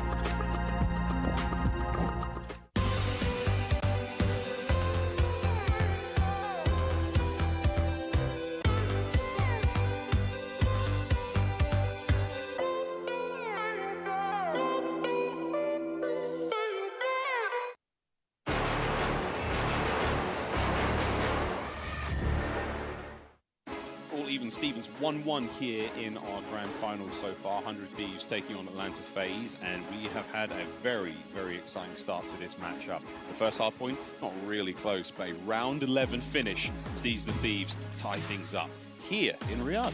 And it is quite literally the type of round 11 and round 10 that makes me more of a believer. Atlanta FaZe, they have had their number and then some. We watched the sub base. It is Celium at his absolute finest, and that to me signals the, oh no, Atlanta FaZe, they're looking scary. But then you got to kick in the flip side narrative. Atlanta FaZe had a dominant year in Cold War, and since then, they're always good for one, but still so many grand finals where they fall short, and have done it against so many different teams. An opportunity for 100 Thieves to add their name to the pile. It'd be the first chip win for 3 of these players as well. It would be electric David, stuff. thank you, bro. I appreciate you, man. We're all 4. I can't remember. Just Ghosty had such a good year on Optic, you know? He did. It was a second place, actually. The Toronto Ultra beat them. He beat them at their own home series. All 4. Yeah, the Optic home series. What a moment for those young men on stage. Nasty, what a tournament he's had. A lot of praise at the professional level. Gets a lot of criticism online for his stats and his play, and I mean, I think as a player, he's fantastic. We seem to catch him with the worst possible timing. He's getting world starred. Whenever we're on his POV and things are going bad, we always get the worst of it, but otherwise an absolutely brilliant player. He's always been a player for me that I look at, and there's a handful of players that can be a little bit tricky to evaluate. I remember at the start of the year, Dashy's like roaming around on sub base, just sort of talking to his stream, and he's kind of like, I'm shocked that Nasty's not in the league. Like, that just seems to be a mistake on like 11 other teams' part to not actually pick him up. And from what we've seen from Nasty this year, Dashy was absolutely correct. Nasty, an absolute force on the map. He has earned his stay. Yeah, Dashy, a world champion, one of the greatest to do it. He knows ball. Well, this is how head-to-head has looked so far. This is controlled solely here at the Esports World Cup. And Riyadh has been treated to some brilliant games of control. FaZe yet to drop a map chance. That is, yeah, a terrifying sight as well. And keep in mind the ticks per defensive round. You want that number to be lower, so Atlanta FaZe are better in all 4 statistical categories. And obviously, it is a very map-dependent thing. High rise, a lot closer to 50-50, I would say, than certainly compared to Invasion. Still a little bit defensive heavy, but you can make some magic happen, but your communication has to be on point. Your timing of like the guys on hill, where they need to look, it can be chaos. You have to watch which side of the ladder when you're on a B zone. Is it gonna be the hop ups? Are they jumping on top of you from helicopter? One of the 17,000 jump up spots we have on this map. They are not easy to keep track of. Yeah, a lot of numbers here. 17,000 jump ups on high rise. I think 48,000 windows on St. Petrograd. And 100 million giant exploding propane tank kills this year. The secret MVP. May he forever be remembered. And I think he will. What a season it has been, my friends. Time to go to war, boys. Here we have it. High-rise control. Map number 3 here in this grand finals of the Esports World Cup. To take the lead in the series. Very difficult one to do it on. This is a 50-50 map, essentially. Who will get the trap set first? Attack or defense? Here we go. 100 Thieves, that opportunity to put the pressure on first, spreading the map as well to play for picks, and Kremp, he gets the first one, rips Selim out of spawn. Again, the map is very, very much, a 50, like yard line, that halfway mark. And Joseph deceives, only finds one before being brought down. FaZe now creeping over the halfway point. Ghosty stays alive for now. He's going to be an important player to cause problems for FaZe. I don't know about that. He's actually the only lifeline right now for the team. Wow. It gives you something extra. All of his teammates now at least are able to get out of spawn. I told you he's a problem, and now his boys are out. And we're stacking the point. 2 members of the Thieves on B. Joe deceives the front line man, but he's gone down low, trying to keep everyone at bay. Big wins there from Abizi as the capture's still rolling through. 1 segment down. Contest is there, and Kremp trying to keep the play alive. These are the huge gunfights as well, and Kremp, he wins the big one. You continue to get out of your spawn. Yes, he gets traded out, but 100 Thieves still can apply that pressure. Nasty, maybe going towards the A zone as well to turn some heads, while Abizi roaming the zone. Stuns tagging him up, backing him down. And Abizi doing a great job staying alive there, finding kills for Spree and pulling down the progress on the B zone. Finally, though, Ghosty back in there, stops the clock at 25, and we're getting the capture done as well. Unfortunate that they never got that second tick, so they still have some extra work to do, and a trophy system would have been nice. Absolutely tatters and tags them up. Sim gives you 3. Right there for the trades, but he gets taken down. That is everybody back in spawn. He's not an easy player to bring down. He certainly goes swing in 10 seconds, though. Someone's got to get close to the zone. Who's that who snuck down low? Nasty. Selim trying to put the pressure on. 5 seconds on the clock. Anyone there? No. This is most likely round 1. Going to Atlanta FaZe. Wow. Mostly dominant as well. Ghosty sort of has that initial bailout moment to get you to the zone. We had a triple stack rolling through, but then Atlanta FaZe wins all of the important gunfights. On the damage front, Abizi and Simp provide, both able to do a K+ and 5 objective kills as well. So Atlanta FaZe, again, winning all of the big ones. Yep. Very, very important stuff.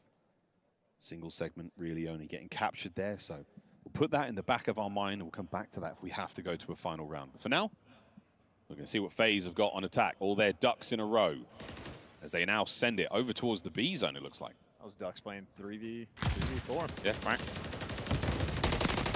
Quack, quack, Draza, two-piece. Here we go, forward into the zone. The B Street wide open. Abizi gets his as well. And this is looking very good for FaZe. Shout out the king. There's going to be like 2 bodies on the point for the moment right here.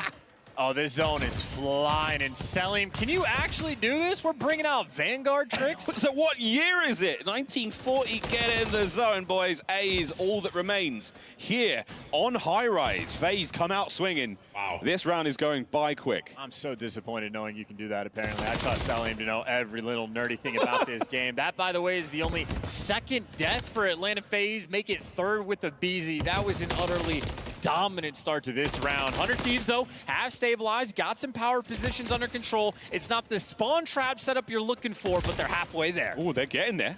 Abizi, the first sign of life here for a moment for FaZe. A nasty quick retreat makes it a lot harder to deal with. Abizi gets spotted out, but he gets the kill. Number 12 for him as well. No trades rolling through. 100 Thieves, though, again, maintaining that mid-map pressure. Abizi right now knows he needs to take a route to try to open things up. But in the meantime, his teammates are falling.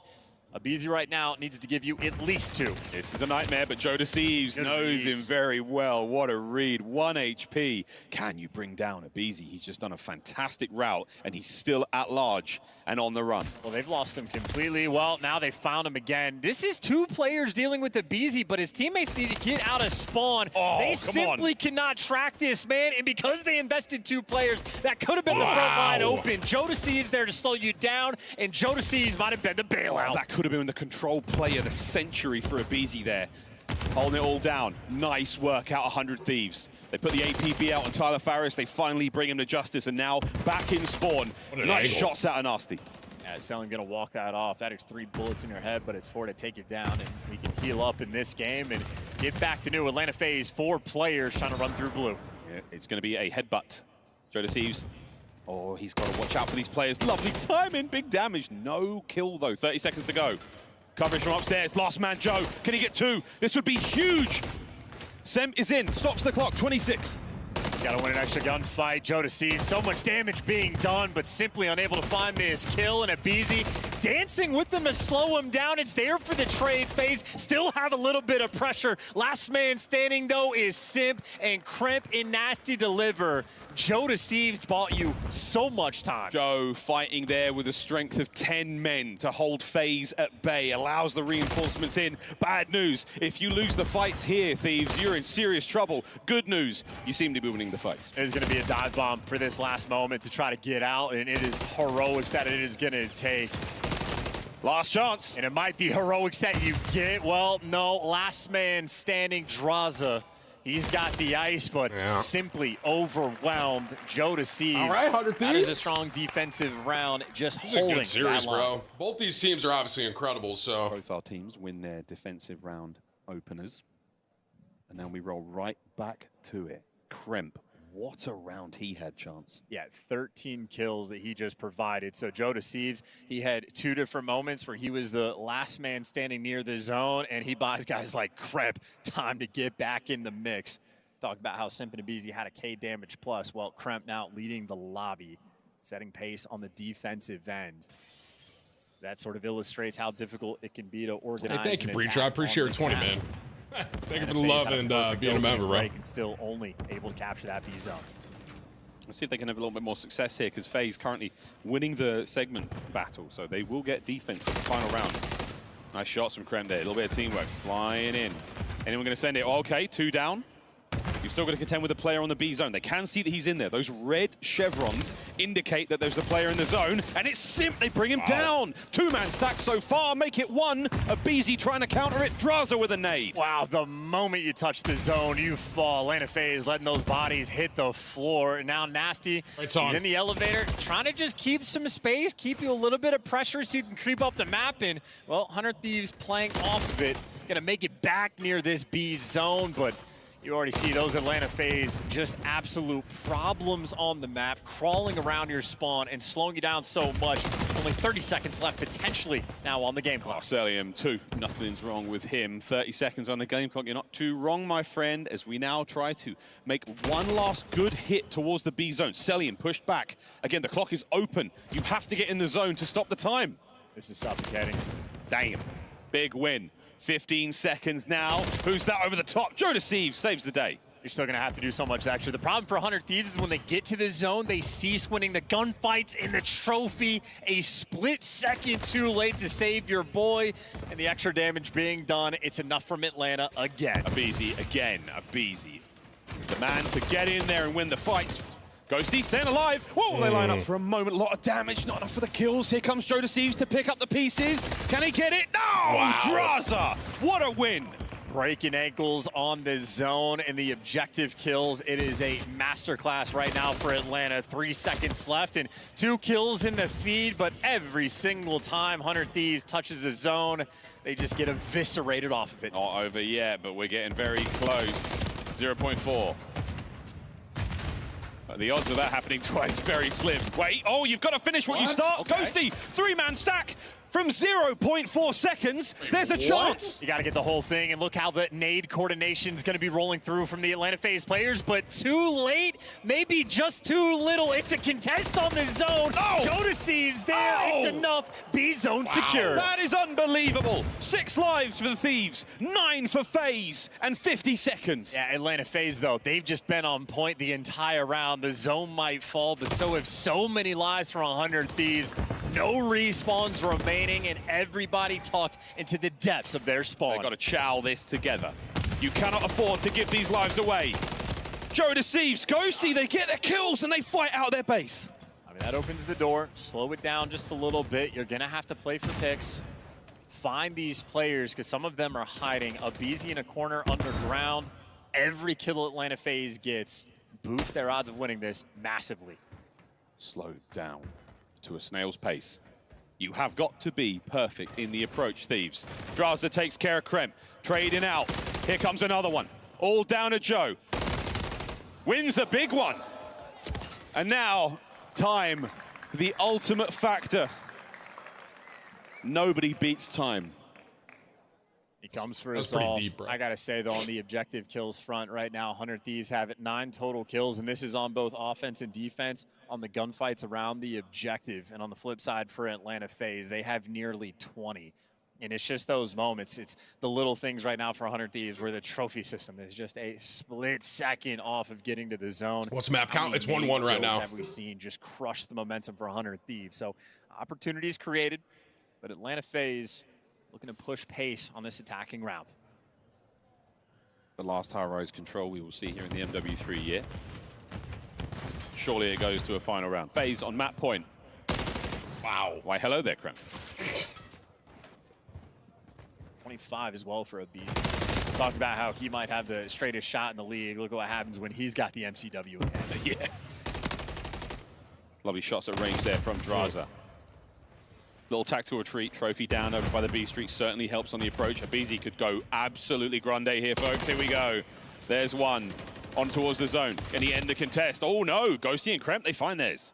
Nice kills as well, and a nice setup for 100 Thieves. And they got the power positions. They got pushed up, and right now Selim letting his teammates make the impact first. Players dancing above him. Draza gives you 2, and Atlanta FaZe pick up 3 in that engagement. It's enough to at least touch this zone. And they get in the zone. Oh, now the window shots. There's Draza there on the zone, holding it down alone. Close stun, doesn't land. Look at this, everything in the kitchen sink, absolutely nailing him. They do manage to get the segment. They get him off it for now, though. That segment's not going to buy you too much, maybe an extra few seconds that you can save. And now it's going to be an A-hit forced through. Joe Thieves, his shot has been on point this game, and it remains on point. That's a 3 spree for Joe. He's fighting forward as well. He should be able to catch a couple more. Will he check right? That's the question. He does! Another for Joe. 5 in a row.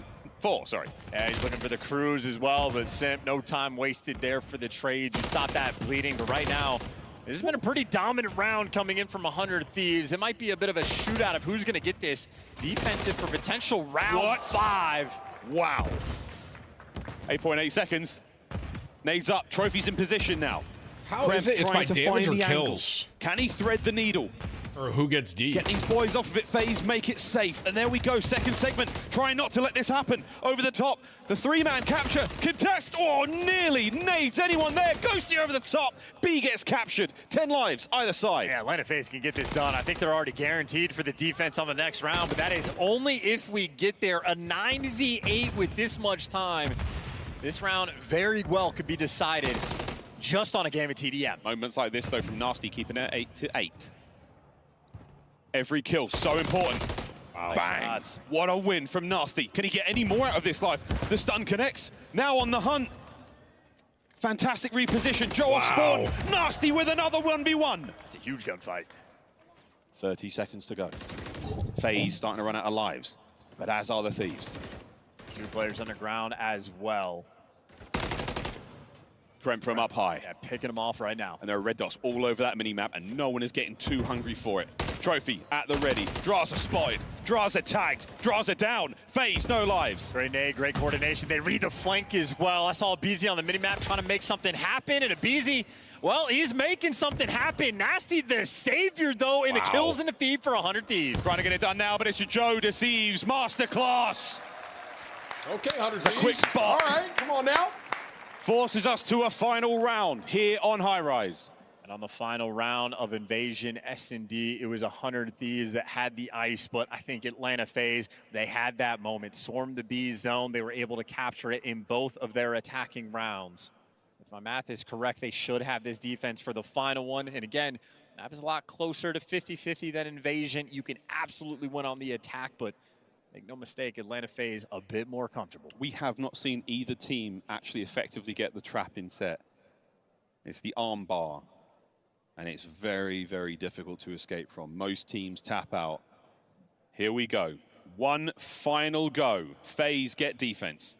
Dig deep here for 100 Thieves, and for Atlanta FaZe remain consistent. That's the right man to shut down, by the way. Abizi right now, 30 kills plus already with that bomb. He's off the map. That buys you the comfort. You're able to get to this zone. Thieves now making their way into the zone. Oh, and they found a couple of kills. 3 down, 3 down. Let's go for a listen in with 100 Thieves. Shut up, Joe. Sorry. I think so. Off a shot. So, one shot dead. Opposite. I'm on that. I'm fucking one shot. Wait, no, BZ close. BZ close. One shot. I got stunned, bro. Absolutely going to left wall. Their left wall, man. Our middle's will get a point. Their left wall, man. Good job. Challenge on B. I'm B. I got streak. Alright, live. Shit, Joe. Yo, you want to streak? No, yeah, wait. Going got subs. Running up mid-sim. I'm one shot here. I'm probably done. Oh, no, so. We got nothing on me right now. He's playing that. Don't sip. Alright, nice. Good. I'm still on A. Joe's kind of popping off right now, dude. Are you in the green tarp com? I'm gonna run out. I'm gonna shoot. PZ, live. Yeah, I think so. PZ's third underground. I think so. Long dead. Okay, he's going to blue. Cell one's off. I wrapped left. You just.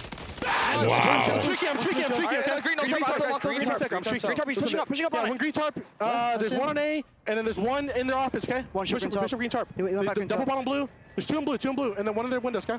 Alright. I got one in their windows, two in blue, guys, okay? Nothing on green tarp. So, maybe let's run blue then. I'm doing the trophy, I'm nading close. No, blue, hold dead. I fucked my nade. One shot of BZ down ground. One still, I'll low blue. He was low blue. White barrel's dead.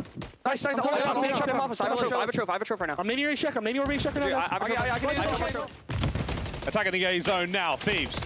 What a moment for them. What a moment for Joe Deceives. He might do Can he it. find any more here? Pressure now on towards the A zone. Nasty getting the capture. No way. Second segment, long gone. It is a massive turn of events. Thieves. Wow. They take the lead in the grand final. Wow. And that like was father, crazy. like son, Abizi brings Joe went crazy Deceives at up the end in there, the bro. league. Maybe for Joe, just to knock him down. Abizi drops 35 on their heads. Joe Deceives matched him and then some. A 30 bomb for him. A cruise missile in the round so many times on defense. Joe is that man. The last stand to slow down Atlanta FaZe.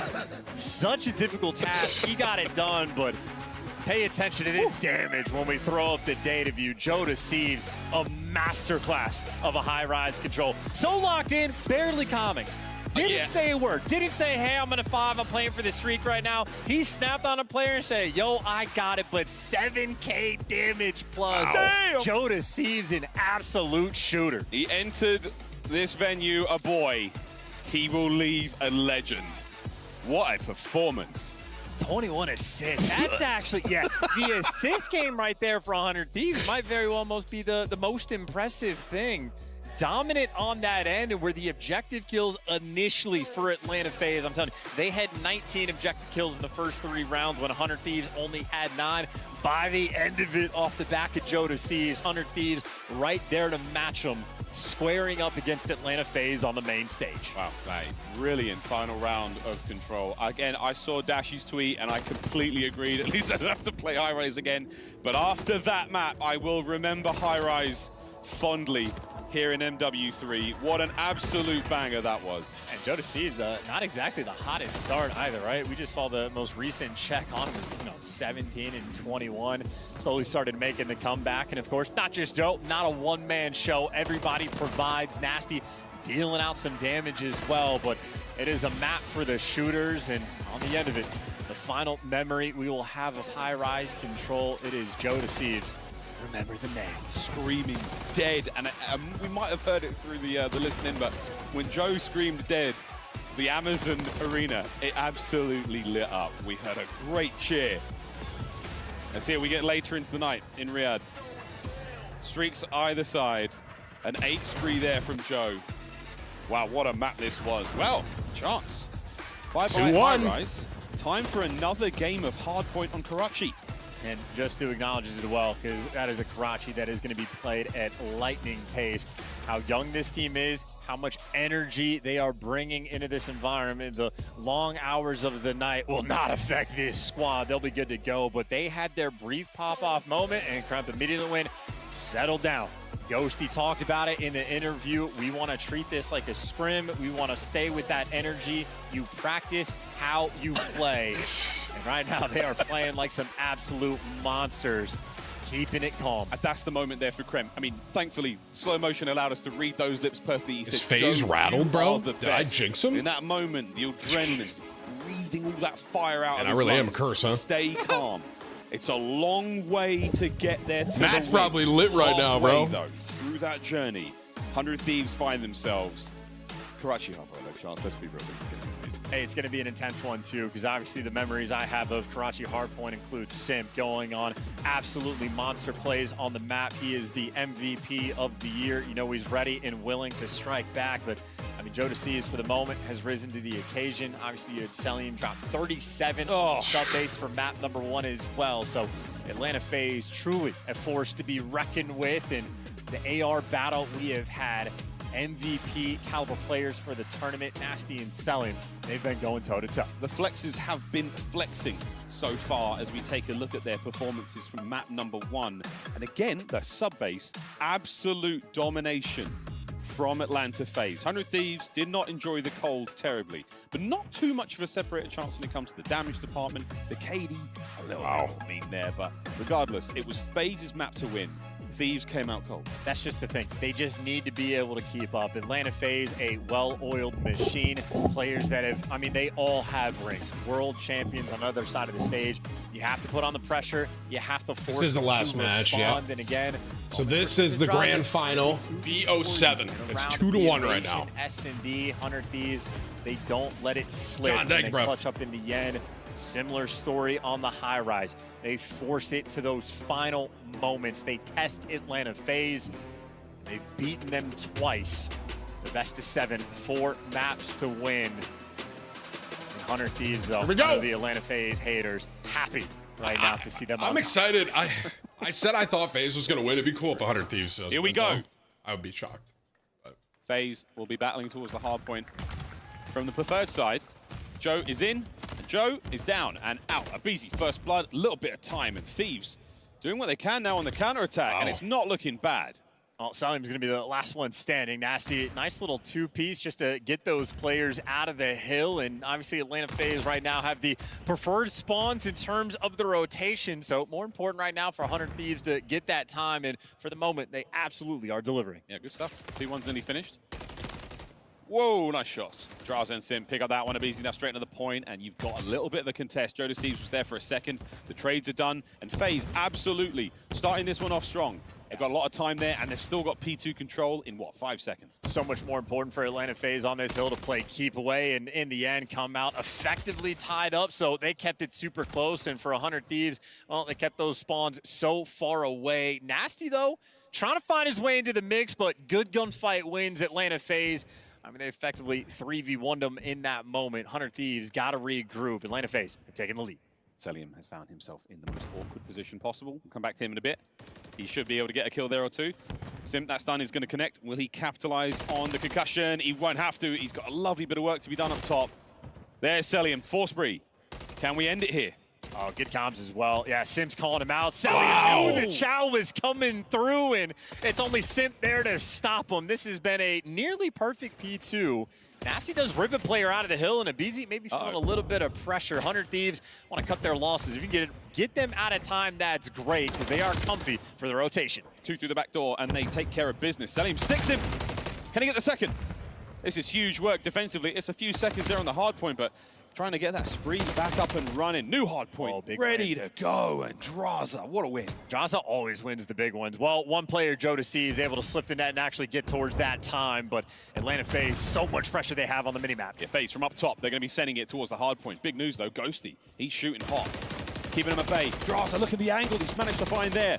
Pressure there on a Ghosty. A little bit of suppression to allow his teammates to get in. Send in the submachine guns. That's the game plan right now, but the Thieves are holding the line. Well, someone's got to make that move, and Draza trying to get active. Abizi was doing the same thing, but Abizi, he was the first one to die on the push, and he was also the next one effectively to die in the push. Atlanta FaZe not pushing pace, getting gunned down, and Thieves collecting that time. Albeit Nasty needs to stay alive, and Abizi, I mean, he is playing at a rapid speed, a full send to get that scrap. He manages to find the kills and keep FaZe in the lead. Rotation, though, towards the new hard point. Low left-hand side of the minimap here on Karachi. No cover, really, on this one. Wide open play space. The Thieves are all over it. This might be Cellium at his finest. Killed number 11 already. Dropped at 2.0 in map number 1. His stats somehow getting even better. Look at this angle, this very calm play. TimTheTatman right hooks Draza into the afterlife. Abizi cut down. Hardpoint still a dangerous place to be. 3 dead. Gotta stop Cellium, bro. He's playing for the Crews without question. Cellium right now is Mr. Keep Away. Whether or not his teammates were in the time doesn't make a difference. He's keeping 100 Thieves out of it, but where he falters, his teammates potentially there to pick him up. Abizi from down low, just looking for those trades on Ghosty. 100 Thieves right now unable to get that rotation. Atlanta FaZe right now staying ahead of the game. Staying ahead of the game. Not a huge amount of time gained from this point. I mean, typically it's what you see. It's so many ways to hit it. 2 down. Trying to get towards new. Top right-hand side of the minimap. FaZe. They've absolutely got an iron grip on that point. And to break this current hard point, or the one that's about to pop, you have to pressure from both sides. Right now, 100 Thieves, the full team, not quite in position, and they're getting chopped down along the way. Draza from in green just slowing you down so much and making Cellium's job incredibly comfortable. 100 Thieves, you see Kremp, he's been here the entire time, and he's making his impact. There's pressure one direction, need pressure on both. Cellium, well, he's absolutely freaked there, but good news, he's got his teammates to help him out. Pressure now through the middle of the map. That's where the Thieves are going to be coming from. And again, FaZe, what a hard point it's been for them. Abizi takes on Joe. Joe tags him back. Still, though, that's a gunfight just to make sure you get to the front. Now you see Ghosty finally in the setup. So finally, 100 Thieves have pressure on both sides. This is your moment to strike. Trying to find 2 in the back line. Oh, wow. Sim and Cell, they get them all. FaZe, retain control. Still, though, they handled them. And, yeah, Abizi should be comfortable. So right now, Atlanta FaZe just playing a much cleaner game. The teamwork on point. And, I mean, still scrap time worth getting. Ghosty not even going for the chow until maybe a little too late. Yeah, comfy on the first set of rotations. A dominant lead for Atlanta. Brilliant lead for Atlanta here. Back over towards the first hard point we go. Crimp lying in wait. Pops in and out. Renetti. Rat-a-tat-tat. Finds the player on point. Cleans him out. Gets a bit of time. Here comes Joe from up top. That was a really nice Still play. have to worry about the player from down low. Ghosty with a snapper. Can he get the second? Wants it. There's a trophy. There's a time. Can he stay alive? Oh, he's making moves everywhere, even worried about the flank. So Ghost is getting cracked because those spawns are insane. Both teams spawning on the same side of the map is unexpected. It is tricky to deal with, and Atlanta FaZe coming out on top of the chaos. Is so good at seconds. hardpoint, bro. That's not scrap time. That's great time. Great time. 20 seconds to go now. Nasty, been a little quiet for a minute, but he's got himself in towards the new point. 15 seconds to go here, and the Thieves, you can see the setup. They want the full 60. They want to maintain control here. 10 seconds to go, and here come FaZe. In Atlanta FaZe, though, we've seen 100 Thieves in these scattered moments, not able to set up these clean breaks. Atlanta FaZe right now, all 4 players, they're prowling. They're getting pushed now. Good shots from Joe. Wow, nearly got the second. Perfect stun, takes care of Nasty. Simp fighting forward. Ghosty, the last man here, and he's down. The break is good. FaZe are in. Yeah, their teamwork on Karachi is so much better. It has not been close. Just the efficiency that they traded out those players in red. This is Atlanta FaZe at their finest. It is Celium being a nuisance in the middle of the map. Abizi's there to pick up the trades. Maybe a 2v2 around the zone. You see on the mini-map right now, Draza wins the big one. He's on a 4. 17 and 11 in the KD department also. Massive lead from FaZe. Can he find 5? I shot some Nasty there on the hop. The fadeaway. Kremp gets in 2. 16 seconds, not bad. Yeah, you cut your losses, though. Maybe you're happy for the scrap, but you are unhappy for that rotation. Atlanta FaZe, we get to test their setups, and again, for 100 Thieves, they've been scattered. They keep getting cut down before they can set up an effective push. Abizi making a dent in this one. You see Kremp able to strike, but Joe Deceives does not have the support just yet. New hard point, and Joe has got to do it alone. Wow, great reaction time there on the Abizi kill. Towards the point. No good. Simp finds it. Look at these angles. These boys know all the things you can shoot through. Yeah, but you're going for the nerd spots. Meanwhile, Simp on time, able to pick up 2. Maybe no trophies, but the trade's already out and about. Atlanta FaZe is just this dominating is this complete one. dominance so far. Oh, Jinx! Absolutely. 217 and climbing. Thieves yet to get towards 100. Can we get the kill on the Nasty? Simp just holding it down. In through the back door. We're going to get there in a second, but Draza saves the day. Now, finally, the entry on towards the point. Thieves have got to get in there, and they've got to get in there now. Oh no, Simp with the Renetti. Simp looking for another there on the inside. Nasty wins it. But man, it is looking sore. Yeah, you got Simp, by the way, right now, the super soaker. 2 minutes in time, and he's winning gunfights with 60 HP left, but that is so much more than he needs. This might just be a victory lap. 2 hard points for Atlanta FaZe. I mean, they have just separated themselves from 100 Thieves. We forget all about that incredibly exciting game of Control. Thieves have been bodied so far on Karachi, but it is not over yet. This hard point wasn't ideal for either team, Chance, but let's see how this goes. Got a long way to go. I mean, 100 Thieves do have the right side spawns. You got a Nasty on a 5. If he can get a cruise, that's a guaranteed break, potentially on the next P1, but where his teammates fall, he just gets shredded through a wall. Beezy's built different. That is an incredible heads-up play. Wow. Simp He's cutting just him too good down. on this 5 map. for the Holy win. cow. We're looking at a tied final. 2-2. FaZe This might be game 7. strike back. Front of a game 7, ladies and gentlemen. And that is a suffocating map as well. Atlanta FaZe maybe sucking a good bit of the life there out of 100 Thieves, and there is no time to pause after a performance like that. Selling again at his absolute finest there in the hard point, but maybe more importantly for Sim, 17 kills, not a massive amount, but 2 minutes inside the time, and 9 of Sim 17 were from inside of the objective. An absolute mastermind, a master class there to balance this series out. That was the last hard point, right? Battle we have in the grand final. I think many expected this to be done in 4, Chance. I really do believe that, but 2-2. We're dressed for the dance right now. Massive stat lines there out of Draza. Big damage from Celium. Non-tradeds, you name it, but Sim, 2 minutes and 11 seconds there in the hard point. That's what you want to see out of one of the greatest to ever do it. The Super Soaker. Not a whole lot of life there from the Thieves on Karachi. We can say goodbye to that one. Not tremendously memorable, but an important step in this journey nonetheless. Yeah, the teamwork really just showing off there from Atlanta. Again, nothing but world champs on that roster in any given moment, always making the heads-up plays. Fun to so watch, much man. So that when Nasty's on a Shout out to EWC for doing these watch parties with us, man. That's been why cool. not do something like that? Yeah, right now. Well, hashtag out on a Sunday, it's the bro. Esports World Cup here in Riyadh. You can't take any In of there, these secrets Tim? with Yeah, you bro. into the Let next me- game. let me hop we in, saw man. plenty You know of what I mean? champs. We saw some great ones, but I mean, in this Get series me in there, alone, bro. angles on high rise, Celium looking for red dots and aim assist through walls by the B zone. We're seeing shots right through buildings. I know the guys at Sledgehammer are fully aware of some of these issues, and it's very, very difficult to keep a lid on it. Our pros so good at finding these secrets. And it's moments like this too. Like Joe Deceives gives you one to so much damage, but the away. I'll bring it trades back, that guys. come through immediately after. It is Atlanta FaZe just taking turns. The trades hyper efficient, getting the cutoff kills when you need them. Draza going on sprees at the right time. Atlanta FaZe truly too clean with it, and I'd say for a few moments, 100 Thieves might have had to stabilize. Never truly able to orchestrate maybe a 4v4 hit. They are always a man down on the situations, and if you're a man down on a situation against Atlanta, well, there's simply no hope. Hey, FaZe one step ahead of the game every single hard point we saw. Krem can hardly believe it.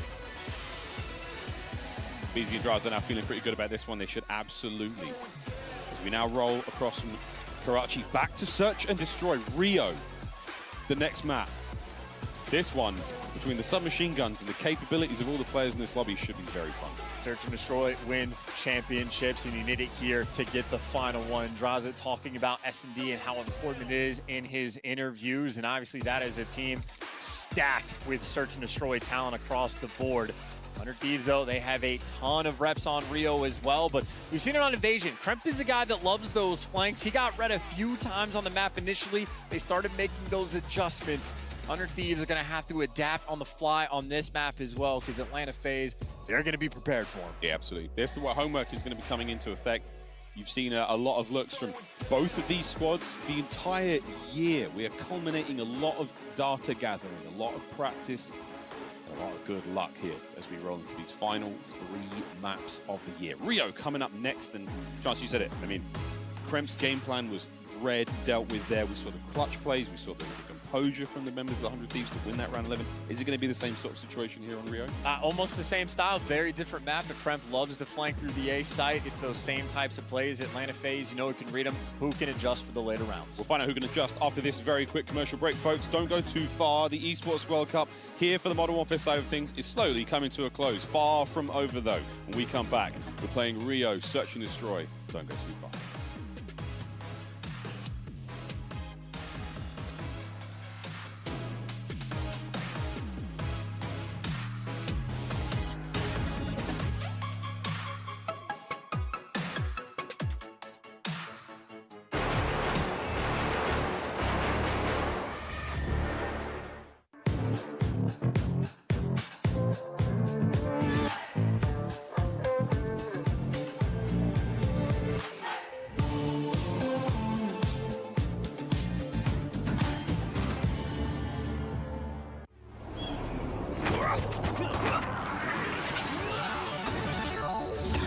Ready, set, go.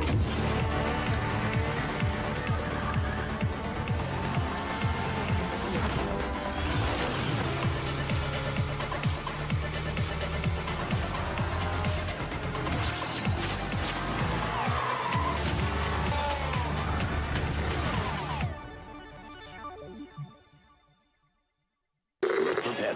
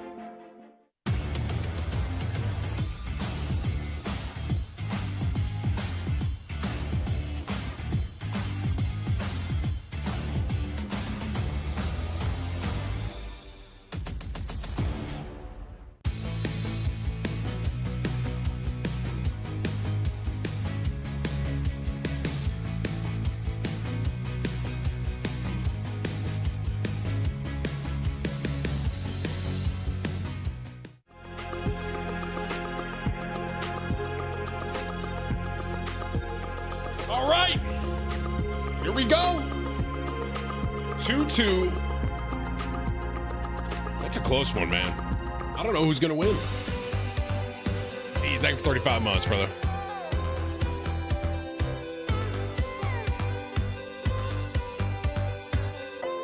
Son, appreciate the new member, man. Welcome. All right, so Chad, who do you think's taking it? I still think Assalamu alaikum and welcome back, ladies and gentlemen, to the Esports World Cup. We're all tied up 2-2 here in this grand finals. A big surprise for some, but for these casters, just happy to be riding the boom. Here we go, chance into another Search and Destroy. Rio should be a treat. And I told you this at Champs, sort of behind the scenes. Yeah, he already knows where this is going. It's going to end on invasion control. That's exactly what happens at Champs. Even when it went to a round 5 offense, I was just like, look, Optic have the lead. It's guaranteed they win this. It is written in the cards. And I see an invasion control here for map 6, which means whoever wins this S&D wins the entire thing. Rio right now, incredibly important to execute on this map. Nothing is written. It's what these players will make of it. But yeah, we do have a Rio Search and Destroy, and after that, it is an invasion control, and it could well be the end of the tournament. But High Rise will be the final map if we have to go to 7. And I certainly hope we do go the distance here. We go to the very edge of this series, of this grand finals of the Esports World Cup. The first time our players have gone on stage for 14 months, dude. Appreciate you. Let's take a little look back, though, chance through history. The map 2, the invasion. What an absolute superb show it was. Great looks across the board, actually. And it's a first half, second half type of story as well. Simp had 3 first bloods in the first 5 rounds, so he was absolutely setting pace, and he was the man that they identified and slowed down, and Ghosty is the man that had him dialed in. Again, the adjustments on point for 100 Thieves, but you know, against Atlanta, especially on a map like this, winning is an incredibly tall task. They're going to bring their A game, and this is the time of the year where everybody knows the game plans. There are no secrets. It doesn't matter how nerdy of a spot you think you have, you will be red. It's execution in the gunfights, it's the adjustments in the late rounds. Active to get things done. The only way to get it done now, sheer will, skill. As we thank everyone here on the Amazon stage, has been a fantastic tournament. We hope you're enjoying the show, and for all of you at home, we hope you're enjoying it as well. The Esports World Cup has not disappointed. Neither will our 2 teams as we now go into map number 5, Rio Search and Destroy. And Atlanta FaZe on the attack in this opening round as well. No trophies are going to be there, so you got to be very cautious about those stuns and nades, and neither team you see on the minimap waiting to make a mistake. 2 explosions out. A couple stuns as well. Atlanta FaZe have dodged that initial bash of utility. Now all the nades are gone. Lethals, tacticals, empty pockets. Here we go. The B-bomb site still seems to be where aBeZy really wants to get that bad boy down, and he's actually made it in, and he should be safe for a moment. Well, they feel the lack of pressure. They've dodged motion to push, and there's the first catch. Kremp again. He loves to flank through that A street. That is Selim's responsibility. Locks it up in round 1. Just because they've got the full control of the bomb site doesn't mean they're planting it. Jodeci's up top. Can't get anything. Brought down immediately. 4v2. Here comes Nasty and Ghosty. I think they might just send it. Hope for the best here. Roll the dice. Cut down. All onto Nasty, and Simp is sending it for the kill. Will we be able to find it? Nah, plant the bomb. Play it safe. And, you know, what's going on for the game plan in the Atlanta FaZe's camp? We saw a similar style on the invasion. They're just waiting for the scams coming in from 100 Thieves. If you get an advantage, let them tweak, let them over-chow. So even when they had all the space, they didn't go and rush for the bomb plant. They know that 100 Thieves is a team that gets hyperactive and will jump all over you. And of course, if you capitalize on that, you leave Nasty in situations like this. Hopeless in a 1v3. I mean, he was going for it. FaZe, do not let anything go wrong there. Full control. Playing for the tweak? What did you say? I'm telling you, we saw the invasion. They had 2 different rounds where they get complete Chris, thank you for 9 months, bro. And they sat there for another 20 or 25 seconds before they go for the bomb plant to make sure no one gets caught with their gun down while planting the bomb. They're ready for these flanks to roll through. Selim waits for Kremp on that initial push once he goes over towards the van. They wait for Jodeci's to fly up through the Eskies push as well. I still can't get over how dope the stages are, bro. bro. The correct direction, so we know what Atlanta's game plan is going to be. 100 Thieves, they have to adjust for it. Goes for it. What will the Thieves do now with the bomb in their hand on the attack? They've eaten a lot of damage already, so this is not going to be an ideal situation to be in. They have to back up. They have to lick their wounds and try in a moment. And already just the idea of trying to root out a BZ from this position sounds like a nightmare to me, but Thieves, they're squaring up for it. Here comes the hit. Thieves are going for it. Nobody in the middle, so if they get flanked, that's a problem, but BZ spots them out. Will the phase reinforcements move through? Yeah, they come. Massive opener there from a BZ. Is so Gets good, it. bro. Sim picks up his second as well. Huge advantage to phase. Exactly why that sounds like a nightmare, because the teamwork of the Terrors remains perfect, and a 2 versus 4 for the ARs. Oh, wow, a BZ! Wow. They're playing like 3 that. on the Maybe round this won't for be Tyler game Farris. 7. And that first gunfight, the difference maker as well. He was reduced to 4 HP. How close 100 Thieves could have been, but instead Kremp loses the gunfight just barely, and Simp there to cover his boy. The chemistry, the natural chemistry as well, Atlanta FaZe has, second to none. Natty Chem. 4 in a row for a BZ, 3 in a row for Sim. Draza just happy to be there. That's the gunfight right there. And the next 2 were good enough. Wow. Ghosty and Nasty, we'll see you in the next round. Next round, we're already here, folks. Thieves yet to get on the board. 3-man hit through the top side of the map, and they've already got bodies on the bomb site. And no flank this time from Kremp. He's stacking towards the middle of the map, so this is guns up right now for 100 Thieves. They are ready for this B hit. Oh, BZ, he's tagged. Has to dip out. Here comes a nade or 2. Trophy's upstairs. Keeps the skies clear. Sim looking for the angle. Can't get it. There's Krem. And no more movement there from FaZe. They're not going to have those trades. And Salim, again, not the type of player to take space. So he sees nothing by the A site, but instead of trying to move forward, he gets back with his boys. But by the time you do, you're a man down. BZ's still trying to play for that streak. He's on a 4 right now. You say goodbye to Sim, so that's done. Draws makes it a 3v3. Wow, a BZ 14 HP. That is incredibly unlucky for the Thieves. Still, though, he has to go to this B site. He's got both of his AR players on the steps. Oh, there it is. Kill number 5. And a quick move towards the A-bomb site. On the chase, though. Here comes Nasty.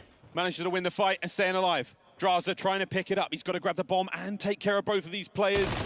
There's the angle. Run for it. Sell and Draza. Wait a minute. Wow. What a moment that could have been. FaZe. It is endless work here. 3 in a row. And what do we see? The third round on the invasion when Atlanta FaZe had the momentum. It was a near 2v4 that they clutched up, and it would have been the dagger. This time, granted, only a 3v4, but Draza instantly bails you out. FaZe just looks like in control right now. Where Thieves had the advantage. They simply let it Maybe that hard slip. point was 3-0 the momentum they needed. Potentially spell disaster, You know? even when 100 Thieves make the correct adjustment on the map. Not able to get it done. Another round we go, and another opportunity for Ghosty and Joe to find their first elimination of the map.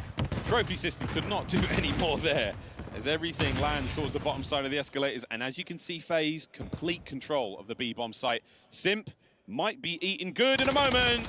No, doesn't get anything. Joe Deceives in first. Here comes the nades. Oh, that's an interesting play. They had the setup towards the middle of the map. Atlanta FaZe could have blended them. Instead, they backed down. So whatever intel they had, well, it didn't pan out for them. Maybe I am a jinx. 300. I said they were looking dominant. Hello. Now they're gonna lose need, around. and they're going to get it overwhelming running as a squad. They will never guess where Draza is. But the good news, they're playing thick as thieves Nate, right thank you for now, 35 shoulder months, to dude. shoulder. There's no way he can take an individual gunfight and get away with it. Or can he? This is the 100 Thieves style. Ghosty talked about in a high rise. If you get that first blood, you make sure you group up together. They faltered the round before. They are squatted up now. Counting to 10, and now it's time to plant the bomb over by A. Where will Draza go? He's the man on the screen right now. Checks B, nobody home. Now he's going to go towards A. Check that. Lovely damage. Little does he know, there's a ghosty behind the bomb as well. There's the fight. Oh, a big win. Wait a minute. He manages to get the 1v1. And they're all grouped up together. So Draza not even really concerned about getting flank boxes. He's got his gun forward. He's got his gun well and truly forward. Thieves back on up to the corner. Draza has to send it. 25 on the clock. Great instinct so far, but running out of time, and that's enough to get it done. 100 Thieves remain on point. A 3v1, way too much to let it slip. Fantastic execution in that round. They're on the board. Similar looks, waiting for the scam. FaZe will never do that. Highly unlikely they will. Thieves Lovely composure. That's what we're looking for here. This late into the tournament, this late into the grand finals. Calm heads and steady hands as we go into another round. And I'm liking the grouped up look so much more on the side of 100 Thieves. Active together, that is where they have shown their success. Atlanta FaZe, similar setup of Easy taking the bomb. We know the position, waiting out for all the utility. And Kremp, this might be a game of patience again against Celium in these type of moments. I'm thinking for 35 months, man. Be cautious about that timing. We already know Celium, not the player that's even going to take too much space over by that A site. And Easy thinking about it, creeping up towards that bomb. And they're clearing every possible corner before they get into the B bomb site. That is a lovely bit of intel right there. FaZe are going for it. Body's now on the inside. And Sim looking for that flank as well. Busy with a nade. There's a trophy system at play here as well to keep them safe, and that's going to be the plan. Clear the steps, get the bomb down. True 4v4. No flanks as well for 100 Thieves. So again, grouped up together through the middle of the map. Still doesn't make the gunfights easy. 4v4 retake. Got to try to work through the trophy system as well. Draza should be good for one here. And Celium is not in his place. You got a 4v3. Now you got a 4v2 around this B site. And here come the Thieves. Can Draza find at least one here? The timing might not have been great. They're through the bridge. Behind him now. Damage dealt. Nasty managed to pick it up. Thieves sending it on the site. Abizi on the fadeaway. And it's got to be Celium. Celium's got to make the play to bail out his teammate. There's the extra kill. You got a 2v2, and there's simply no time. Abizi brought down. 14 seconds to go. Celium now on the inside of the site. Massive damage onto the bomb. Can Celium check it? Finds one. Sends it towards the last player. Wow. FaZe. What a clutch. Unbelievable composure. Wow. It simply wasn't enough time. You had to go faster. That was crazy. Celium on the flank ends up getting it just right. The Goldilocks moment there for the 1v2. Timing was of the essence. And the moment he found that first kill, he sends it towards the bomb instantly. They know full well you have to be on it. It takes 7.5 seconds to defuse that bomb. Ghosty sticking it out, and there it was. Celium, a master of the craft. Built different. 4-1 lead. Huge advantage in this game, and Abizi dodges the nades, but just barely gets out with his life. Wow. Even the tags rolling through. Nasty nearly shreds them. But when all is said and done, all 4 players for FaZe still alive, and it's not even a retake. Bomb not planted yet. Not yet. First, the Crimp, though. And Celium, no damage, but he's going to have to back on up. Can't really take those fights. He and Draza, though, still working with those MCWs over by the B-bomb site. On big first blood. Ghosty looking for his big first kill as well. And this is a huge flank coming in through Simp. And by huge, I mean it's going to take him a long time. In the grouping right now of 100 Thieves, Draza spots the squad. Now you got a 3v3. Watch Knows out. they're all behind him. Gets Watch you the out. first. Tries to stake for the second. Oh Gets my it gosh. done in a 2v1. Oh, it all comes down. The last man, Draza. Wow, dude. That is an unbelievable 2 rounds Renetti back to win. back. Like that? Map point FaZe. The heartbreaker and the life taker, and he is letting Ghosty know about it. Great trigger discipline. His instincts kick in. That is why you grind this game, to feel out moments like that. He spots out 3 and instantly hits the go button. They isolate the 1 player left at bridge, and then you just turn around. Joe Thieves unable to hit that final bullet. Those pumps on point there from Draza. And now FaZe, they're all in. All 4 members towards B. Sim does have a trophy to work with, but he's counting the tacticals and lethals thrown. It might be a waste of a trophy at this point. There's the plant. Counterattack now from 100 Thieves. It's got to be perfect. FaZe gets the bomb down so fast. A different direction. Wait a minute. Doesn't check the corner. Free first blood. Celium in. Tactical retreat. Nades connect. Can they finish Abizi off? Oh, what a drive-by piece of information that was. Draza there. Can he find another? No, Ghosty fighting forward. Man advantage FaZe. This is going to be it. At least Ghosty gets off the LaRue cam, but now for a 2v3, a slide in a corner. It's a 1v3 that does not last. The Atlanta FaZe bully ball on the Rio. Wow. And we talked about how adjustments are going to win you that map. How about selling him in that final round? He's been responsible for the A push every single time. Kremp loves to do it. All right, Cell 3-2. picks a different spot. We need one more and he reads map. it perfectly. Atlanta FaZe in their they're so final good, four. man. Like 100 Thieves Set team up is incredible. potentially the final map. And they're going to get Tournament so point. much better the more they play. But FaZe is This just may be the final map of the more Esports World experience. Cup. Invasion Control. Is the prophecy true? We'll find out as FaZe take the lead. An equalizer to force the final Anthony, map thank of you for that 28 high rise months. S&D would just be too much. But we'll find out how this goes. Invasion Control coming up next. Quick look at the stats there from that Rio. It's brutal as well because the stats really don't even tell the whole story. I mean, we had 2 different rounds that basically get decided by a bullet. I think it was round number 2 where aBeZy gets a first blood against Kremp where he's reduced to 4 HP. And then aBeZy goes and gets 2 more kills after the fact. We had the round for Draza spotting 3 players on the flank. He also gets reduced to 1 HP. If JoeDeCease finishes that kill, well, he still got to play the 2v2, but what could have been? And well, there's a look at the first one. It is literally a battle of margins, but again, for Atlanta FaZe, give them an inch, they take a mile. And as close as some of the rounds were, a 6-1, it just looks, and it just Snack and feels Rod. so Thank brutal. you for the recurring members, guys. I mean, the Thieves, these And rounds another are one, close. 14 HP, another gunfight just decided by a bullet. And that bullet will haunt the Thieves for a long time. Even Ghosty with the absolute snapper there, not enough. Draza on your screen there. What an unbelievable map. An unbelievable moment Streaming now over the week. for I deserve FaZe. vacation. You're They right, are bro. one map away from being crowned Esports World Cup champions.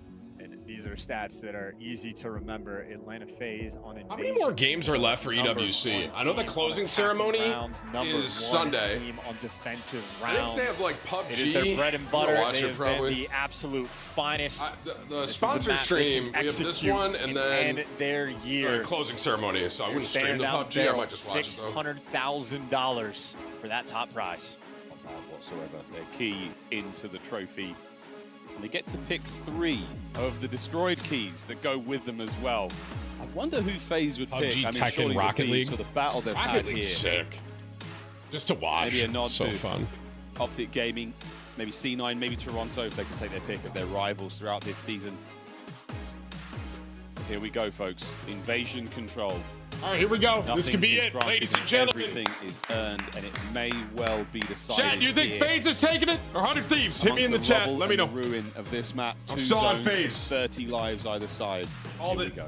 Called it earlier. Stand Atlanta behind FaZe it. haters. They're gonna find a narrative to spin. They're gonna say something, but that's only if Atlanta FaZe get it done. And if 100 Thieves make this comeback, then Atlanta FaZe haters, they'll feast for a long offseason. Oh, that offseason will feel very long indeed. In we go to the map. Match point, Atlanta FaZe. 3 rounds and they're your champions. Let's see what the Thieves are made of. Well, that's a tough first blood to falter to aBeZy. You'll find it one of 2 ways. By nade, by name, by nature, whatever it is, 100 Thieves, no pressure right now on the map. And we're waiting for a kill. They're the attacking team. Ghosty, lovely tags, and it's a couple of trades back and forth. JoeDeCease wins the fight over by B, so that's the capture starting. A minute 3 pause. Look at that. Open up that B door, but Atlanta FaZe, again, they'll play the safe game, Right, selling the opportunity to go on the fullest of full flanks. That's going to be the long-term game. In the short term, Atlanta FaZe, you see, very safe right now. They are playing on the mini-map. 100 Thieves occasionally toy with the idea of those like sort of mid-round A hits, try to catch you off guard, but wow, Atlanta FaZe not being caught off guard, not in this moment. No, not at all. Well, second segment of B gone, third, very, very close to being finished as well, and that is that, folks. 2 minutes now to play, 24 lives either side. Going to be playing the long game. Can 100 Thieves find the opportunity to break this down? Not a bad start, Dan Ghosty. 3 kills, make it 4. MCW. Love the headshot multiplier. Last man on the point. Ghosty, I don't think he saw him there, but you got to worry about the players coming out of spawn as well. Teamwork, can I make the dream work? Ghosty can't get any more, but you're in A. You've got to now fight for it. Any extra tick you get is huge. He's got number 4 on the mini-map. Joe Deceives watching his cross. 2 players in front of him. He feels the pressure, gets out of dodge, and gets gunned. Gets gunned as well. A little bit of damage into the next player, but for now, Thieves, they've maintained pressure. They've got players pushed upfield. Wow, but that doesn't help. 30 seconds gone as well off the clock, and they have FaZe lost every bit of momentum that they once had. FaZe holding the line so far. Thieves slowly but surely being cut down, looking to do what they can just to maintain position here on Invasion. A very, very difficult map to attack on. Ramp has eyes on one, knows the player's going to be back blue, and he lets Joe Deceives take that man down. Another kill in the feed. He's cleared out the back spawns. You look for Cafe, you look for Laundry. This, he's checked every possible corner, all good. I might just be able to dive on this, he says. Has to worry, though. Abizi taken care of. Now Joe Deceives in a prime position to help maintain this presence. Oh, an awkward little moment here. Plenty of FaZe members up. Trades are on.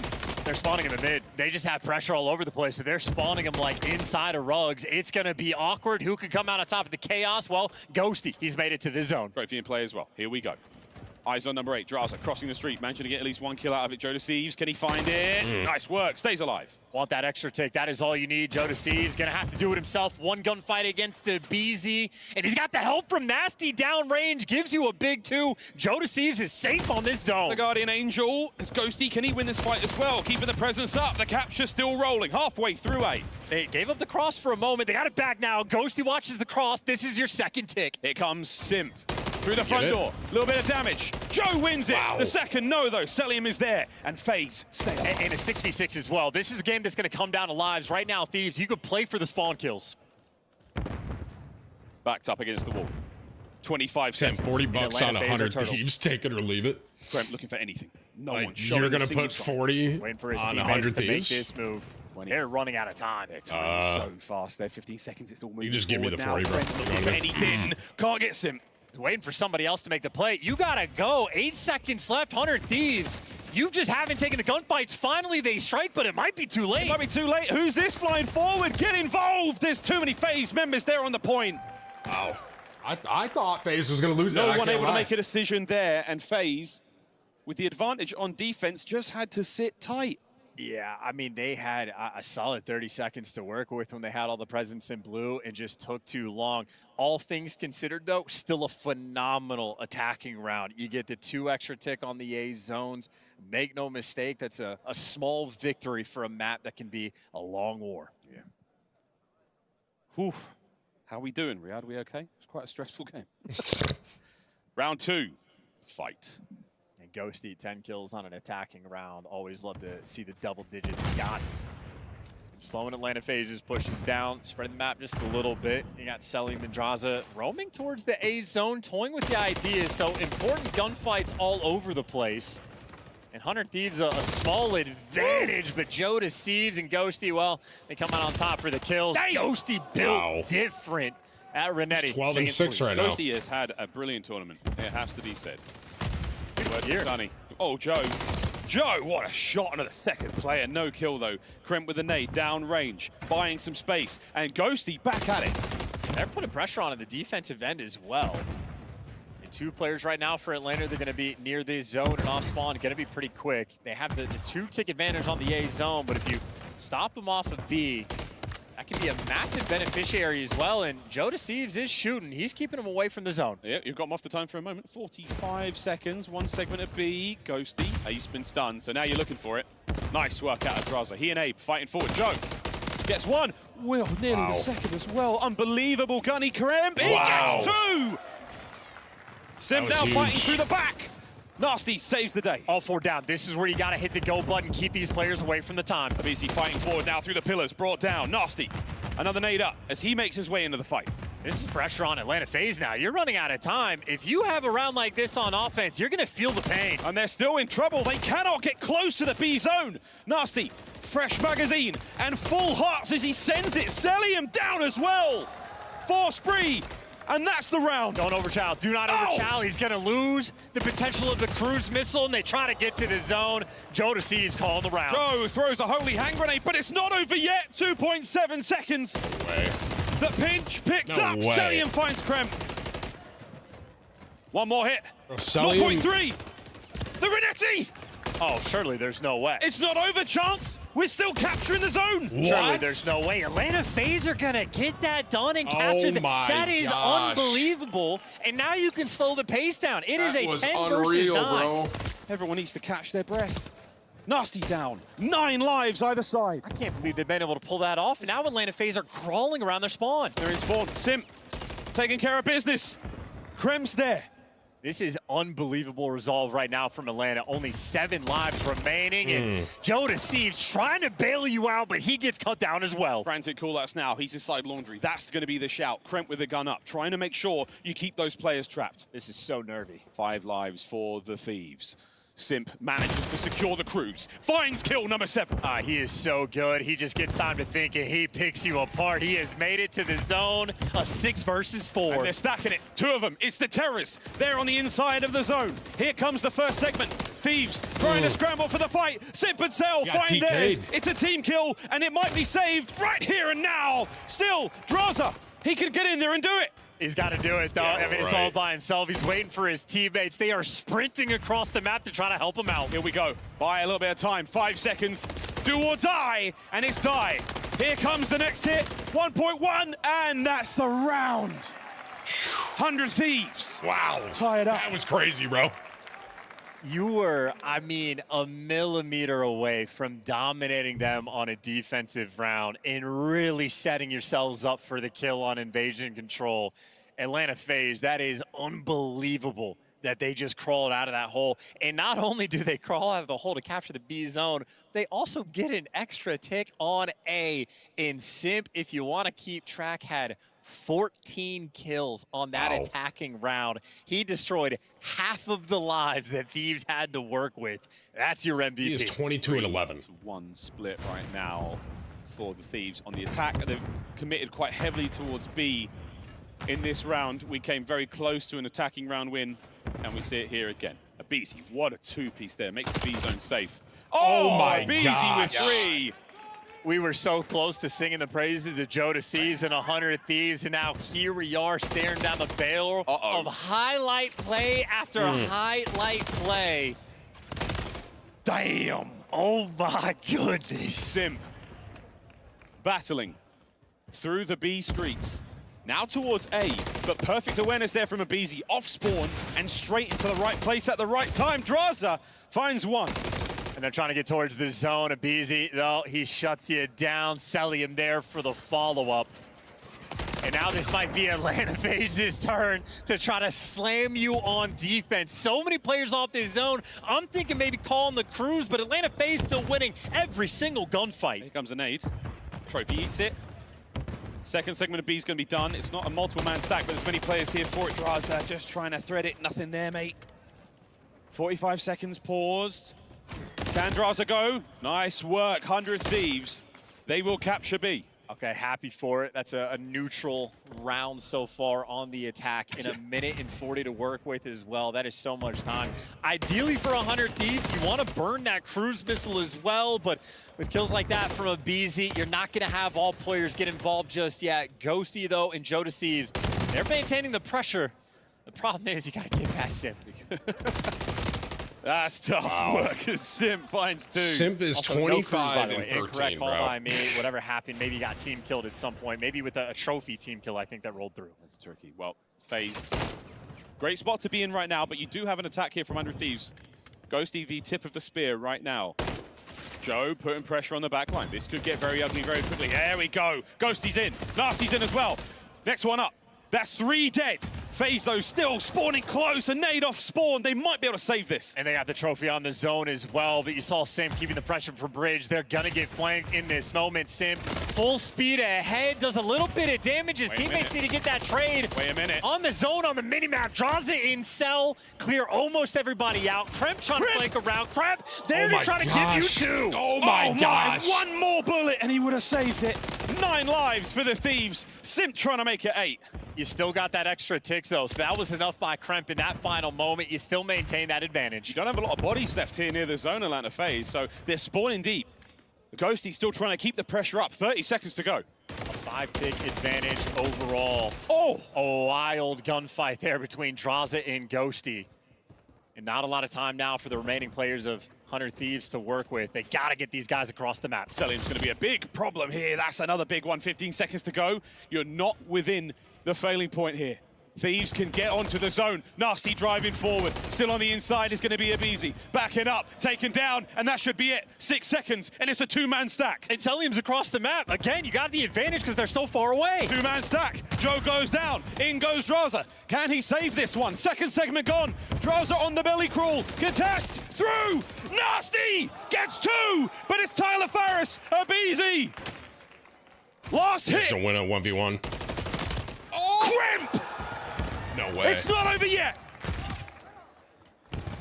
No way. Holding it together. FaZe in. FaZe win. Tournament point now. That was close. These rounds. These are have crazy. Been exhausting. Utterly insane. Just both of the activity these guys can produce on the A zone, second to none. As far as the tick tame goes, I think 100 Thieves have almost but guaranteed defense on the final round. On the A zone, they have given you so much extra. The thing about Atlanta, though, they have been the best team all year on the attacking rounds. It's an invasion as far as the map goes, but as you pointed, still a round away on tournament point. Atlanta FaZe, at a moment's notice, can rip life from you and end their year with a dub. On to Joe. Gets 2 to start this round off. Kremp finds a pair as well. 4 already. Hyper-aggressive opener here. 100 Thieves pushing FaZe back. It's as good as it gets. An opening break like that. Everybody working out of Palace. 3 players now swarming A Street. Kremp gonna be able to spot them all. That's a frantic rush down the A Street. Over to Ghosty. Still keeping the damage alive, but he's got a lot of information passed over. Can his teammates help out? Airs Nasty.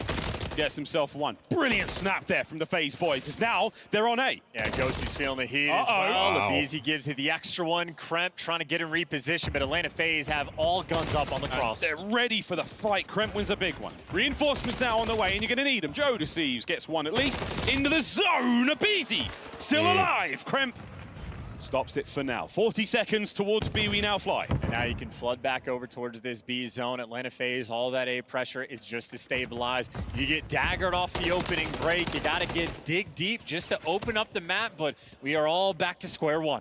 Man, we dug so deep in that last one. We all came out with a geology degree. Simp. Oh my. The B capture, and now the A. 2 members of FaZe on A. The reinforcements now flooding in. It's going to be a war on 2 fronts, and that's a big win. Trade's done. Ghosty now in, saves the day. And we're still alive as well. Selim gets cleaned up as well. Welcome back to your spawn, Atlanta FaZe. They absolutely push pace immediately. Did you get eyes on? Yeah, Joe Deceives on the far flank. Damage in. Anyone there to help out? Yes, this is going to be an absolute battle. 20 seconds to go. The war of the streets now on. Wow. Surely they have done enough. 15 seconds. Not enough time. Getting the extra kills as well. 100 Thieves surviving. They've survived. That's it. 3 down. A final round on Invasion. What an absolute marathon this grand finals has turned out to be. And 100 Are we Thieves going game have 7? More than enough Chat. to get defense for this final round. Thematically, the easiest thing in this game to do, win a round of defense, but again, the threat on the other side of that stage for 100 Thieves, a team that can pull off miracles. They have put the pressure on both of their attacking rounds. Simp gave you 14 Game 7 kills in one of S&D. them. I'm in, bro. So the pressure is there, but 100 Thieves, a good opportunity. They can force a map 7. For the first time in history in the Esports World Cup and Modern Warfare 3. What a finals we are being treated to here. Truly. To stay alive in the tournament, 100 Thieves. Thank you, bro. To win it all FaZe. Here we go, on to B. All about their business. Default setup straight towards that B zone. Instantaneous first blood there from Abizi. Nasty getting hunted, chased down, and getting put on lock. Atlanta FaZe, this is where they're at their best. Go for the solo stack and play for kills. A couple trades rolling through, an important one. Helium catches Ghosty and maintains just a little bit extra. Clock has been paused, only 9 seconds thus far off the game clock. This is so strong. The pressure here from FaZe early on has been decisive. A single segment of B is all that remains. They've got themselves in there so quick. Joe, whoa, what a win. First one down and out. Not enough, though. Left in the tank here for the mine count of FaZe as they just fight their way forward. Plenty of time still. They're going to finish the capture, and they're going to march across the map. D-Zone has fallen 2 minutes and 14 seconds. That is the most time you could ever hope for to work this A-zone. This guy, This guy, look, I don't know what to say. I hate this guy. Such a nice guy. What is he doing there? Demonic. 2-man. Is that to see, do you get aim assist through the wall and you can see if they're there kind of thing? Nasty, just enough to keep you trapped inside. And BZ now will be under pressure. Good play. There we go. Nasty in the Thieves, fighting forward. I love that. Now you can get active on the map, try to push for a little bit of space. You can get aim assist through that wall. That is so funny. Hands with Sam towards the middle of the map, and we've seen how tall Kremp is. He's got the reach advantage. He does. He really is he's a big guy. Lovely shots as well. Tacticals on the inside here. DVD's absolutely popping right now. Trying again, keep FaZe away. Great spot to be in right now is going to be Joe Deceives, right there in the middle of the map. Trying to stop anyone get close. And Kremp, man, he's been alive for so long. So much pressure as FaZe clawing forward. Each inch feels like a mile. Oh my God, Atlanta FaZe are getting this done. They've had so many different players one-shot, but they just continue to stay alive. That's 3 down in the feed. Here we go. Kremp's got to go big. He only gets 1. Down range, though. Joe Deceives finds his. A single man onto A. Clock has been stopped, but right now you just need that teammate support. 100 Thieves thinking about playing with the spawners, trying to surround him, selling him there to give you 1, but he gets traded. You get all the trades, and Simp by himself might have enough. Kremp, Simp! Oh my gosh. The master at work! A 2-man stack now on A. He is completely locked in. This is it. This is your tournament. Thieves, the last chance now in the fight. Forward they go, and it's Simp, Cell, Draza. Oh my God, The they got it. FaZe. FaZe They've won, done dude. It. Wow. Okay, that last round was insane, Destiny bro. manifest. It was one of the 4 down at the greatest very rosters end, Call man. of Duty has ever GG, seen. dude. Champions I called it. Here I did at call the that. Esports World Cup. I love 100 Thieves, but that round just, 5, they're too good, man. Invasion control, cheese hits different, but it is all but a guarantee. Atlanta FaZe, they get their piece of the pie. It was written, it was Invasion. Was it 600,000 to first place? Crazy. Dude, Tuck gave me the $40. The favorites in the final for so many. Tuck, thank you, man. Undeniable brilliance all season long. A single major win. An early exit from champs, but they forget all about that. History made here today. And what a tournament they played as well. And great sportsmanship as well. I mean, you know, commiserations to 100 Thieves. A hell of a fight. We watched this squad improve throughout the year. A budget roster, but man, did they ball out. But for Atlanta FaZe, congratulations. Don't break it. You earned it. They earned it. Atlanta FaZe, champions of the world here at the Esports World Cup. Congratulations, man. They popped off, dude. $1.8 million prize pool for MW3. Man, insane. That's so sick.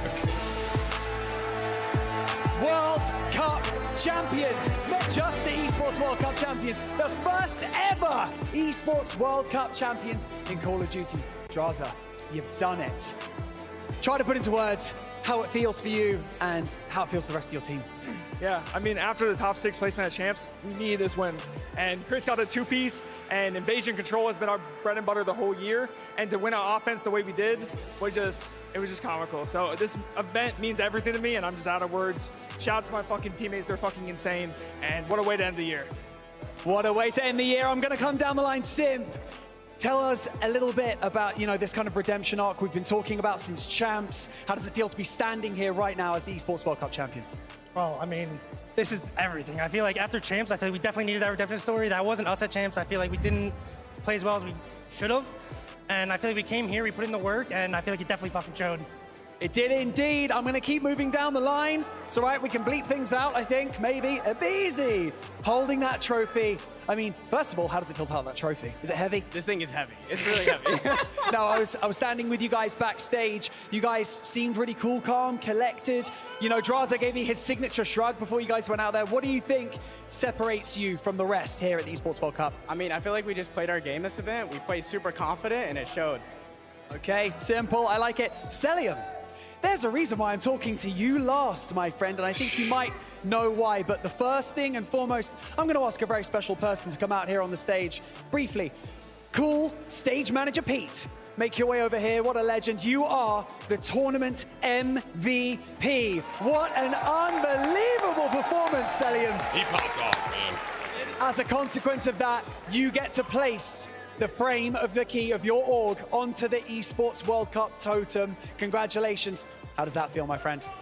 It feels amazing. I'm at a loss for words. I mean, I have the best teammates in the world, so I'm just glad we came out and performed, and I'm happy, obviously. So obviously, you guys have many, many fans around the world. Your org, your teammates are super proud of you. Is there anything you'd like to say to them? I mean, I want to shout out everyone behind the scenes, Crowder, RJ, Pac, everyone behind the scenes, man, because I think everyone after champs was a little bit disappointed, but all of us talked our issues, you know, and we just figured it out. You figured it out, indeed, because you're standing here as champions. Everybody in the Amazon Arena, one more time, make some noise for your champions. It is, of course, Atlanta FaZe. And we're going to send it back over to the studio where they can close out this tournament. What a tournament, boys. What a grand finals, and what a fitting way for Atlanta FaZe to close out Modern Warfare 3.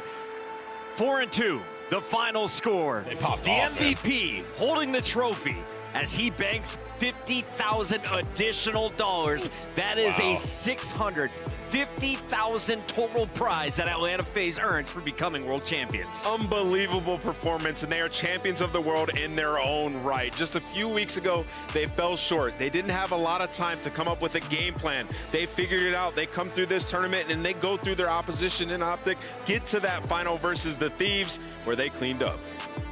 I mean, I'm at a loss for words. From the season that Atlanta FaZe has had, from the way the past few years have gone for them, just constant top 2, constant top 3, just getting themselves to that point and not being able to close it out. They get one chip at the major here, but it wasn't enough. They got a second chance at becoming world champions, and they come out and they show out on Sunday. So incredibly proud of the boys in red. Clayster, you heard from FaZe how much this one meant to them. Everyone was saying maybe they need a roster swap. Maybe this isn't the right fit.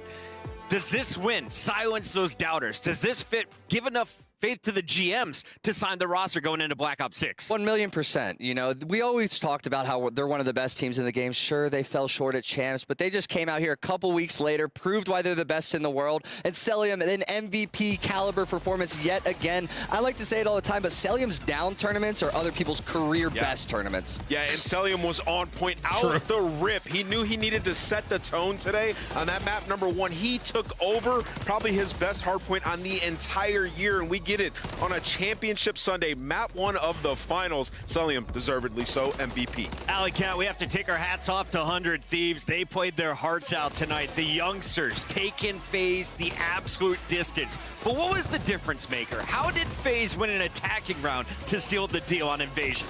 Well, for me, Atlanta FaZe, like, they are the best Invasion control team. By far. We talked about this already. We just saw them do it versus Optic Gaming. And for Atlanta FaZe, they just understand their situationals. That last round, they're like, all right, we're going to play this aggro because 100 Thieves are way too prepared for this early A push. What do? We push up B Street. We prioritize the aggression towards their spawn. Once they got a couple of kills, they move in towards DVD and Laundry. They leave a player to play spoiler, and 100 Thieves could not sniff them out in time. Out-talented, outplayed, Atlanta FaZe 100% deserved. I don't know what more you can ask for out of this Atlanta FaZe team. You look all down the line at these players. Abizi had one of the best S&D tournaments of all time, dropping phenomenal numbers throughout the entirety of the tournament. Draza securing his spot on Atlanta FaZe next year. I don't think they're going to make a roster change anymore, guys. Not anymore. You're going into the next year champion.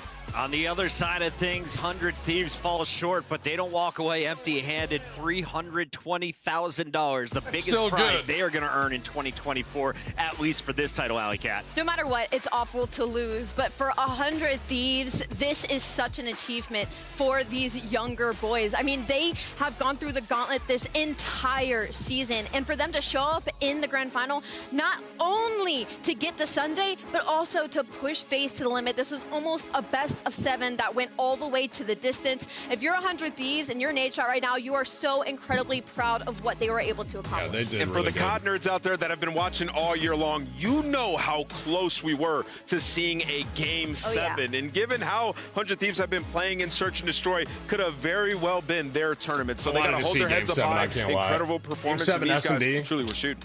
In the words of Tasteless, nerdgasms all around here in Riyadh. What a fantastic show. It's an old school reference, Al. You wouldn't get it. We got to take a look here at our MVP one more time. Our Bravia MVP of the Grand Finals is none other than MacArthur, a.k.a. Celium. Clayster, his worst tournaments are other people's best, but he does it so consistently. #1 KD leader on day 1. #1 KD leader on day 2, and he closes out the tournament on top of the leaderboard again. I had a conversation with Celium this year afterwards at a tournament. I'm like, hey man, I've been watching your gameplay, trying to emulate it, and I just can't do it. I don't know if it's your teammates, the way your brain works, or you're just way better than me, but not many people can play like Celium plays. And, you know, he had to do, like, some introspective thinking this year because they kept falling short on Sundays, and he was thinking, like, hey, maybe it's my fault. And you heard all the interviews coming into this tournament on Sundays. What is the issue? Why are they falling flat? And he said he thought his pace slowed down in those matches. Well, it didn't. You can see the highlights from that map #1. He was everywhere, and I'm talking this map came down to the wire. They needed him to make a huge play on the P2, and he does it. When you need him, he's there. Celium, MVP. 30-10 to kick things off there on sub-base, and then, of course, as we went the distance, a very clutch round 11, once again from 100 Thieves. We went to control a 3-2 game. 100 Thieves take the lead in this best of 7.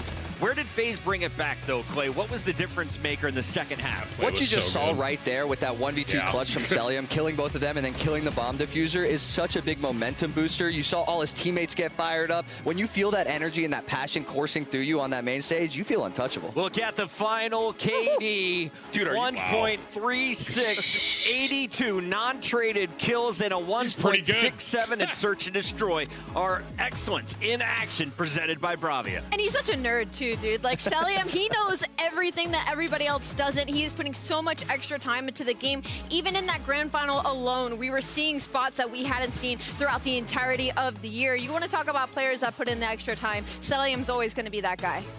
Love to see what they accomplished today, and what a surprise it was to have 100 Thieves at the end of this tournament after slipping up in group stages to the same squad 3-0. They came out as a different force today. Nameless, what did you see in this grand finals? What's going to be your big takeaway at the end of the night? Yeah, I mean, obviously, I think Atlanta FaZe sticking together. That's one of my biggest takeaways. But also, even more, 100 Thieves roster is unbelievable. Yes. And the way that they operated it from an organization standpoint, developing Joe Thieves, getting him to that level, he was shooting. And with the dynamic between Ghosty and Nasty, 2 ARs, they're here to stay. Can I also say, Nasty is him. In that opening map, he was the one dropping the damage. He had double digits over the rest of his team in the start of that sub-base. He has proved himself as an AR to be taken seriously in the league. As good as 100 Thieves have been, you can see it's Atlanta FaZe who have the honors of placing their key in the totem, cementing their place in Esports World Cup history as the first champions of Call of Duty. Congrats to FaZe, and what man. a reward it is, and how rewarding is this for replays? A guy you won a world championship with, what was it, over a decade ago, back in AW? Pretty much, and this guy might be the most accomplished, the most decorated Call of Duty player / coach of all time. He's standing up on stage looking fly as always with his boys. We got the whole social media team, the sports psychologists in the back. It is a full top-to-bottom win for the Atlanta FaZe organization. There you see them celebrating with Your Highness Prince Faisal, and he has been a big fan of these guys for a long time. A special moment as Eric Anderson and the whole FaZe crew throwing up the FaZe signs. They're going to be celebrating hard for the weeks to come. Absolutely. And Chris, I don't know if you noticed, but they were picking out the 3 that they wanted at the bottom of their trophy. I don't know. I can't read from this far away, but you got to assume Optic Gaming is one. I'm really curious, though, as what the other 2 are going to be. Nameless, everyone said this is... We're good to wrap it up there, I think, chat. Big shout out to EWC. This whole thing they're putting on, man, $60 million across, you know, a bunch of different games. Big shout out to them, bro. This has been fun to watch, doing these watch parties with y'all, and then obviously, you know, being a part of it. So big shout out to EWC for sponsoring the stream over here and working with us. If you go to esportsworldcup.com, get more info on it. We have one more sponsored stream with EWC next Sunday, and it's the closing ceremony. Like, they had the opening ceremony that I did, and it's kind of the wrap up of the entire like tournament. So, little 6 hours on a Sunday, man, longest stream I've ever done. Appreciate y'all hanging out, Shep. Thank you for all the love. Fuzz, I don't know if you're still here. Thank you for the massive dono, bro. New members, recurring members, all the gifted members. Appreciate you guys. I will see y'all.